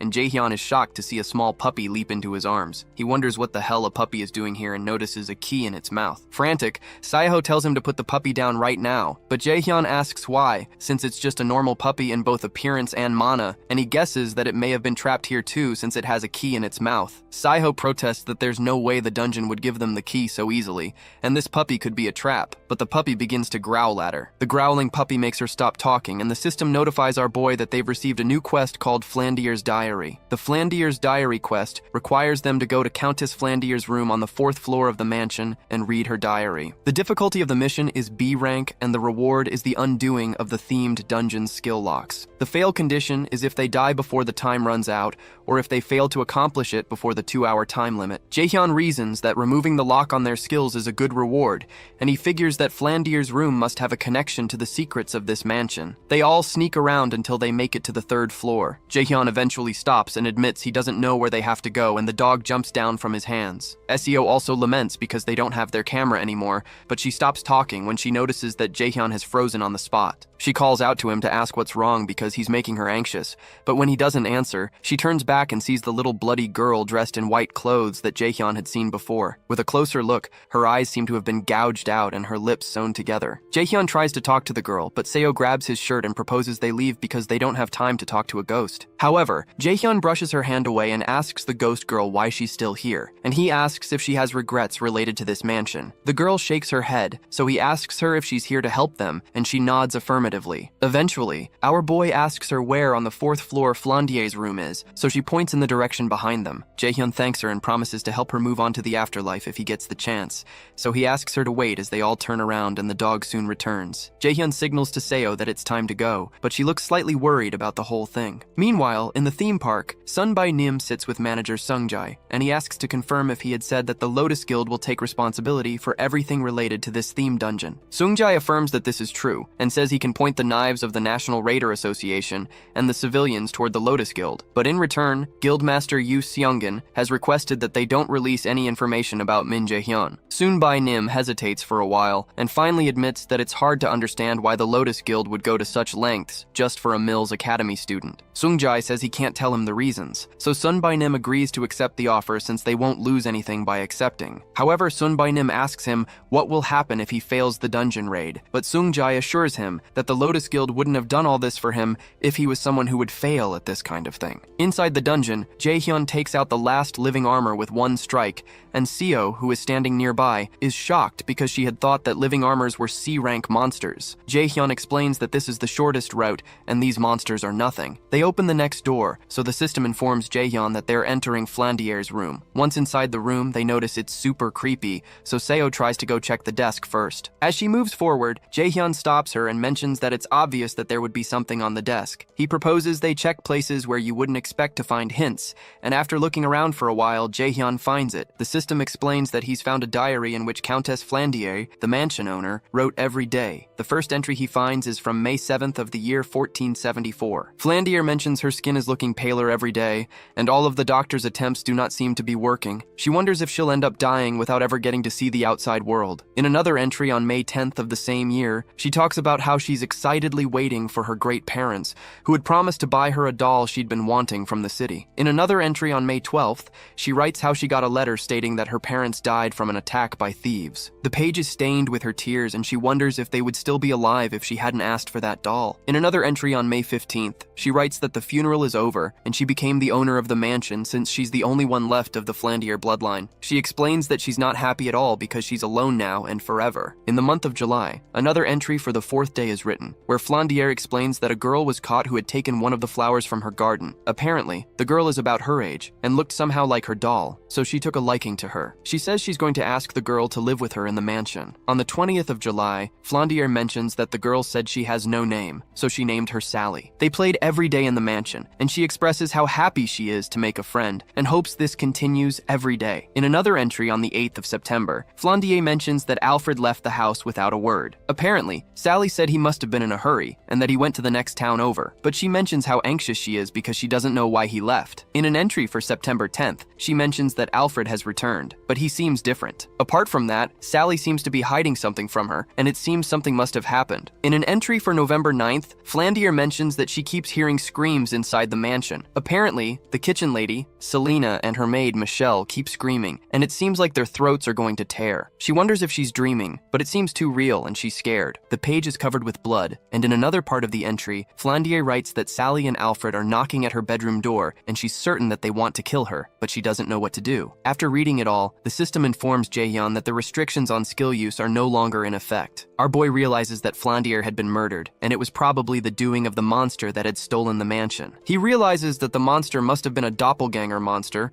and when he turns to look at Seo, he realizes it's actually a doppelganger monster that has been following him around. Behind the monster are several other Alfreds that are also monsters. The system notifies our boy that he's discovered the first secret of Alfred's identity, and he's completed the subquest, Flandier's Diary. The system informs him that he has succeeded in finding out all the secrets of the mansion, and he's now to safely escape the mansion. Our boy turns to the monsters, with the little puppy by his side as support. The monster releases deadly extensions from its body and goes in for the first attack, so Jaehyun scoops up the puppy and jumps out of the way. Our boy tells the monster that it's finally showing its real self, because he was growing impatient seeing it act so fake. The monster laughs for a bit and tells him he's pretty quick to catch on for a human, but Jaehyun tells him it wasn't anything difficult because he's just smart. Apparently, Jaehyun could see the monster for what it truly is because of his ability to see through illusions. Eventually, our boy tells the doppelganger that it's also possible that he's not that smart, but the monster is just stupid. That statement annoys the doppelganger, and it asks him how he can dare to insult him. In a rage, the monster destroys the overhead lamp and the roof, forcing Jaehyun to run out of the room. With the monster hard on his tail, our boy activates his lightning chain and fires it at the monster, causing large gaps in its structure, but it doesn't destroy it. During this time, the little puppy begins to feel queasy because of all the quick movements. The doppelganger is a B-rank monster that's dangerous because of its ability to copy another being's skill and appearance,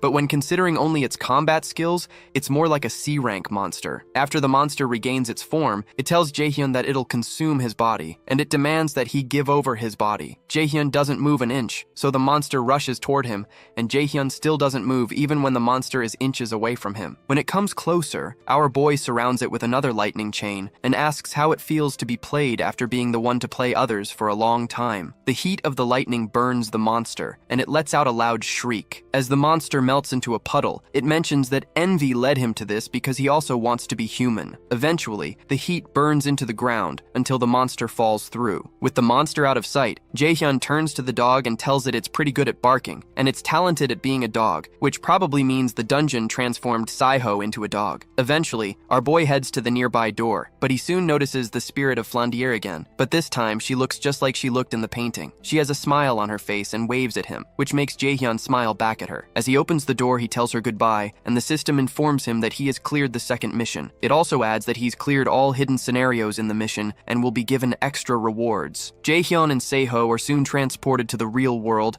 and our boy checks out his rewards. One of the rewards is called Commander's Shouting, which increases morale and allies to increase mana and stamina. The second is Illusion, which creates illusions for the enemies. Jaehyun doesn't really like the Commander's Shouting skill because he won't use party member support skills often, but he likes the Illusion skill because he can use it to turn tables in a battlefield. When he turns to Seiho, she tells him he should have said something since he knew she was the puppy, and she mentions that she was super scared that something was going to happen to her. Jaehyun reminds her that she made it out alive in the end, but she protests that she's still upset. Our boy tells her to get up instead of whining because they have to get to the next destination, which startles her because she was hoping they could take a break. Surprised, he asks her if she's tired since she hasn't even done anything ever since they were in the underground cell, so she explains that she has mental fatigue. However, Jaehyun agrees that he understands that, but he's sure it'll go away if she moves around. Using the subordination skill, he tells her to walk, and her legs suddenly start moving on their own. As she begins to walk to the next mission, she screams aloud in frustration and tells Jaehyun that she will never forgive him. After walking for a while, Saiho ends up short of breath, and she asks Jaehyun if this place is a parade. Our boy takes a potion and confirms that it is, but he also warns that they need to keep an eye out because they don't know what's coming. Suddenly,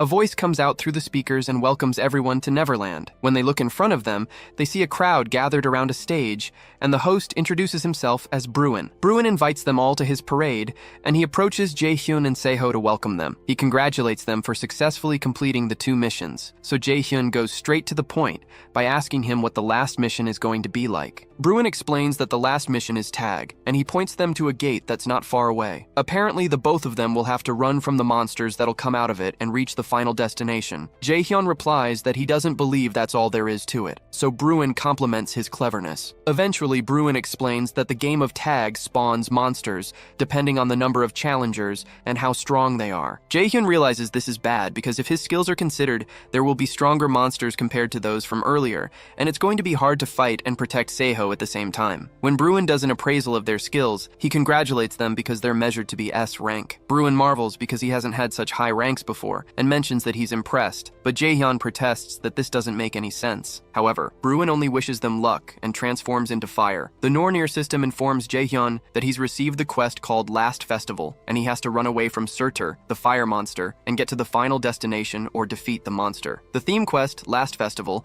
has a difficulty of S+ rank, and the reward is Thialfi's Thundersteps. The requirements that typify failure include being killed by Surtur, but they're told there are 3 enemies to defeat. Apparently, there's a hidden quest to both kill Surtur and get rid of the potential threat, which has an undecided reward, which could possibly be something called Unbelievable Performance. Jaehyun is stunned that there are 3 of them, and he figures that something is wrong. While they're watching, another fire monster comes out of the gate that Bruin pointed to. Surtur is a being whose purpose was to engulf the whole world in flames before even the first giant Ymir was born. The sword of flames in his hand is said to be hot enough to burn the world to ashes in a matter of a few hours. Jaehyun quickly starts to run, and he drags Seiho with him as Surtur begins to set everything close by on fire and rain brimstones over the whole place. Seiho, who is now crying, asks how they're supposed to run away from that monster, but our boy tells her he's thinking about it and advises her to shut up and run if she doesn't want to die. Fire keeps raining down on the area they're in and begins to engulf the buildings. Meanwhile, another being in the form of a cat tells Hel that she thinks this is her fault. She wonders if she should help them, but Hel jokingly accuses her of being cruel because she knows she has no intention to help them. Hel eventually asks her to leave them be because she wants to see how Jaehyun will survive this. On the parade ground, Surtur keeps raining fire on the ground, and Jaehyun keeps trying to escape. He realizes it's too dangerous to fight the monster directly, so he has to avoid fighting him head-on and find the goal. Seiho soon informs him when she finds the destination, so our boy rushes there and tells her to hold on for a bit longer. Our boy activates his skill called Haste, which increases his speed, and he dashes toward the final destination. His plan is to distract the monster and use Seiho to get to the goal. Meanwhile, Surtur asks which fool summoned him, and he rains down much more fire in a frenzy, which almost 2 players miss by the skin of their teeth. Jaehyun curses, then tells Seiho to keep her mind alert and listen to him. He tells her that they'll split up and keep running, so he tells her to run straight to the merry-go-round. Seiho asks him if he's going to distract this thing, so he asks her if she wants him to use her as bait instead, then tells her to just run. As she makes her way toward the final destination, Jaehyun ends up face-to-face with Surtur and signals to him, calling him a bastard. The monster looks down at him, then blasts him with fire, but our boy quickly jumps out of the way. He jumps on the pinnacle of a nearby tower and asks Surtur how he's going to catch up when he's so slow. The monster begins to release fire from his mouth due to rage, so he smashes the building Jaehyun is standing on with one strike, but Jaehyun jumps out of the way again. Meanwhile, Seiho almost reaches the destination, but before she can get there, Surtur sends down fire to destroy the destination. She's forced to stop, confused as to what the heck is going on, and Jaehyun wonders the same thing. Soon enough, the system announces that the goal has been destroyed, so the quest's clear condition, other than the hidden quest, has been changed to impossible. At that point, Surtur calls Jaehyun an ignorant fool and asks how he can dare consider himself to be a match for him. Our boy realizes that the only way out is to kill Surtur, so he stands his ground. The next time Surtur sends a ball of fire at him, Jaehyun easily blocks it without moving out of the way. Surtur commends his impressive skill because there have only been a few other people who could defend against his attack. Eventually, the monster reaches for his sword and swings it toward Jaehyun to see if he can block this too. Regardless, our boy doesn't move out of the way and prepares to block it. Nearby, Seo realizes they might really end up dying at this rate, so she decides to use her cognition accelerant skill to find something she can do to help. While Jaehyun is defending himself against the onslaught of fire, Seo calls out to him and informs him that she has found a way to beat the giant. Jaehyun leaves the battlefield to go meet Seo, so Surtur asks him how he dares to run away from him. When our boy runs far away into one of the standing buildings to speak with Seo,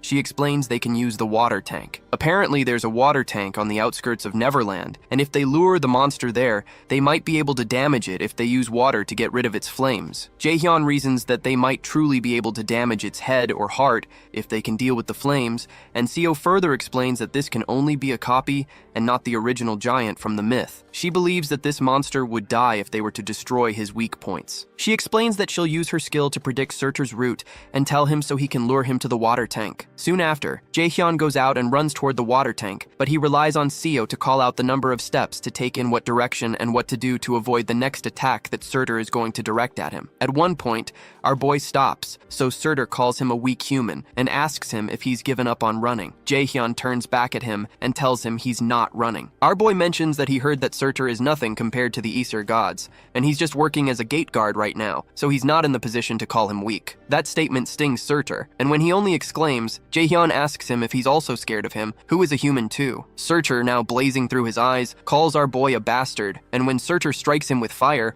a surge of water bursts out toward him. It turns out that Jaehyun had activated his illusion skill, so Surtur didn't know he was standing right in front of the water tank, and not Jaehyun. The water is so great that it covers up the monster and temporarily puts out the fire around his body. Without hesitation, our boy leaps into the air with his mana-packed sword and strikes it into the monster's heart, pushing him to the ground. With his back on the ground, Surtur accuses him of using a dirty trick, but Jaehyun says it doesn't matter since he won. The giant warns him not to be arrogant because he only fought him with a copy of himself, and dealing with the original form won't be this easy. Shortly after, Surtur dematerializes, so the system informs Jaehyun that he has cleared the last mission of the Big Three, and he has cleared the hidden route, and will get extra rewards called Unbelievable Performance, as well as an item called Surtur's Undying Flames. SEO, who is standing nearby, is glad that it's all really over. The cat that was watching them realizes that Jaehyun didn't need help after all. He finds him interesting and admires his willingness to get stronger, but Hel mentions that Jaehyun is nothing more than just a vessel. The cat doesn't believe what Hel said because she's the one who's always curious about how Jaehyun is doing, and he also believes that it's too early to let the Isur know about the boy, but they need to focus on helping him become stronger so he can get strong enough to kill Odin, the leader of the Aesir. Meanwhile, our boy is given the S-ranked Thialfi's Thunder Steps, who stepped up to the position of a god of light as a human. The equipment will reinforce strength and dexterity, and grant a skill called the Step of Light, which is also S-ranked. Jaehyun is shocked by how amazing the equipment is, but he soon notices an odd expression on Seo, so he wonders if she's trying to pull something on him. He uses his subordination skill on her to force her to show that she got an item called Roskva's Seal that increases one's strength and gives one a skill called Courage, which resists the state of fear and increases dexterity. While Seo laments about how annoying he is for using the subordination skill on her again, Jaehyun considers how he doesn't have any interest in any of her rewards, but he's more interested in her cognition accelerant skill. He decides to hold off on duplicating it since he can summon her anytime. Shortly after, Bruin shows up to congratulate them, but as they are about to leave, he calls Jaehyun the Great Adversary, just like Hel and the other gods call him. That surprises Jaehyun, but when he turns back to ask him why he called him that, Bruin disappears. Meanwhile, everyone waits eagerly for those who entered the dungeon until the shield around it breaks. When the two survivors come out, people begin to rejoice, but Sunbanam forces his way through because they need to discuss some things with the survivor. However, he gets to the front to discover that Jaehyun has disappeared, much to everyone's surprise. Seo is left on the stage like a deer in headlights, and everyone turns their attention to her. When Kyung-hoon shows up, he suggests that Jaehyun may have hidden himself if he's an assassin class,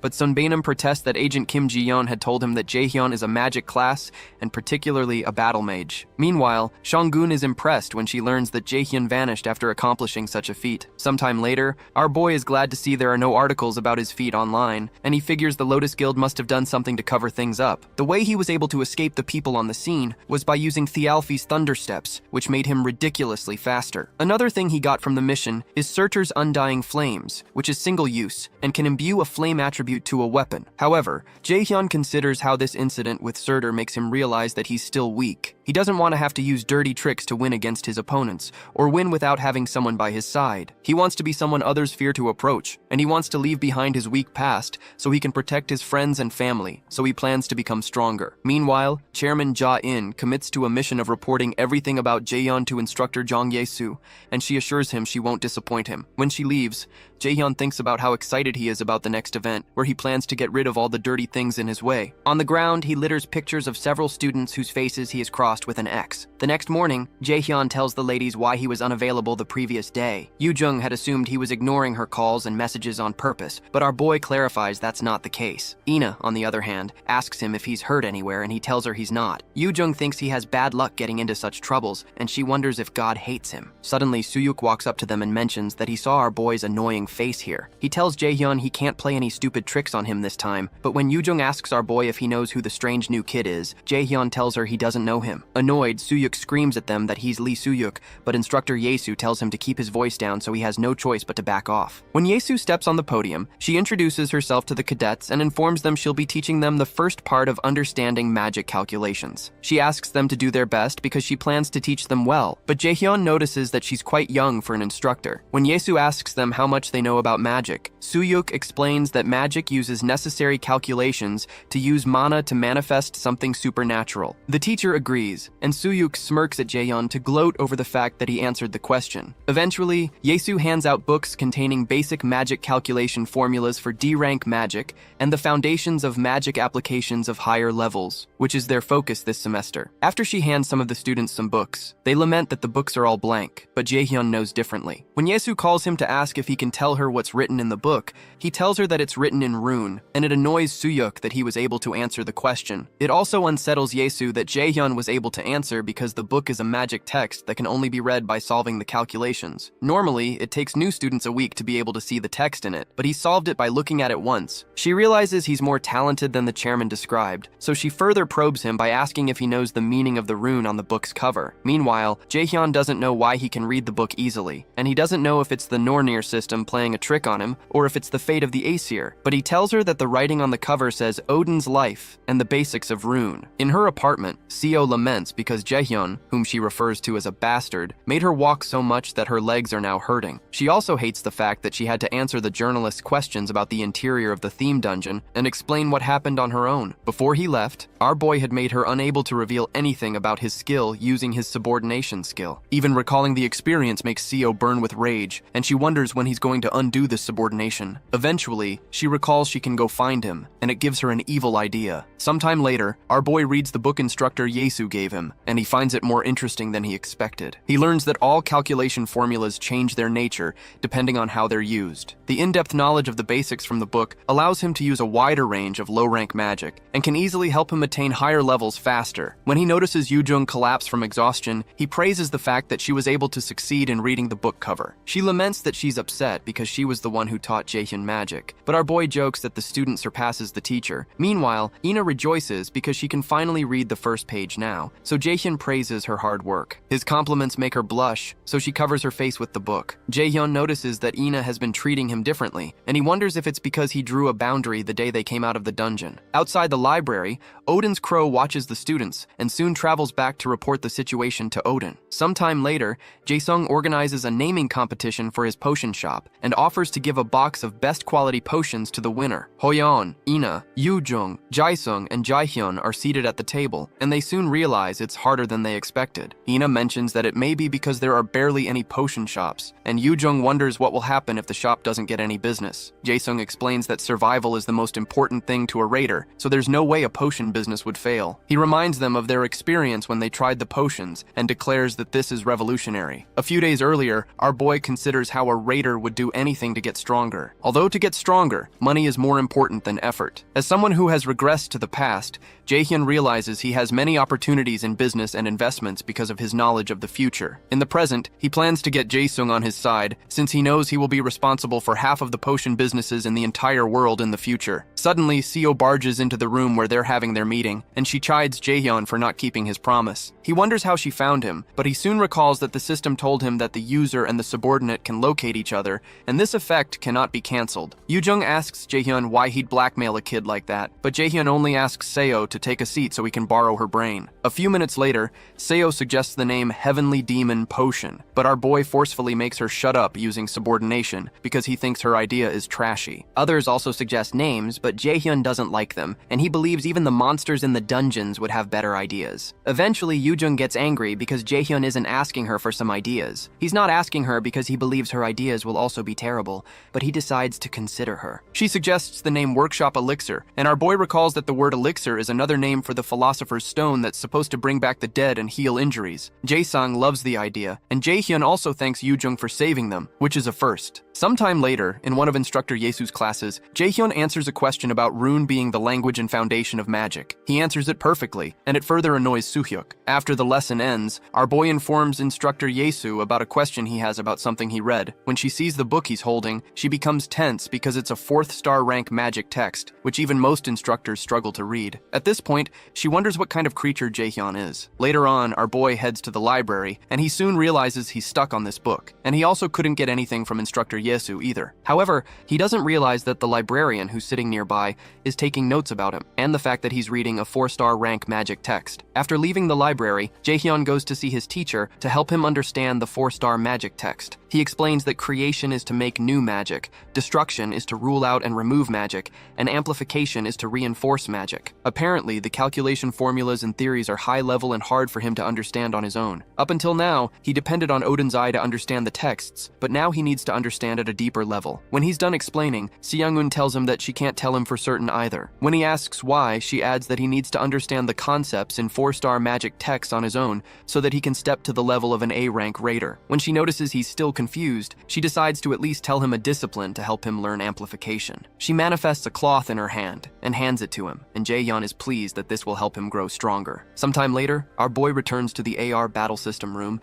and battles with the monsters with the sash that his teacher gave him tied around his wrist. He looks pretty exhausted, and he soon activates his magic arrow skill and blasts it at the monsters, but they easily slash the arrows with their swords. Seong-eun had told him to repeatedly use one magic skill while having this item she gave him equipped. The item is called Gleipnir, a rank B item. It's a string that sealed Fenrir and an imitation item that was modeled after Gleipnir that temporarily decreases all stats by 50% when tied around a user. His teacher told him to focus on just one skill and analyze that magic skill's formulas again and again. When Jaehyun asks her what this has to do with learning amplification, she tells him that's up to him to find out. In the present time, Jaehyun notices his entire body feels heavy and slow because of his decreased stats, and it's worse than he imagined. Some days later, Yoo-jong notices the dark circles around our boy's eyes, and she asks him if he's okay. When he tells her he thinks he's fine, she informs him that she can detect him from 100 meters away because of the smell from his pain relief patch, and informs him that he's been living in the AR test room for a week now. Ina looks worried about Jaehyun, and Yoo-jong adds that it's not good for him to overwork himself. He thanks Yoo-jong for her care, but reminds them that there's a quiz in 2 days, and he heard they're not done decoding the book and may have to take extra classes if they fail the quiz. Upon hearing that, the girls rush off to study. Eventually, our boy returns to the AR battle system room for another session, and he perfectly clears test level 41. The Norner system informs him that his understanding of the formula has greatly increased, and his magic arrow's efficiency has increased greatly, causing the magic arrow skill to increase to level 2. Because of this, Jaehyun understands that amplification in the 4-star magic text means to level up a skill by increasing one's proficiency with that skill and understanding the magic's formula. Jaehyun realizes he's around the highest level of a B-rank raider, or the beginner level of an A-rank raider, just like Seong-eun had said. He remembers that they had initially approached each other to use each other, but now it really feels like a student-teacher relationship. Meanwhile, instructor Seokgi goes to see the chairman. The chairman doesn't look very excited to see him, and Seokgi realizes that he has to recover his reputation, which has hit rock bottom because of the mock dungeon incident. He informs the chairman that the guild experience event preparations are complete, and the chairman asks him if there are no faults with the thing. When Seokgi confirms there are no issues, the chairman smirks in his evil manner, and it's clear that he has some terrible plans. Outside, Jaehyun moves into the woods, and he asks a mysterious person if they're going to come here or if he needs to come to them. Soon after, a bright light appears, and a strange figure that looks like one of Odin's crows jumps down toward our boy, but he moves out of the way. When the being is close enough, our boy lands a kick that sends it rolling into a nearby tree. Jaehyun tells the being that it must have missed the news that its colleague went through hell the last time he tried to kill him. Suddenly, our boy notices some other creatures trying to ambush him from above, and it's clear that Chairman Jae-in is on the move for these creatures to have the boldness to come at him inside the academy grounds. Jaehyun surrounds himself with magic arrows and tells them that they messed with the wrong person, then fires them at the bird-like creatures, knocking them backward. However, he soon sees something that makes him cringe. One of those beings turns out to be his father, Min Seong-ho, who tells him it's been a long time since they've seen each other. Jaehyun burns with deep rage and fires several lightning chains at his father, who dodges his attack easily. After evading his attacks, his father places his hand on his sword and sends a sword slash toward him. Jaehyun gets cut on his side because he can't escape the slash quickly enough, especially because he didn't even see his father draw his sword at all. The slash Seong-ho sent created such a deep gash in the ground that it would have cut Jaehyun in half if he didn't move out of the way. After a moment of silence, Seong-ho tells our boy he was looking forward to seeing him after such a long time, but his personality seems to have gotten much more aggressive. However, Jaehyun tells him to stop calling him son because he never thought of him as his father. Surprised, Seong-ho mentions that our boy must be in his rebellious phase, but Jaehyun tells him to cut the the bullshit and state why he's here. For a moment, Seong-ho looks at Jae-hyun and recognizes that he possesses the power of the prophecy, but he believes there must be a limit to how strong he can become. Eventually, he asks Jae-hyun if the resistance against the Aesir got in touch with him, and when Jae-hyun looks shocked, Seong-ho gets his answer. He sends sword slashes to cut down Jae-hyun, but our boy manages to create a barrier to protect himself. Regardless, the strength of the slashes breaks the barrier and burns up some of his clothing, so Jae-hyun wonders if this is really the power of an A-rank raider. His father tells him he's gotten stronger, but Jae-hyun still can't wrap his head around how he knows about the Aesir, and he wonders what he's been hiding. Eventually, he asks Seong-ho if he intends to kill him, and he tells him he doesn't plan to. However, Seong-ho considers that the great adversary's growth is unbelievably fast, and at this rate, he will become a great obstacle not far in the future to his plans and to the Aesir. He decides to use divine power to stunt the great adversary's growth, so he tells Jae-hyun he'll take his limbs. Seong-ho amplifies the power of his slash and directs a huge strike toward him. Jae-hyun hopelessly stands there as the immense power moves toward him until it's mysteriously stopped by the cat that was conversing with Hell. Seong-ho asks the cat if the contract between the Aesir and the resistant Aesir was broken, or if he's just decided to challenge the great Odin. The cat tells him that he's not sure what he's talking about, and Jae-hyun doesn't understand how the cat just spoke. The cat soon transforms into a female being and tells Seong-ho to go away because they still have business with this child. Our boy can tell from the mana coming from her that she's stronger than Seong-ho, and he doesn't know what the heck is going on. When Seong-ho asks her if she really has to make matters worse, she cuts herself and lets out drops of blood on the ground, and the droplets soon transform into monstrous hands that attack Seong-ho. Seong-ho blocks the attacks, and the hands become larger and the strikes stronger. While still attacking,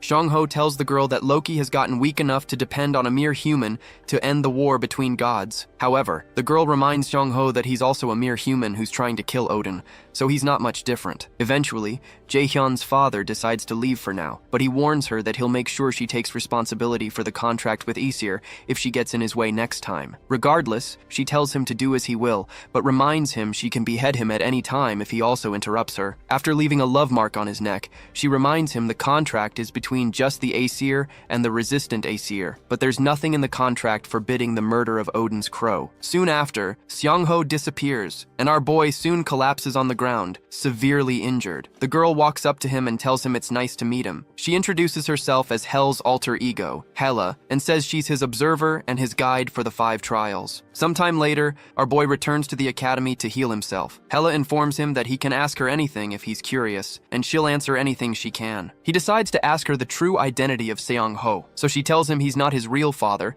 and his real name is Hugin. Apparently, he's one of Odin's crows, and his name, Hugin, is a mythical creature that controls and feeds on the human mind. Hugin borrowed the power to manipulate memories from another crow, Moonin. Hugin has also been lurking around Jae-hyun, pretending to be his father, in order to keep an eye on the prophesied great adversary. Our boy is shocked to learn that Seong-ho is not his real father, so Hela decides to show him since that'll be easier. She points her finger at him, which triggers him to recall his backed-up memories. In a flashback, he goes back to his childhood home. He witnesses his father calling him useless and despising the day he was born. His father didn't like the fact that he awakened, and ever since he unlocked his mana, his days were filled with violence and abusive words. However, his mother always tried to save him and defend him from his father. Suddenly, he finds it hard to breathe, and somehow it occurs to him that he seems to have forgotten something that he should never have forgotten. Suddenly, memories of good experiences with his real father, who had always tried to give him sweets against his mother's wishes, resurface. He remembers how much of a happy family they were, and tears begin to trickle down his face. As he looks at the picture of his real father,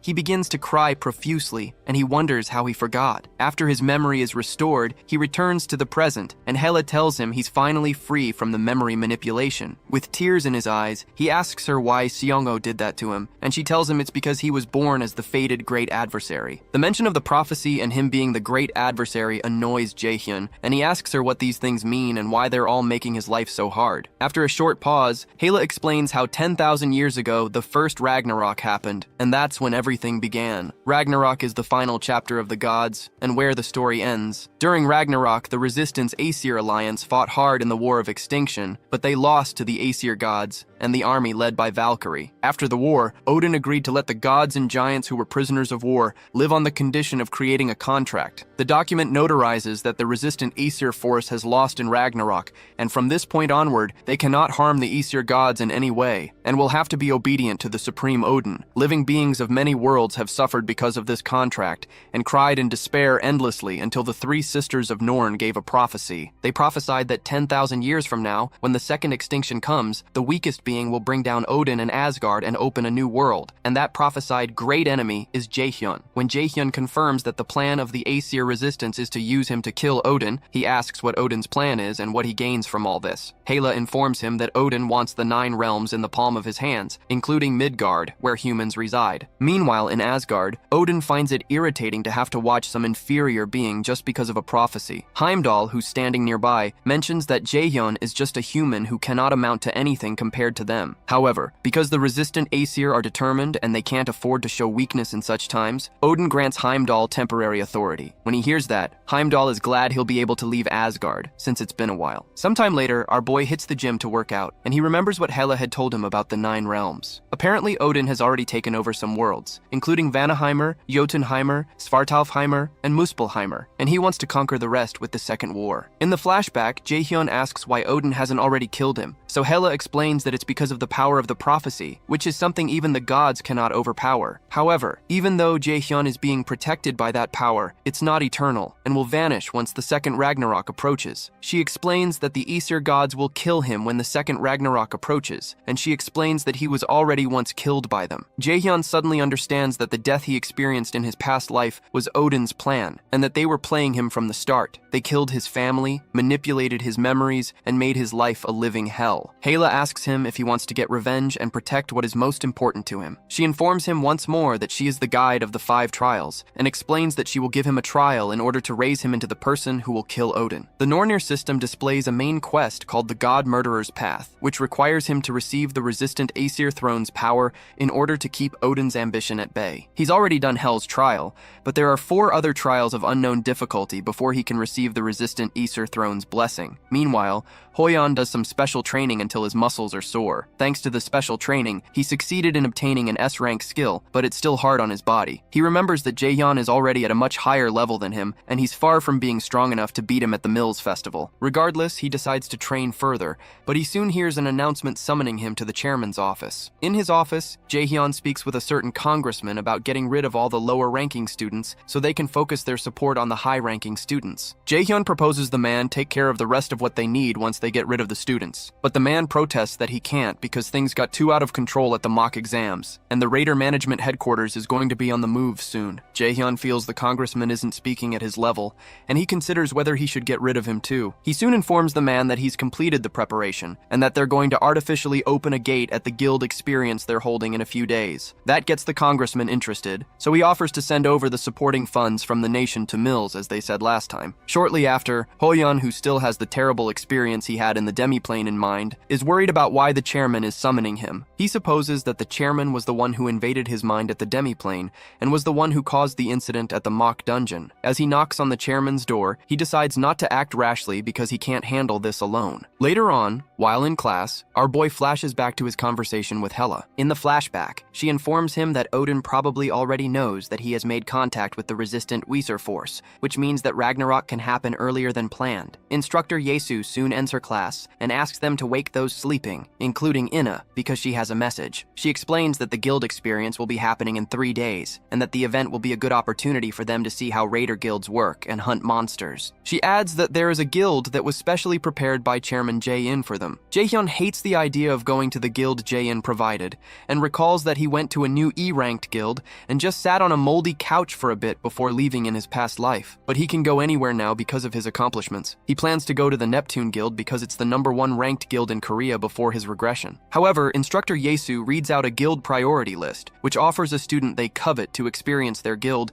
in exchange for a special point. Yesu announces that Jaehyun, Yujong, and 3 others were chosen by the Lotus Guild, and Lee Soo-hyuk was chosen by the Neptune Guild. Yujong is ecstatic about the Lotus Guild, and our boy realizes this is why his teacher asked for the names of the skilled students. Yujong begins to weep because she'll get to meet Guildmaster Yu Shong-in, and almost chokes Inna with a hug. But she has to stop when the 3 of them receive an emergency message from Ho-yan to show up at Jae-sang's workshop. When the cadets gather at Jae-sang's workshop, Ho-yan tells them about Chairman Jae-in's plan to kill off the lower-ranking students during the guild experience to make students reawaken. Jae-sang laments that the chairman's corruption corruption is brought up every year, but now it's gotten worse as he plays with people's lives. Our boy realizes the guild experience event is much more dangerous than he anticipated. Ho-yeon declares that they're the only ones who know about this, and the only ones who will be able to prevent it. Jae-hyun, on the other hand, believes they might just end up getting killed if they act rashly, even though it's noble to want to help the others. After silence lingers around the table, Yoo-jung asks them why they're hesitating at all when the lives of students are on the line, and Jae-sung agrees with her. So does Aina. It actually makes Jae-hyun happy that they're all in support, and he believes their love for fighting and protecting others is what makes them raiders. Suddenly, the system adds another main quest called the Second Turning Point, where he has to prevent Jae-in's greedy plan and save the students with an A+ rank difficulty. The mission has a reward of a blank card and a sealed magic text, and the Nornir system informs him that the resistant Aesir are watching to see what decision he makes. Eventually, Jae-hyun suggests to the others that they make a plan to mess up Chairman Jae-in for good. Sometime later, Instructor Yisu is surprised when Jae-hyun tells her he's already mastered a 4-star magic text, and she doesn't believe it's possible. She suddenly becomes afraid when she realizes this student is dangerous and something is off about him. She knows the chairman plans to use him as a chess piece, but she doesn't believe that Jae-hyun can be manipulated. Suddenly, our boy tells her that she looks pretty upset after passing a lot of knowledge to him as his teacher, so he asks if she's planning to snitch all of this to that bastard Jae-in again. When she demands to know how he knows about that, he uses his brainwashing skill on her and tells her he has a favor to ask. The brainwashing is effective, and our boy confirms that he's much stronger than her now, as he suspected. His plan to win this battle is to take control from the inside, so he asks Yisu to tell him about the kind of dirty things Jae-in is planning for the Guild Experience event. 3 days later, on the day of the Guild Experience, Yoo-jung is extremely excited that she gets to tour the Lotus Guild building. Soon after, manager Sung-jae comes to welcome the students to the Lotus Guild and tells them he'll be their guide for the day. He shows them around until they come to a place where Guildmaster Seon-gun is waiting to meet them. Shortly after, they all sit around a table to have tea and eat. Yoo-jung can barely raise her head due to how much she's in awe, and she eventually asks the guildmaster to sign a paper because she's a big fan. Seon-gun signs it and tells Yoo-jung that she gets motivation from people like her. When the guildmaster tells Jae-hyun that it looks like he's already made so many friends, Ho-yeon asks our boy if he's already acquainted with the guildmaster. She informs them that Jae-hyun is her student, and Yoo-jung almost loses her mind. The guildmaster explains that she was able to hear a lot about them from Jae-hyun, and she called them here because of him. She explains that Lotus and a few other guilds already know about Jae-in's corruption, but they haven't been able to do anything about it because of the absolute power he holds. Most of Jae-in's skills are kept secret, and Seon-gun confesses that she doesn't know most of them. Meanwhile, some other students are being shown around in another guild,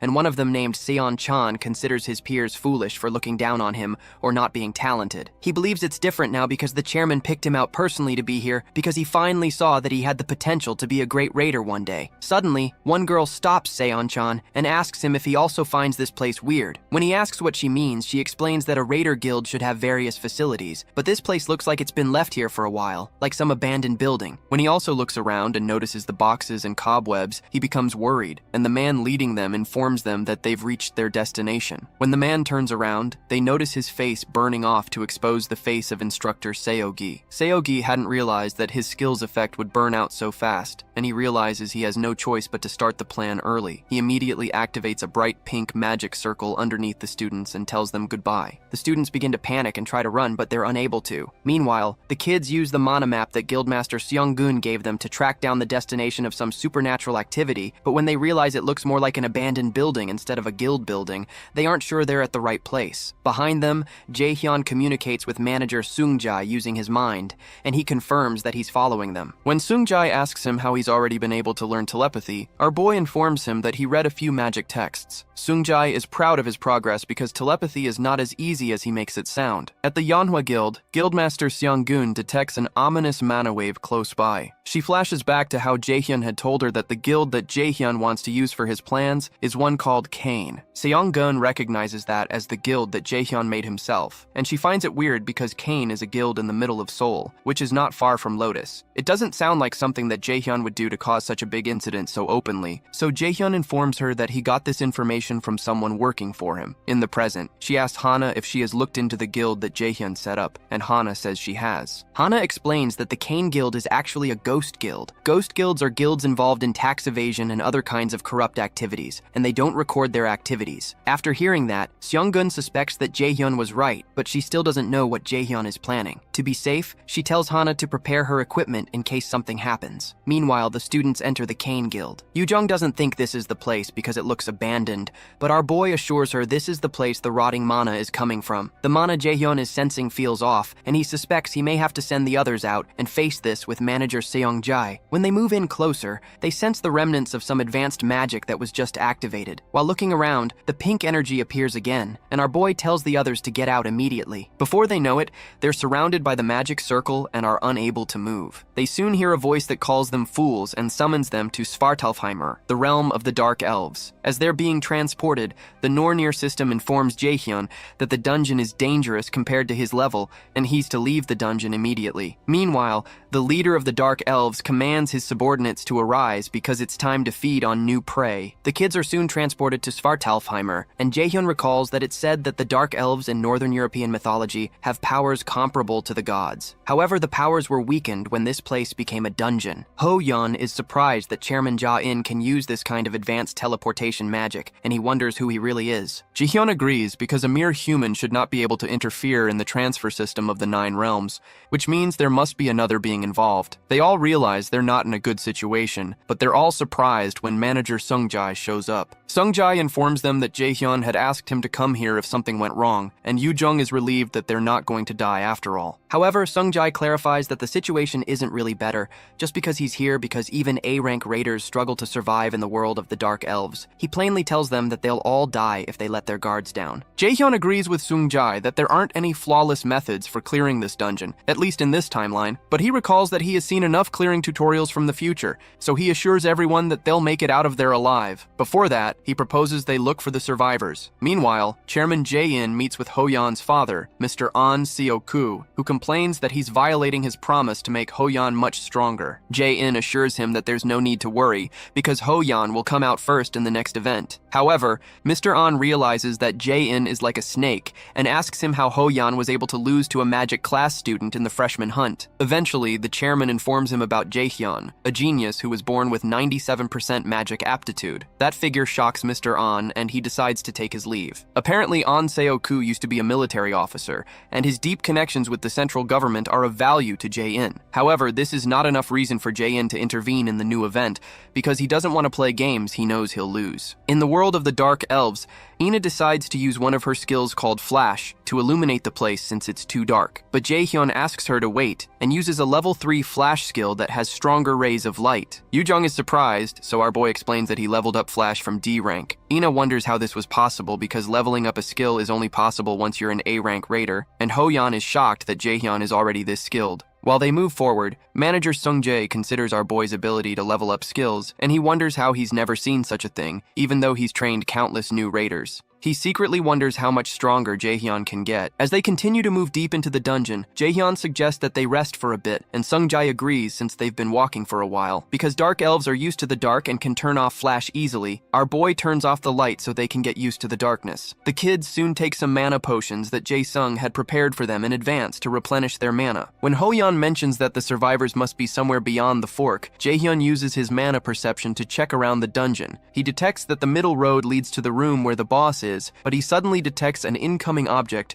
and grabs the arrow midair before it pierces through Ina's chest. Our boy activates his absolute calculation skill, and everyone gets into fighting mode when they notice that they're surrounded by Dark Elves. Everyone watches in shock as Jaehyun crushes the arrow in his hands. Yu-jung quickly activates a mana field around her friends, and Ina activates a skill called Slow to try to slow down the elves. She soon summons her Radiant Divine Sword and begins to attack the elves. Meanwhile, Ho-yeon activates his martial arts Polar Extreme skill and creates a distraction that allows the others to attack further. When he gives the signal, manager Sung-jae jumps towards one of the Dark Elves with his dagger and battles with it head-on. Our boy decides to join in on the fun, so he activates his Lightning Chain, which is now at level 5, and he strikes several of the elves with his chains. According to the tutorial on how to clear Svartalfheimr, the Dark Elves' weapons and armor are all made from magic, which means he can destroy all of it with absolute calculation. He signals Yu-jung and Ina to only use fire-type magic, so they decide to follow, even though they don't understand. As one of the elves throws his spear at him, Jaehyun tells Hoyeon to use provocation skills to simplify the enemy's movements as he burns the spear with his fire. Hoyeon soon uses his provoke skills to draw the monster's attention to himself, and Jaehyun asks Seungjae to kill the dark elves whose movements have been dulled. Seungjae follows through, but he wonders if Jaehyun knows something about the dark elves. Using his level 5 stealth skill to completely erase his presence, Seungjae tears up dark elf flesh. Meanwhile, our boy uses his fire strike skill and lands a strike that destroys one of the dark elves. Yujong also activates her Flame of Eternity to create a fireball that covers a large part of the area and forces the elves to move. As the dark elves advance forward for an assault, In-Ah activates her fire arrow and takes them down. As one of the elves wonders how these humans know their weaknesses, Hoyeon's sword goes through his back and comes out of his chest. The elf is infuriated that a mere human dares to attack him, but while he turns back to face Hoyeon, Jaehyun's lightning chain comes to finish him off. Shortly after, the entire fight ends, and Jaehyun proposes they keep moving since they don't have much time. He informs them that he feels some of the survivors' mana, and he worries that they might die if they're late. In the academy, Chairman Ja-in berates instructor Seok-gi for messing this up greatly again. Seok-gi apologizes and tries to explain that he didn't expect an outsider to walk into the guild building, but the chairman doesn't take that as an excuse. Seok-gi tries to assure him that there's no need to worry because it's common for civilians to die in sudden gate appearances, and they can just cover this up, but the chairman thinks that's a load of crap. Seok-gi suddenly starts to bleed from his mouth, and the chairman tells him that the transfer spell does not work on civilians without mana, which would mean some rats who can use mana when in. Ja-in tells him to hope this goes smoothly because things won't go well for him if any of the students make it out alive. As the chairman exacts more pressure, Seok-gi begins to bleed from his nose and eyes. Meanwhile, Guildmaster Shongun urgently leaves the guild and heads to the Kane Guild to investigate the ominous mana. She suspects the spell must at least be an S-rank spell, which means the kids and Seungjae are in danger. However, since her earring hasn't reacted yet, she can confirm that no one has died. While she hurries out, she tells Hana to call the association for support right away if she doesn't come back before the next morning. As Seon-gun rides on her bike, she promises to never forgive Ja-in if he touches a hair on any of her people. Meanwhile, Seong-chan seems to have been severely injured, so his friends help him move so they can get out. Eventually, they trip over a stone and she begins to cry because they have to find a way to get out of there. She begins to blame herself for all that happened and wishes she weren't useless. She's surprised when someone suddenly places his hands on her shoulder, and it turns out to be Jaehyun. He tells her she's done a good job and asks her to leave the rest to them. Soon after, the girl passes out and they give her and Seong-chan some potions to resuscitate them. Seong-chan soon wakes up and he's told that he's in Svartalfheimer, the land of the Dark Elves. When Jaehyun asks them what happened, they explain that they fell down here after reaching the Kane Guild. Then they were ambushed by Dark Elves who took their friends away. However, the girl and Seong-chan managed to avoid being seen by the elves, but they eventually collapsed due to the mana overdose. From the way the girl is speaking, Jaehyun suspects that she probably thinks of herself as a coward and wishes she had died fighting alongside her classmate. However, Jaehyun believes it's arrogance on her part to wish she fought with an opponent she cannot handle, since that's only stuff that happens in movies. The experience of how he also had to run from his teammates in his past life flashes through his mind, so he tells Seong-chan and the lady that they're not responsible for the others being captured. When Jaehyun asks them to tell him where they were taken to, the girl explains that they were taken to the king controlling the Dark Elves. Jaehyun also asks them who brought them here, so Seong-chan informs him that it was instructor Seok-gi. After a while, Jaehyun asks the others to wait while he goes ahead, but Yujong protests and asks him what he's going to do. Our boy informs them that he feels dark mana from the direction they took the others to, which means it's probably the way to the boss, and he needs to hurry because the energies from the other guys are getting fainter. Yujong protests that he's crazy and would get himself killed, and Ine agrees that they need to work together, but Hoyeon agrees with Jaehyun for some reason. Our boy explains that they won't be able to fight against Dark Elves one-on-one and win, and they need to stay back to protect the injured. Yujong tries to protest, but eventually keeps quiet because she doesn't have any other ideas. Seongjae also reluctantly agrees, but asks Jaehyun to come back immediately if he encounters something dangerous. Hoyeon leaves the others in Seongjae's care, but Hoyeon assures him that he'll protect the others with all he has. As Jaehyun makes his way into the dungeon, Seong-chan's friend wonders if he will be okay, so Seongjae assures her that he will because he's strong. Meanwhile, Yujong wipes tears from her eyes, and she assures Ina that Jaehyun will be fine when she notices she's also distressed. Suddenly, Xiongji notices something, and he tells the others to keep quiet because the enemy is approaching. As he reaches for his daggers, a beam of energy blasts past his head and injures him deeply, knocking him to the ground. Suddenly, the dark elves approach them, and one of the stronger dark elves points out that these humans have been disturbing them like flies. Meanwhile, our boy keeps going forward, and he realizes he has to take care of this quickly because something might happen while he's away. He soon opens a huge door and runs into the king, who has been waiting for him and has prepared something special. As Jaehyun is about to speak, his earring begins to burn, and he realizes the manager's presence is growing fainter. Before he can act, the door closes behind him, and the king tells him he can't leave this place unless he survives fighting with his soldiers. Jaehyun comes to a crossroads because he has to save the others, but when he remembers Hoyeon's promise to him, he decides to trust the others while he deals with this. The Dark Elf King begins to mock him and asks him what he's going to do, so Jaehyun creates a wall of fire around himself and assures him that they're all going to die here. In the outer part of the dungeon, Sung-jae still lies on the ground with the sword that injured him by his side. Hoyeon rushes to his side, and he realizes that the manager is in terrible condition and may have been poisoned, which means these beasts are aware of the weakness of an assassin-type raider. The leader among the elves summons his sword back to himself, and he decides to deal with the minions, as he puts it, since the most annoying one is out of the way. Hoyeon confirms his suspicions that they were waiting for Jaehyun to leave to attack, and Ina mentions that the guildmaster must have noticed that manager Sung-jae is down. She recalls that Seon-gun had given Jaehyun an Ivaldi earring that would signal her once any of them were in danger, and she had promised to come if there's an emergency. In the Dark Elf Palace, Jaehyun burns with rage and literal fire as he tears through Dark Elf flesh. He covers himself with fire and approaches some of the elves, but he notices stains of blood on their mouths, so he tells them they're going to have to throw up what they just ate. Our boy recalls the look of determination on Hoyeon's face, which is the face of an insane person who's come to terms with his decisions. He's seen such a facial expression on his best friend from his past life, and on the friends that got killed in the mock dungeon, so he doesn't believe he should trust those eyes. Meanwhile, Yujong creates a mana field, and Ina summons several divine radiant swords to give the Dark Elves hell. The leader of the Dark Elf group tells them that it's pitiful to see them struggle in a pointless manner, so he assures them they'll all become a part of the king's feast and sends off his soldiers to attack. Ina realizes the elf is fast, but Hoyeon blocks the guy's attack using his shield. Hoyeon activates his martial arts polar extreme skill and retaliates with a slash that forces him to retreat. The move makes the leader of the group admit the humans aren't too useless after all. Hoyeon realizes that this group is stronger than the previous dark elves they came across, and when the leader approaches him, Hoyeon asks him what he is. The leader of the group introduces himself as Kel, the captain of the royal guard, and one who is of royal blood. They're shocked to hear that he's a royal dark elf, which means he must be stronger than A rank. Meanwhile, Hoyeon recalls the first day he met Jaehyun and how he stood in front of him to protect him, which made him remember all the good things he's forgotten about a raider. To him, Jaehyun's boldness is the dream he wants to realize, and he decides he cannot die in a place like this, and that he needs to catch up to Jaehyun no matter what. Hoyeon suddenly throws away his shield, much to everyone's shock, and steps toward the monster. He believes this is what he should have done from the start because a raider has more than one heart,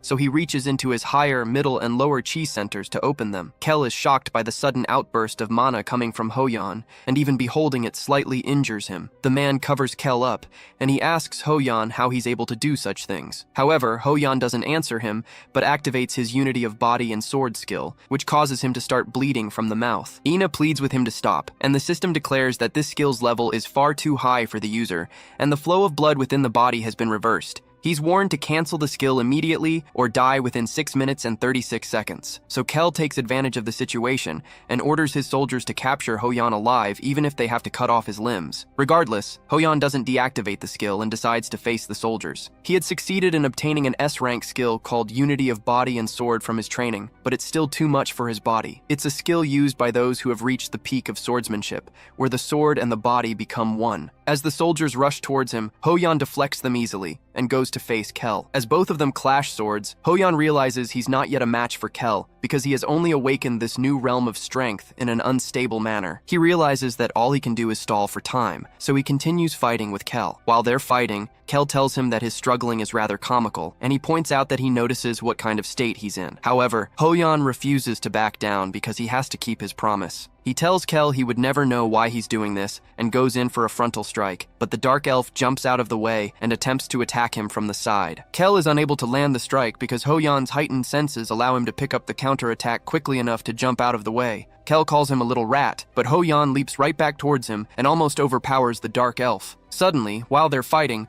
Hoyeon's body begins to break down and the system tells him to undo the skill immediately because all muscular fibers are being disconnected and all blood paths are being twisted. While he's in pain, Kel comes in to finish him off, but Hoyeon still manages to block his attack. He begins to cough and pant when his body can't take it anymore. Regardless, he continues with the skill and decides to put up one last fight. From where he is, he releases a huge mana blast that tears through the ground. The attack injures a dark elf, but Hoyeon is disappointed when he realizes it's another elf that Kel had used to shield himself. The elf calls out to his captain as he dies in his arms, but Kel tells him not to worry because he was useful. As Hoyeon collapses and profusely coughs out blood, he mutters to Kel that he's a coward. The words barely come out of his mouth before Kel rushes towards him and drives his sword through him. Meanwhile, tears flow from Yujong's eyes as she watches the horror and calls out to Hoyeon. Inside the palace, Jaehyun kicks Dark Elf behinds using chains of fire. He's still unable to set the captured students free, and when he recalls that he had asked Hoyeon to give him just 10 minutes to kill the king and save the others, he becomes worried. Just then, one of the Dark Elves comes at him with a spear to kill him, but our boy waits for him to get close and covers his face with fire. Meanwhile, the Dark Elf King laughs as he watches the entire thing. He calls Jaehyun a fool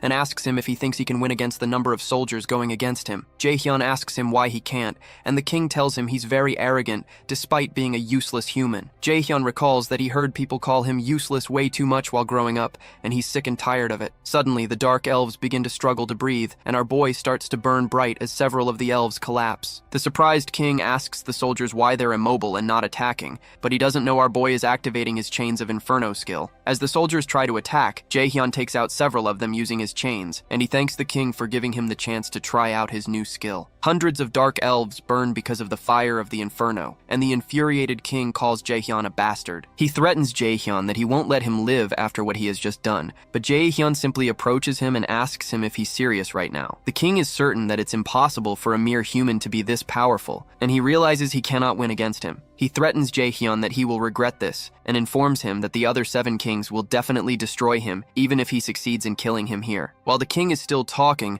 Jaehyun uses his Step of Light skill to run towards him in the blink of an eye, and he lands a punch on his face. Along with the punch, he releases a fiery explosion in his face that knocks the king away. Finally, he tells him it's none of his business what the other kings do, and proposes that they come find him if they're pissed. Meanwhile, Kel drives his sword through Hoyeon's chest. Ina watches in despair because she wasn't able to do anything while her friend was injured because she's weak. She's losing someone once again, and this time, there are only the leftovers. Kel walks up to her and grabs her by the throat, planning to gobble her up. Yujong calls out to her, but she only cries in Kel's hold and tells herself she can't lose. Suddenly, a bright mana overshadows the place, and it turns out to be Guildmaster Seong-un, who asks Kel if he hurt them. She asks him to think hard before answering, because he will die if it's true. Her aura fills up the entire place, and Hoyeon, who's bleeding to death, is glad that he was able to hold on till help arrived. Once more, Seong-un asks Kel if he hurt the people on the ground, and the overwhelming weight of her aura begins to make him sweat. Kel realizes that he can't ever win against this lady from the strength of her mana, so he plans to take the kids hostage to have a chance against her. He boldly declares to her that the gnarly sight is his masterpiece, so Seong-un asks if that's so. She suddenly activates her sacrifice skill to heal them all at the same time, consuming her own life power. Kel is surprised that she can use healing magic this fast, and he wonders what the hell is going on. Eventually,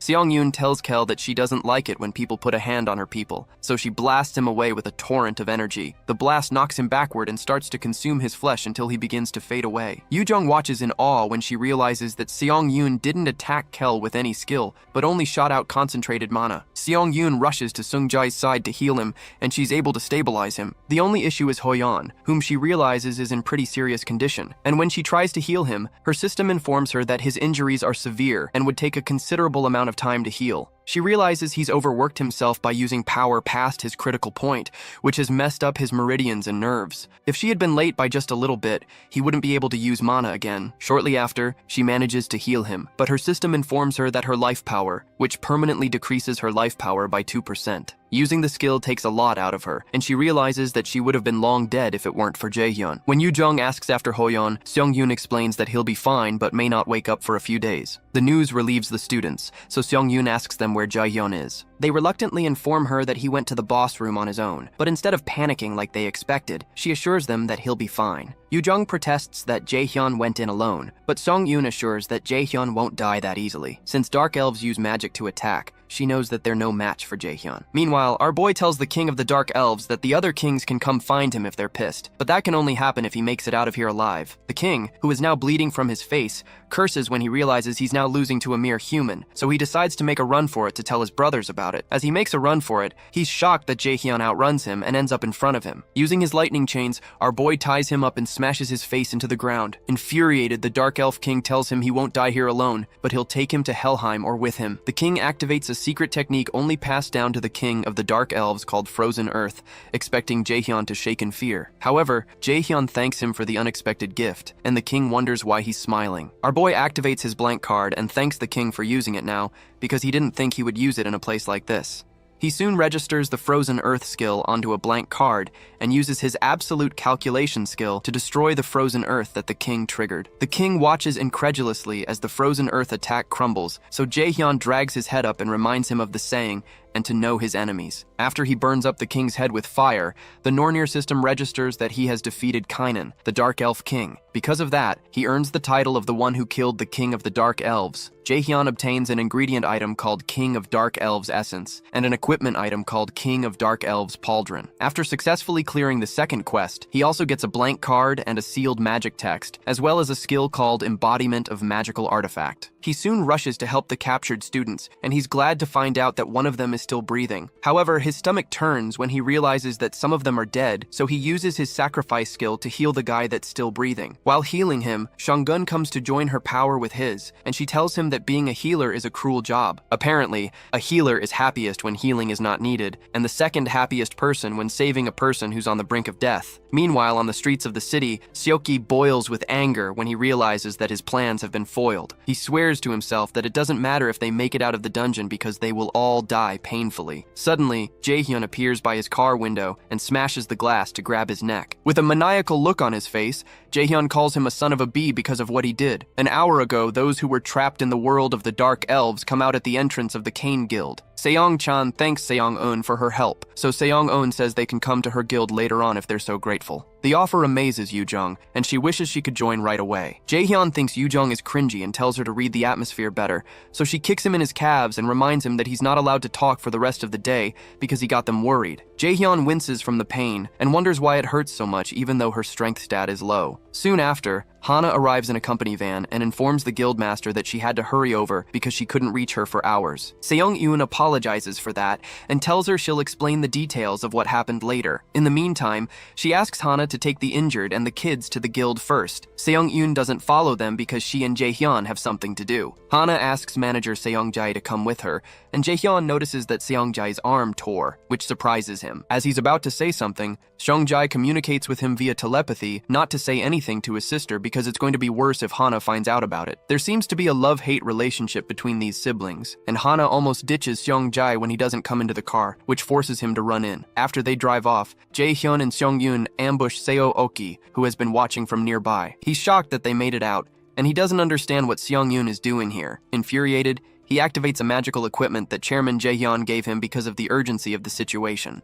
Using the equipment, he teleports behind her and attempts to stab her, but she easily slides out of the way. She mentions to him that his teleportation item isn't that great because it only moves him a couple dozen meters. She asks him why he was trying to kill the students and who was behind it, but Seo Oki refuses to and states that the mages are inferior anyway. He activates something that Seong-yoon recognizes as a mana suppression device, so she tells him it's a shame. Meanwhile, Jae-hyun listens in on the conversation, and he decides that he no longer has any use for Seo Okegi. On the streets, Seong-eun prepares a blast of mana, despite Seo Oki's mana suppression device, and she asks him if he had really thought that he could defeat her with something like that. Jae-hyun realizes that he couldn't detect the magic seal in the Cane Guild beforehand, because Seo Okegi had also used a mana suppression device there. Seong-yoon tells the instructor that she doesn't care if he doesn't tell her who's behind this, because she already knows it's Jae-hyun. She also adds that the mana suppression device is easy to destroy if she pours in enough mana to overwhelm it, and she assures him he's going to die here. Suddenly, She changes the atmosphere and summons streaks of lightning above him that soon course through his body. Jaehyun recognizes the magic spell she used as Lightning Call, an A-rank skill whose force depends largely on the user's power, and he realizes the level at which she's using it is in a different dimension. Sometime later, Ina returns to her lodge, and she recalls how Jaehyun had protected her by catching the spear that was supposed to kill her. She realizes he was able to inversely calculate the spell in a short period of time, which means she's still got a long way to go, but she makes sure to find time to thank him later. Meanwhile,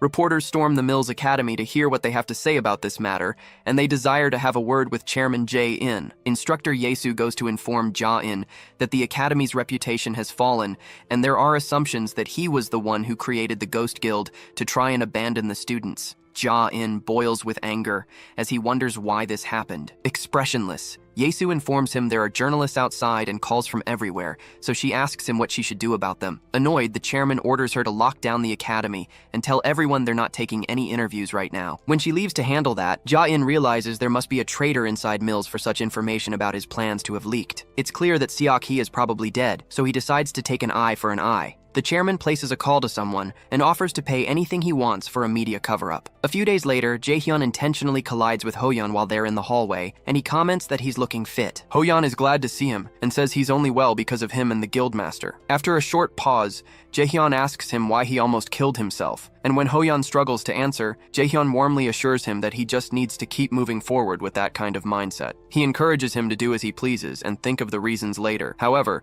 before he leaves, our boy reminds him to look out for himself because the other guys worry about him. For some reason, the thought of doing what he wants to do energizes Hoyeon. Later that day, our boy checks out his stats and checks his A-rank title as the one who killed the king of the Dark Elves. The title increases his mana and his attack power when facing a dark-type monster and will trigger the anger of all Dark Elves and make the user a target when this title is equipped. He excitedly equips the title and decides to leave the essence of the Dark Elf King ingredient to Jae-sung, since he loves handling new ingredients. Our boy also gained an active skill called Realization of Magical Artifact, a skill that creates necessary armor in battle using mana. This skill surprises Jaehyun, so he quickly equips it because he's amazed. Jaehyun realizes that the value of this new skill doesn't really lie in its rank, but in its utility. On the black market, a piece of C-rank armor goes for tens of millions of won, so that means he can make armor of that value each time. Suddenly, the knife given to him, named Mistletoe, begins to react until the system notifies our boy that all the effects of Mistletoe have been unlocked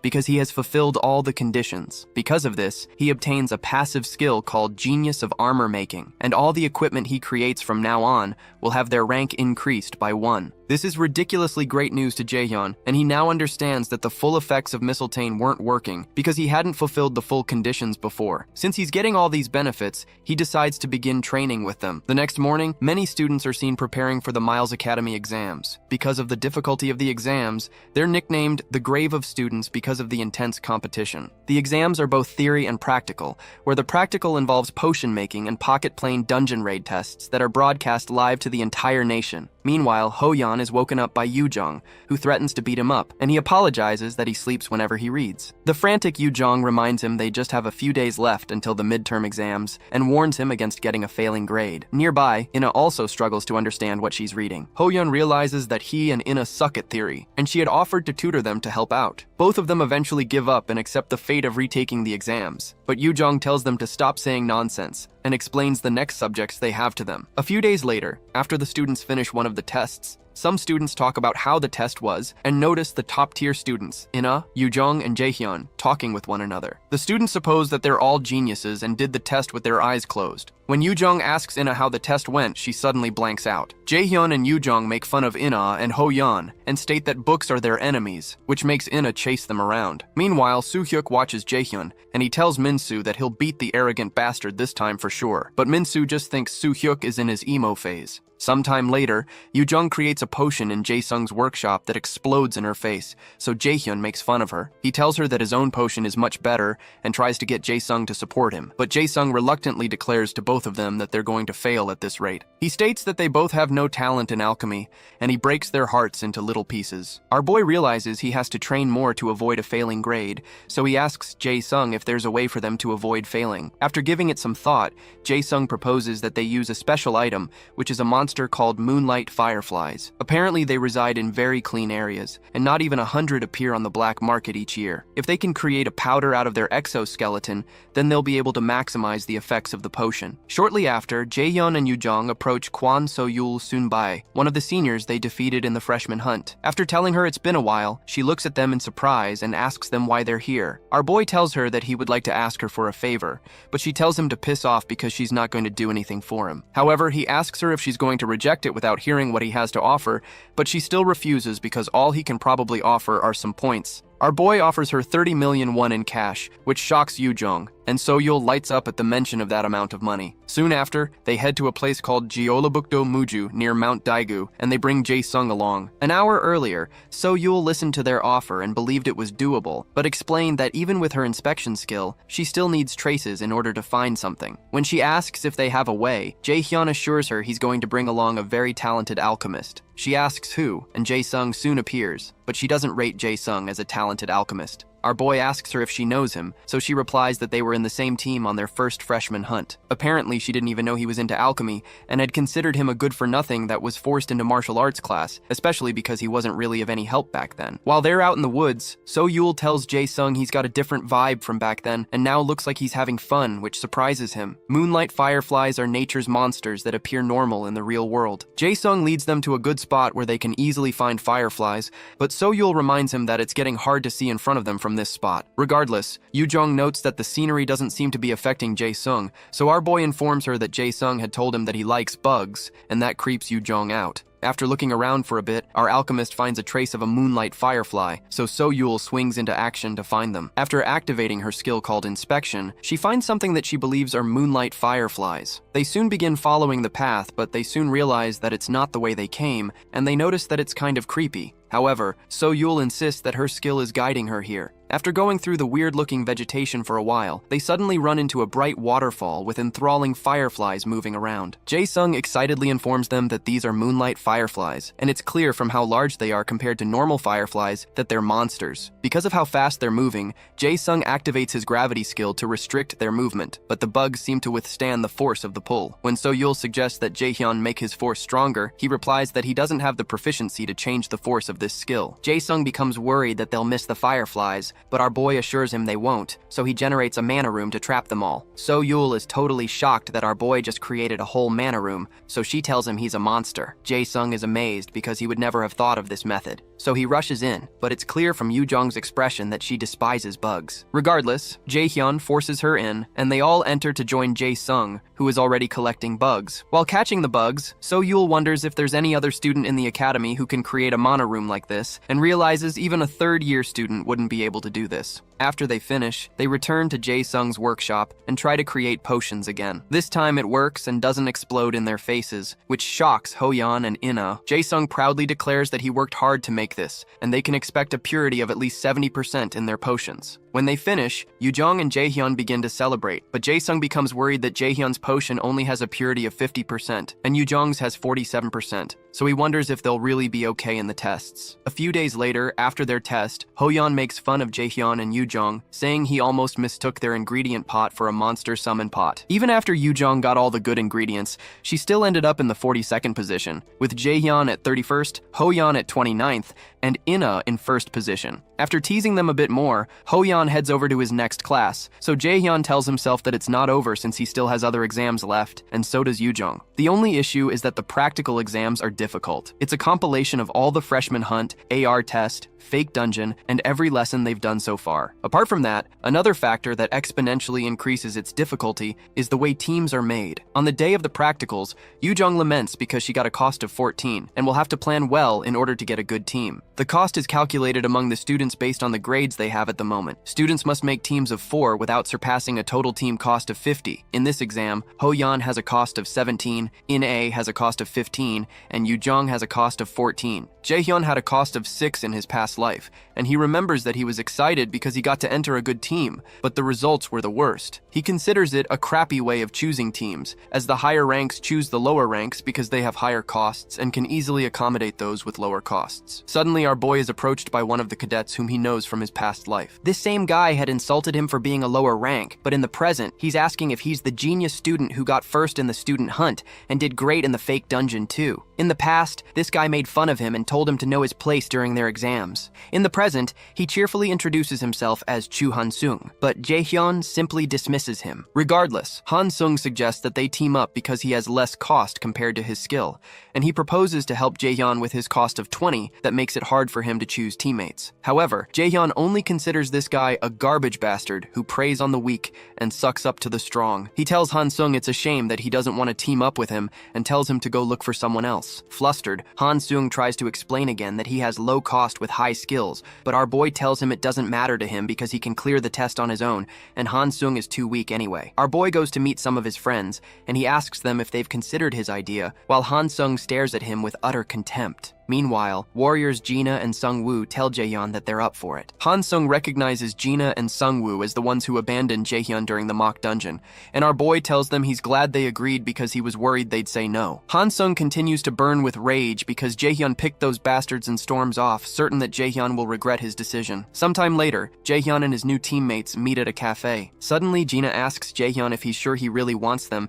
since they weren't very helpful at the mock dungeon, and Sung-woo also reminds him that they were abandoned to die in the Kane incident because they were not skilled enough. Regardless, our boy assures them that he doesn't intend to lose. Jaehyun realizes that Gina and Sung-woo's costs are lower than what they are capable of because they ran away during the mock dungeon, and they're the ones with good costs and not Han-sung. Eventually, the two agree and ask who the last person will be. Our boy tells them the lady will be here soon, and shortly after, Yu-jong steps in through the door. They recall how instructor Ji-yeon had to hold back Yu-jong from destroying them because they left Jaehyun in the dungeon. When she steps in, she directly asks Jaehyun why he called her to team up with these guys. Meanwhile, Chairman Jaehyun reads about how the Mills Academy is losing its title as Korea's top academy, and he's at risk of being driven out because of the incident. He angrily smashes the computer because those bastard reporters still wrote these articles even though he paid them so much money. He realizes the media is turning their back on him, the mighty Jaehyun, and it's clear that the Lotus Guild is most likely responsible for this. He decides that he has no choice but to lay low for now, even though he'll have to take some losses. He has to wait for the media to calm down and then return to his original plan for the sake of a seer. Meanwhile, in the cafe, Yu-jong sits defiantly while watching the two warrior cadets. She eventually agrees to overlook the issue, but she asks Jaehyun if he's really okay with this. Our boy declares to them that he wants them to believe that asking them to run was realistically the best option they had, and Yu-jong has no choice but to believe him. She eventually asks him the real reason he wants them on his team, since he can easily get full points on the test on his own. Truthfully, our boy chose them because they all share resentment against Jia-yin, and he's certain they will keep whatever happens between them a secret. He eventually admits to them that he has a plan to bring down Jae-in using the event, and they all look at him in shock. On the day of the practical exam, the students gather, and one instructor, Park Ha-jun, comes forward to take charge of the second part of the practical exams. Our boy considers that this Ha-jun is just one of Jae-in's minions, who is here to replace Seo Okagi. Ha-jun explains that the exam will be streamed to the entire nation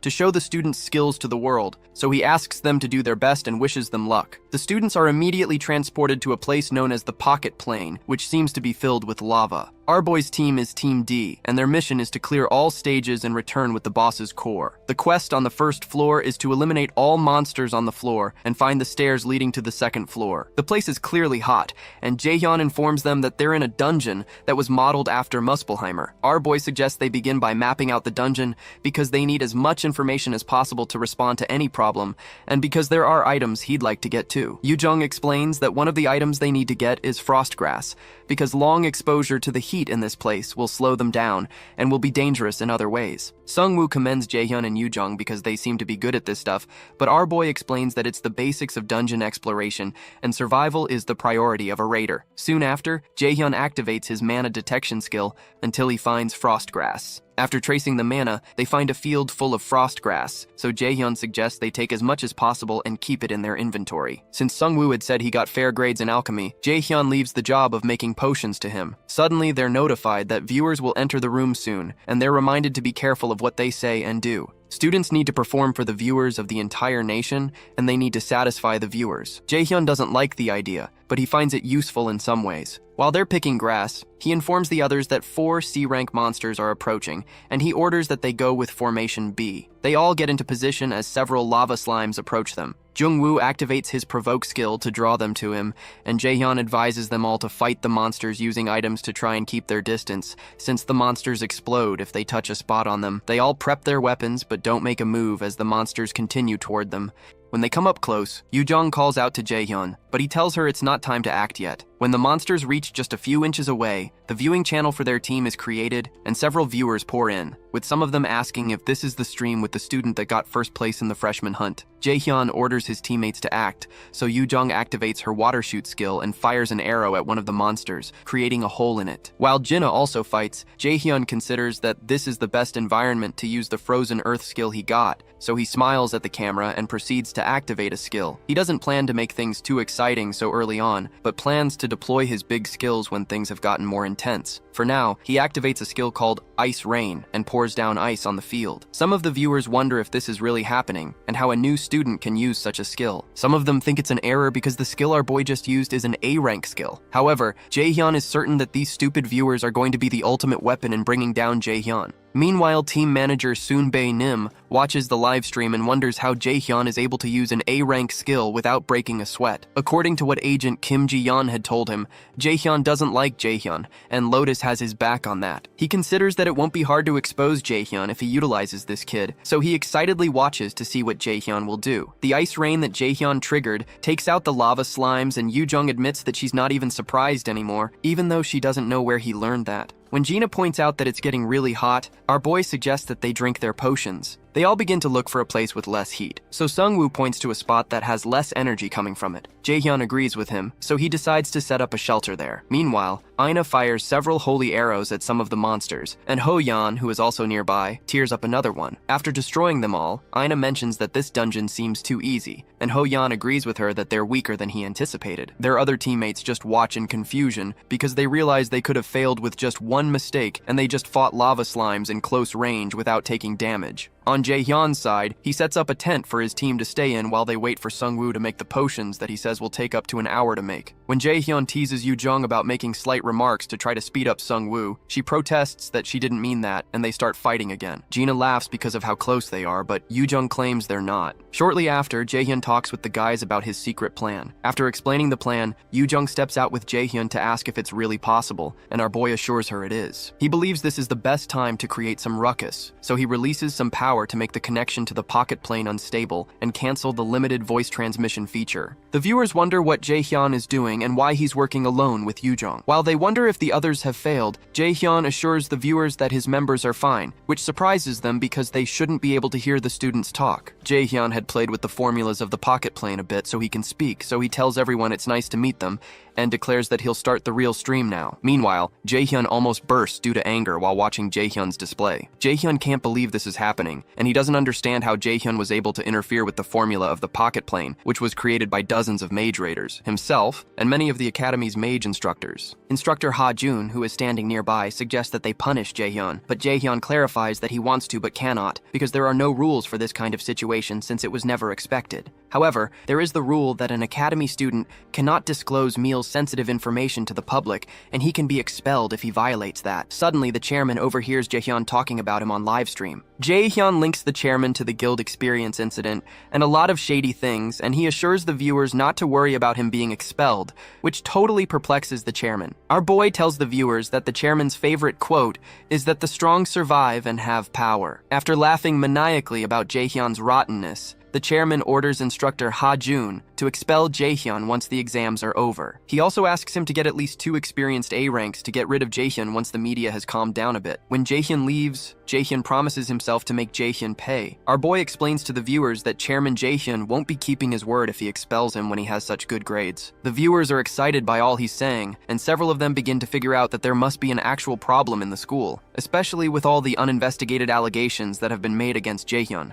Earlier, in the shelter, Jaehyun informs the others that he's going to edit the formulas of the pocket plane so the viewers can hear them and bring them to their side. Yoo-jung wonders if this is okay because the chairman can do something, but our boy assures her that they have the viewers viewers, and there's no rule stating that they're not allowed to interfere with the formulas of the pocket plane. In the present, Jaehyun tells the viewers that he's going to start the real dungeon raid stream, which they've specially prepared for the viewers to enjoy. The viewers are excited, but Yoo-jung feels vulnerable in front of the viewers, because they soon begin to talk about her performance and strengths. Shortly after, Jaehyun takes Yoo-jung with him to a place that looks like a lava waterfall, and our boy tells the viewers that they're planning to find the hidden piece of the pocket plane here, which would be interesting to them. The viewers are ecstatic at the mention of a hidden piece, so Yoo-jung begins by activating her heist skill, while our boy activates his wind boost skill as well as his gravity skill. Jaehyun plans to show the viewers how a regressor raids a dungeon. Meanwhile, in the Mills Academy, instructor Kim Ji-yeon informs manager Soon Bae-nim that she'll get him into contact with Jaehyun right after the exams. He asks her to get into contact with Jaehyun as soon as possible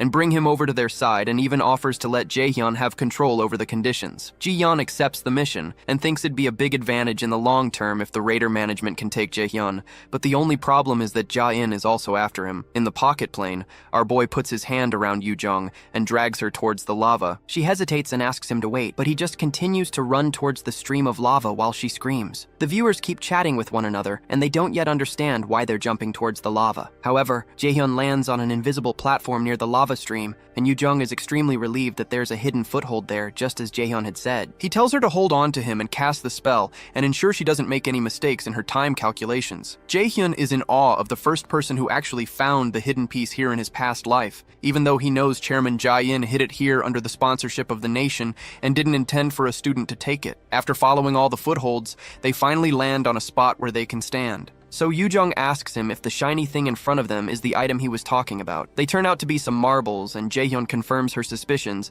that these marbles will be the key point in clearing this dungeon. At this point, Chairman Ja-in begins to sweat profusely, and he can't figure out how Jaehyun was able to find the hidden piece. Jaehyun tells the viewers that he knew this item was here from mapping, but he didn't expect it to be so well hidden. He activates his Ice Rain skill and fires it at the sea of lava, separating him from the item to cause it to solidify. He and Yoo-jung make their way down towards the item, and Jaehyun asks the viewers if they know what the item is. Most of them don't seem to know what it is, and when they demand that he tells them, he informs them that this is Fire Essence. Apparently, this item will be one of the most important items for clearing this dungeon, and the Pocket Plane system displays that this Fire Essence is a rank B item that exponentially increases flame resistance ability temporarily when consumed, but whose effect will not appear the second time. Normally, schools create an environment that is as close to a real dungeon as possible and motivate students using a reward that is hidden, but it's odd that this reward was hidden in a way that ordinary students could never obtain it. The viewers go crazy at the sight of the Fire Essence items because they're really expensive in equipment shops, and they figure that Mills Academy is investing more than 10 million per team for the midterms. After getting the first item, our boy proceeds to go for the next thing on their list. He wishes he could see the kind of face Chairman Ja-in is making right now, and he hopes to see how he will look when he shows him the rest of the gifts he has for him. When night comes, they return to the shelter, and Yoo-jung laments that the potion is too bitter. Our boy tells her he knows, but she'll need to eat it because it'll make it easier to clear the dungeon. Eventually, Yoo-jung works up the nerve to consume it and suddenly collapses. Confused, Jaehyun asks Sung-woo if he poisoned her or something, but Sung-woo denies it. After that, Jaehyun explains that they're almost done with Stage 1, and they need to find a way down to the second floor. In the academy control room, instructor Jaehyun comes to ask instructor Ha-jun how the situation is looking. He jokingly reminds her that he's the one in charge, so he asks why she came here and if she doesn't believe he can take care of his duties. After a short pause, she tells him it's possible he can't, which makes him frown. With Say OK gone, the administrative authority of the second round of practicals was supposed to be Jaehyun's, but Ha-jun managed to worm his way through and took the authority from her. Eventually, Ha-jun sarcastically apologizes to her because he's getting ahead of her even though they were hired as co-workers. But Jaehyun tells him she doesn't care about that stuff. He tries to poke further and asks her what she means, since it's normal for her to be envious of the position, but he doesn't get any response from her. That frustrates him, but Ha-jun reminds himself that he has the chairman's admiration now, and Jaehyun is no longer better than him, even though she was 2 years ago. Soon after, Jaehyun tells Ha-jun that he better take a close look at the rope he's holding to make sure it's not thoroughly rotten. Then she steps out. Ha-jun finds her words cringy, and he considers her arrogant. He knows she's referring to his affiliations with the chairman, and he's certain that the chairman will regain his reputation since the obstacles they have now are nothing. Meanwhile, in the dungeon, Team D enters the second floor. They're given a quest to hunt the elite monsters of the second floor and obtain the hidden treasure. Somewhere else, Heimdall massacres a few people and speaks with Hugin, who asks him if he's going to meet the great adversary. Heimdall tells him the great adversary is just a mere human, and he doesn't need much time to get rid of him. But after eliminating him, he's angry he will be stuck with Bifrost once again and act as a gatekeeper. He tells Hugin not to concern himself with his affairs since he's just a thing of evil. However, Hugin considers both gods and humans foolish,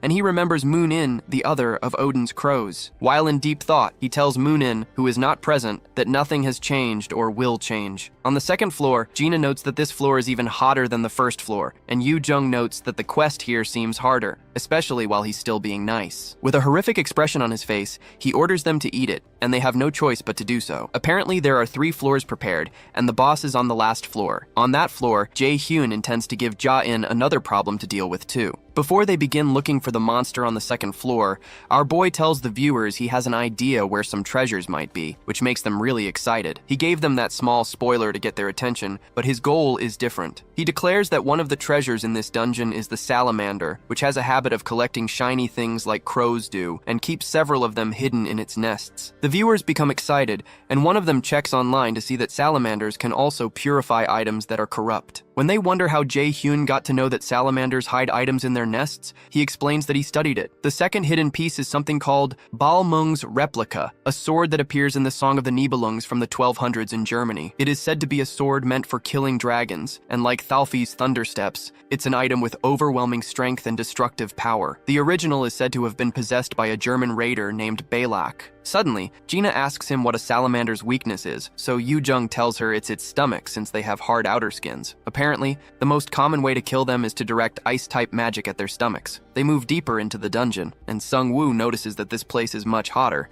and he'd be struggling if it weren't for the fire essence. Even though Jae-hyun knows where everything is, he decides to pretend to do some work here so he doesn't raise unnecessary suspicions. He soon stops the team and mentions that he feels some mana around a place where several swords are placed. Yu Jung doesn't know if the swords are hidden pieces, especially since there are so many and they look like unregistered items. But Jae-hyun knows the perfect place to hide a hidden piece is among these dozens of swords stuck in boulders. Although Jae-hyun messed with things so that students can't find it, Jae-hyun doesn't have time for his tricks and activates his detection skill. After looking around for a bit, he eventually finds it and pulls it out of the boulder. Once he pulls it out, the Nornir system informs him that he's found the copy of the Tainted Balmung, a rank A item that is Dragon Slayer Siegfried's beloved sword. It has a sealed effect that raises strength by 70 and agility by 30, and a passive S-rank skill called Dragon Slayer, which heightens a user's physical abilities when fighting draconic species. However, the effects of the sword cannot be activated because it is tainted. Some of the viewers wonder how he knew that specific sword was the hidden piece, but some of them believe Jae-hyun has his ways. They continue their journey and Yu Jung tries to track the salamander down, but Jae-hyun reminds her that they need to wait a bit since she had said that the salamander is weakest after it has just fed,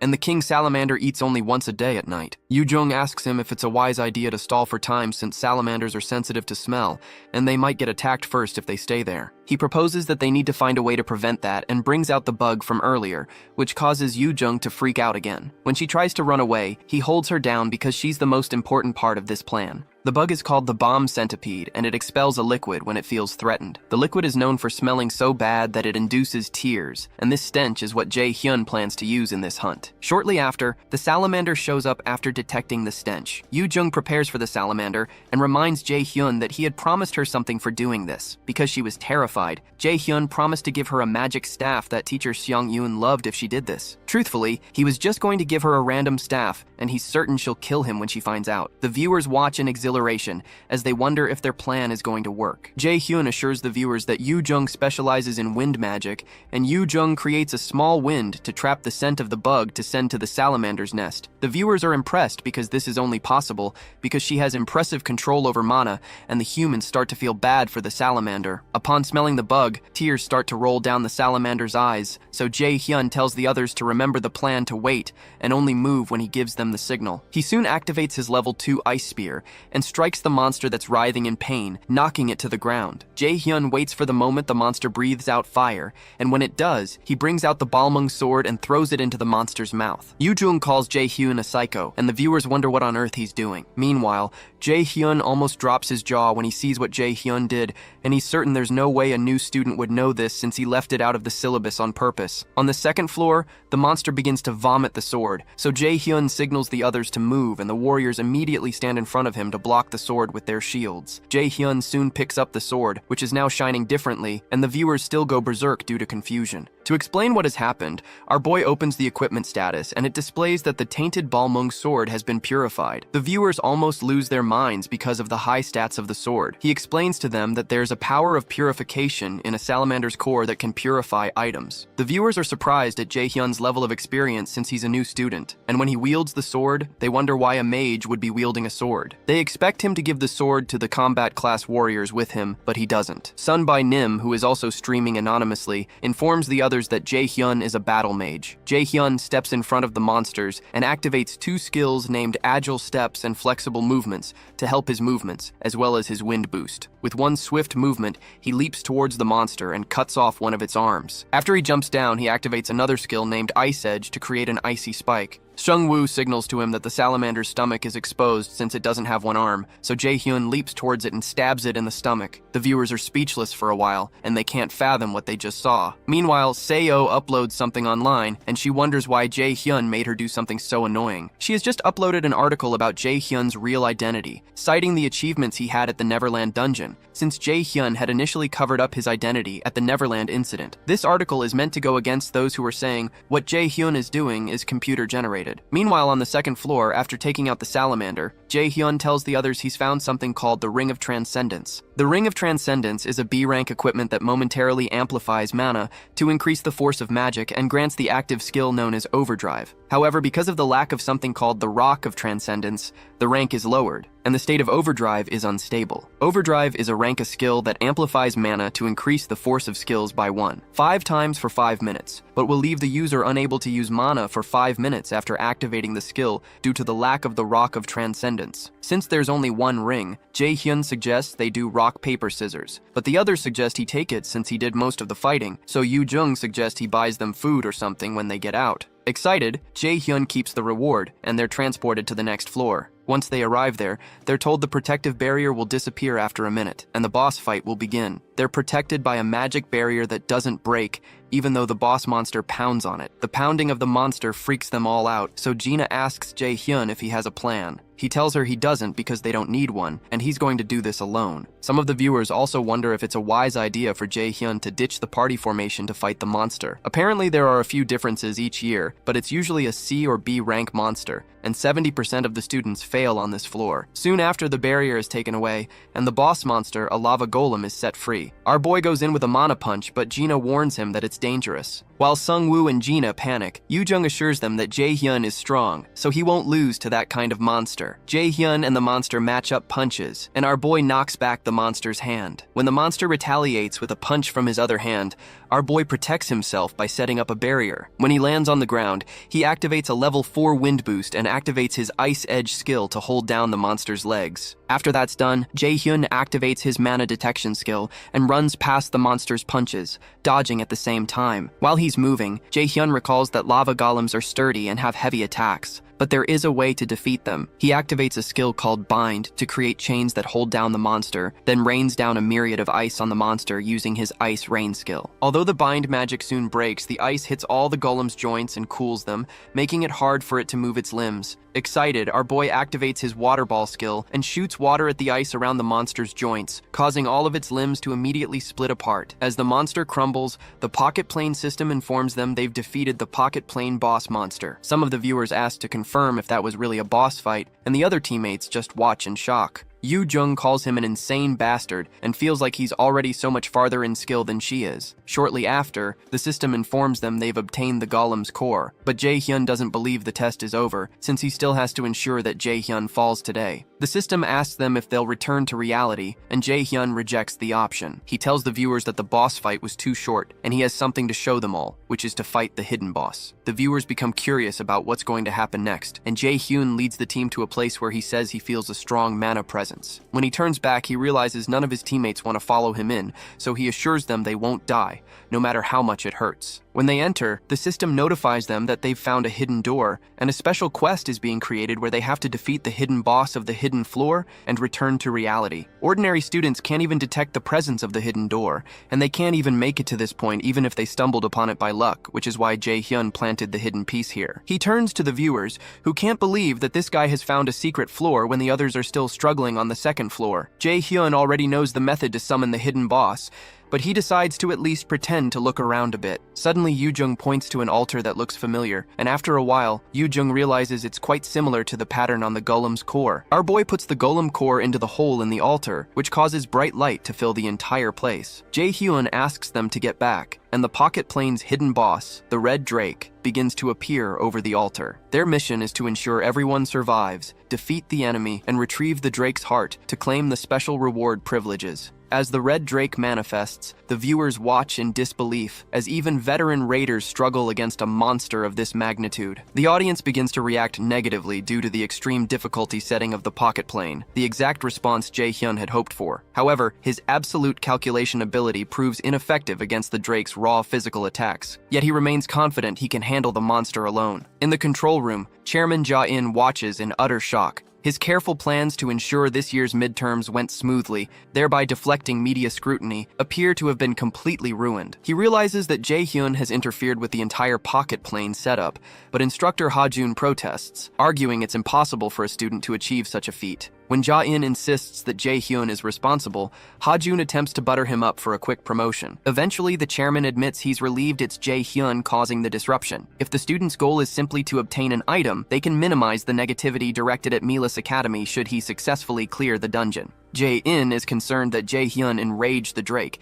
assuming this happened because the student didn't know any better. He desperately hopes Jae-hyun kills the Red Drake, but when he turns back to the screen, he is shocked to see Yoo-jung injured and bleeding from the mouth. The students immediately panic because the pocket plane's protective system has malfunctioned, and they need an immediate exit, causing even the chairman to panic. The viewers are alarmed, as students are never supposed to get hurt inside the pocket plane, yet it is suddenly happening. When the students' HP bars vanish because the pocket plane has become unstable, some viewers become genuinely worried that the students could actually die. This development further enrages the chairman, who curses Jae-hyun under his breath. Meanwhile, our hero inwardly wonders how the chairman must feel to be manipulated and have false situations fabricated against him, just as he used to do to others. Some viewers start complaining about Ja-in's management of the academy facilities, suspecting that Ja-in is intentionally creating these dangerous scenarios to harm the students. They protest how often these incidents have occurred and how the school consistently pushes children to the brink of death. Jae-hyun is momentarily taken aback by how convincing Yoo-jung's acting was. When she suggests she should have pursued acting and that her looks are being wasted at the school,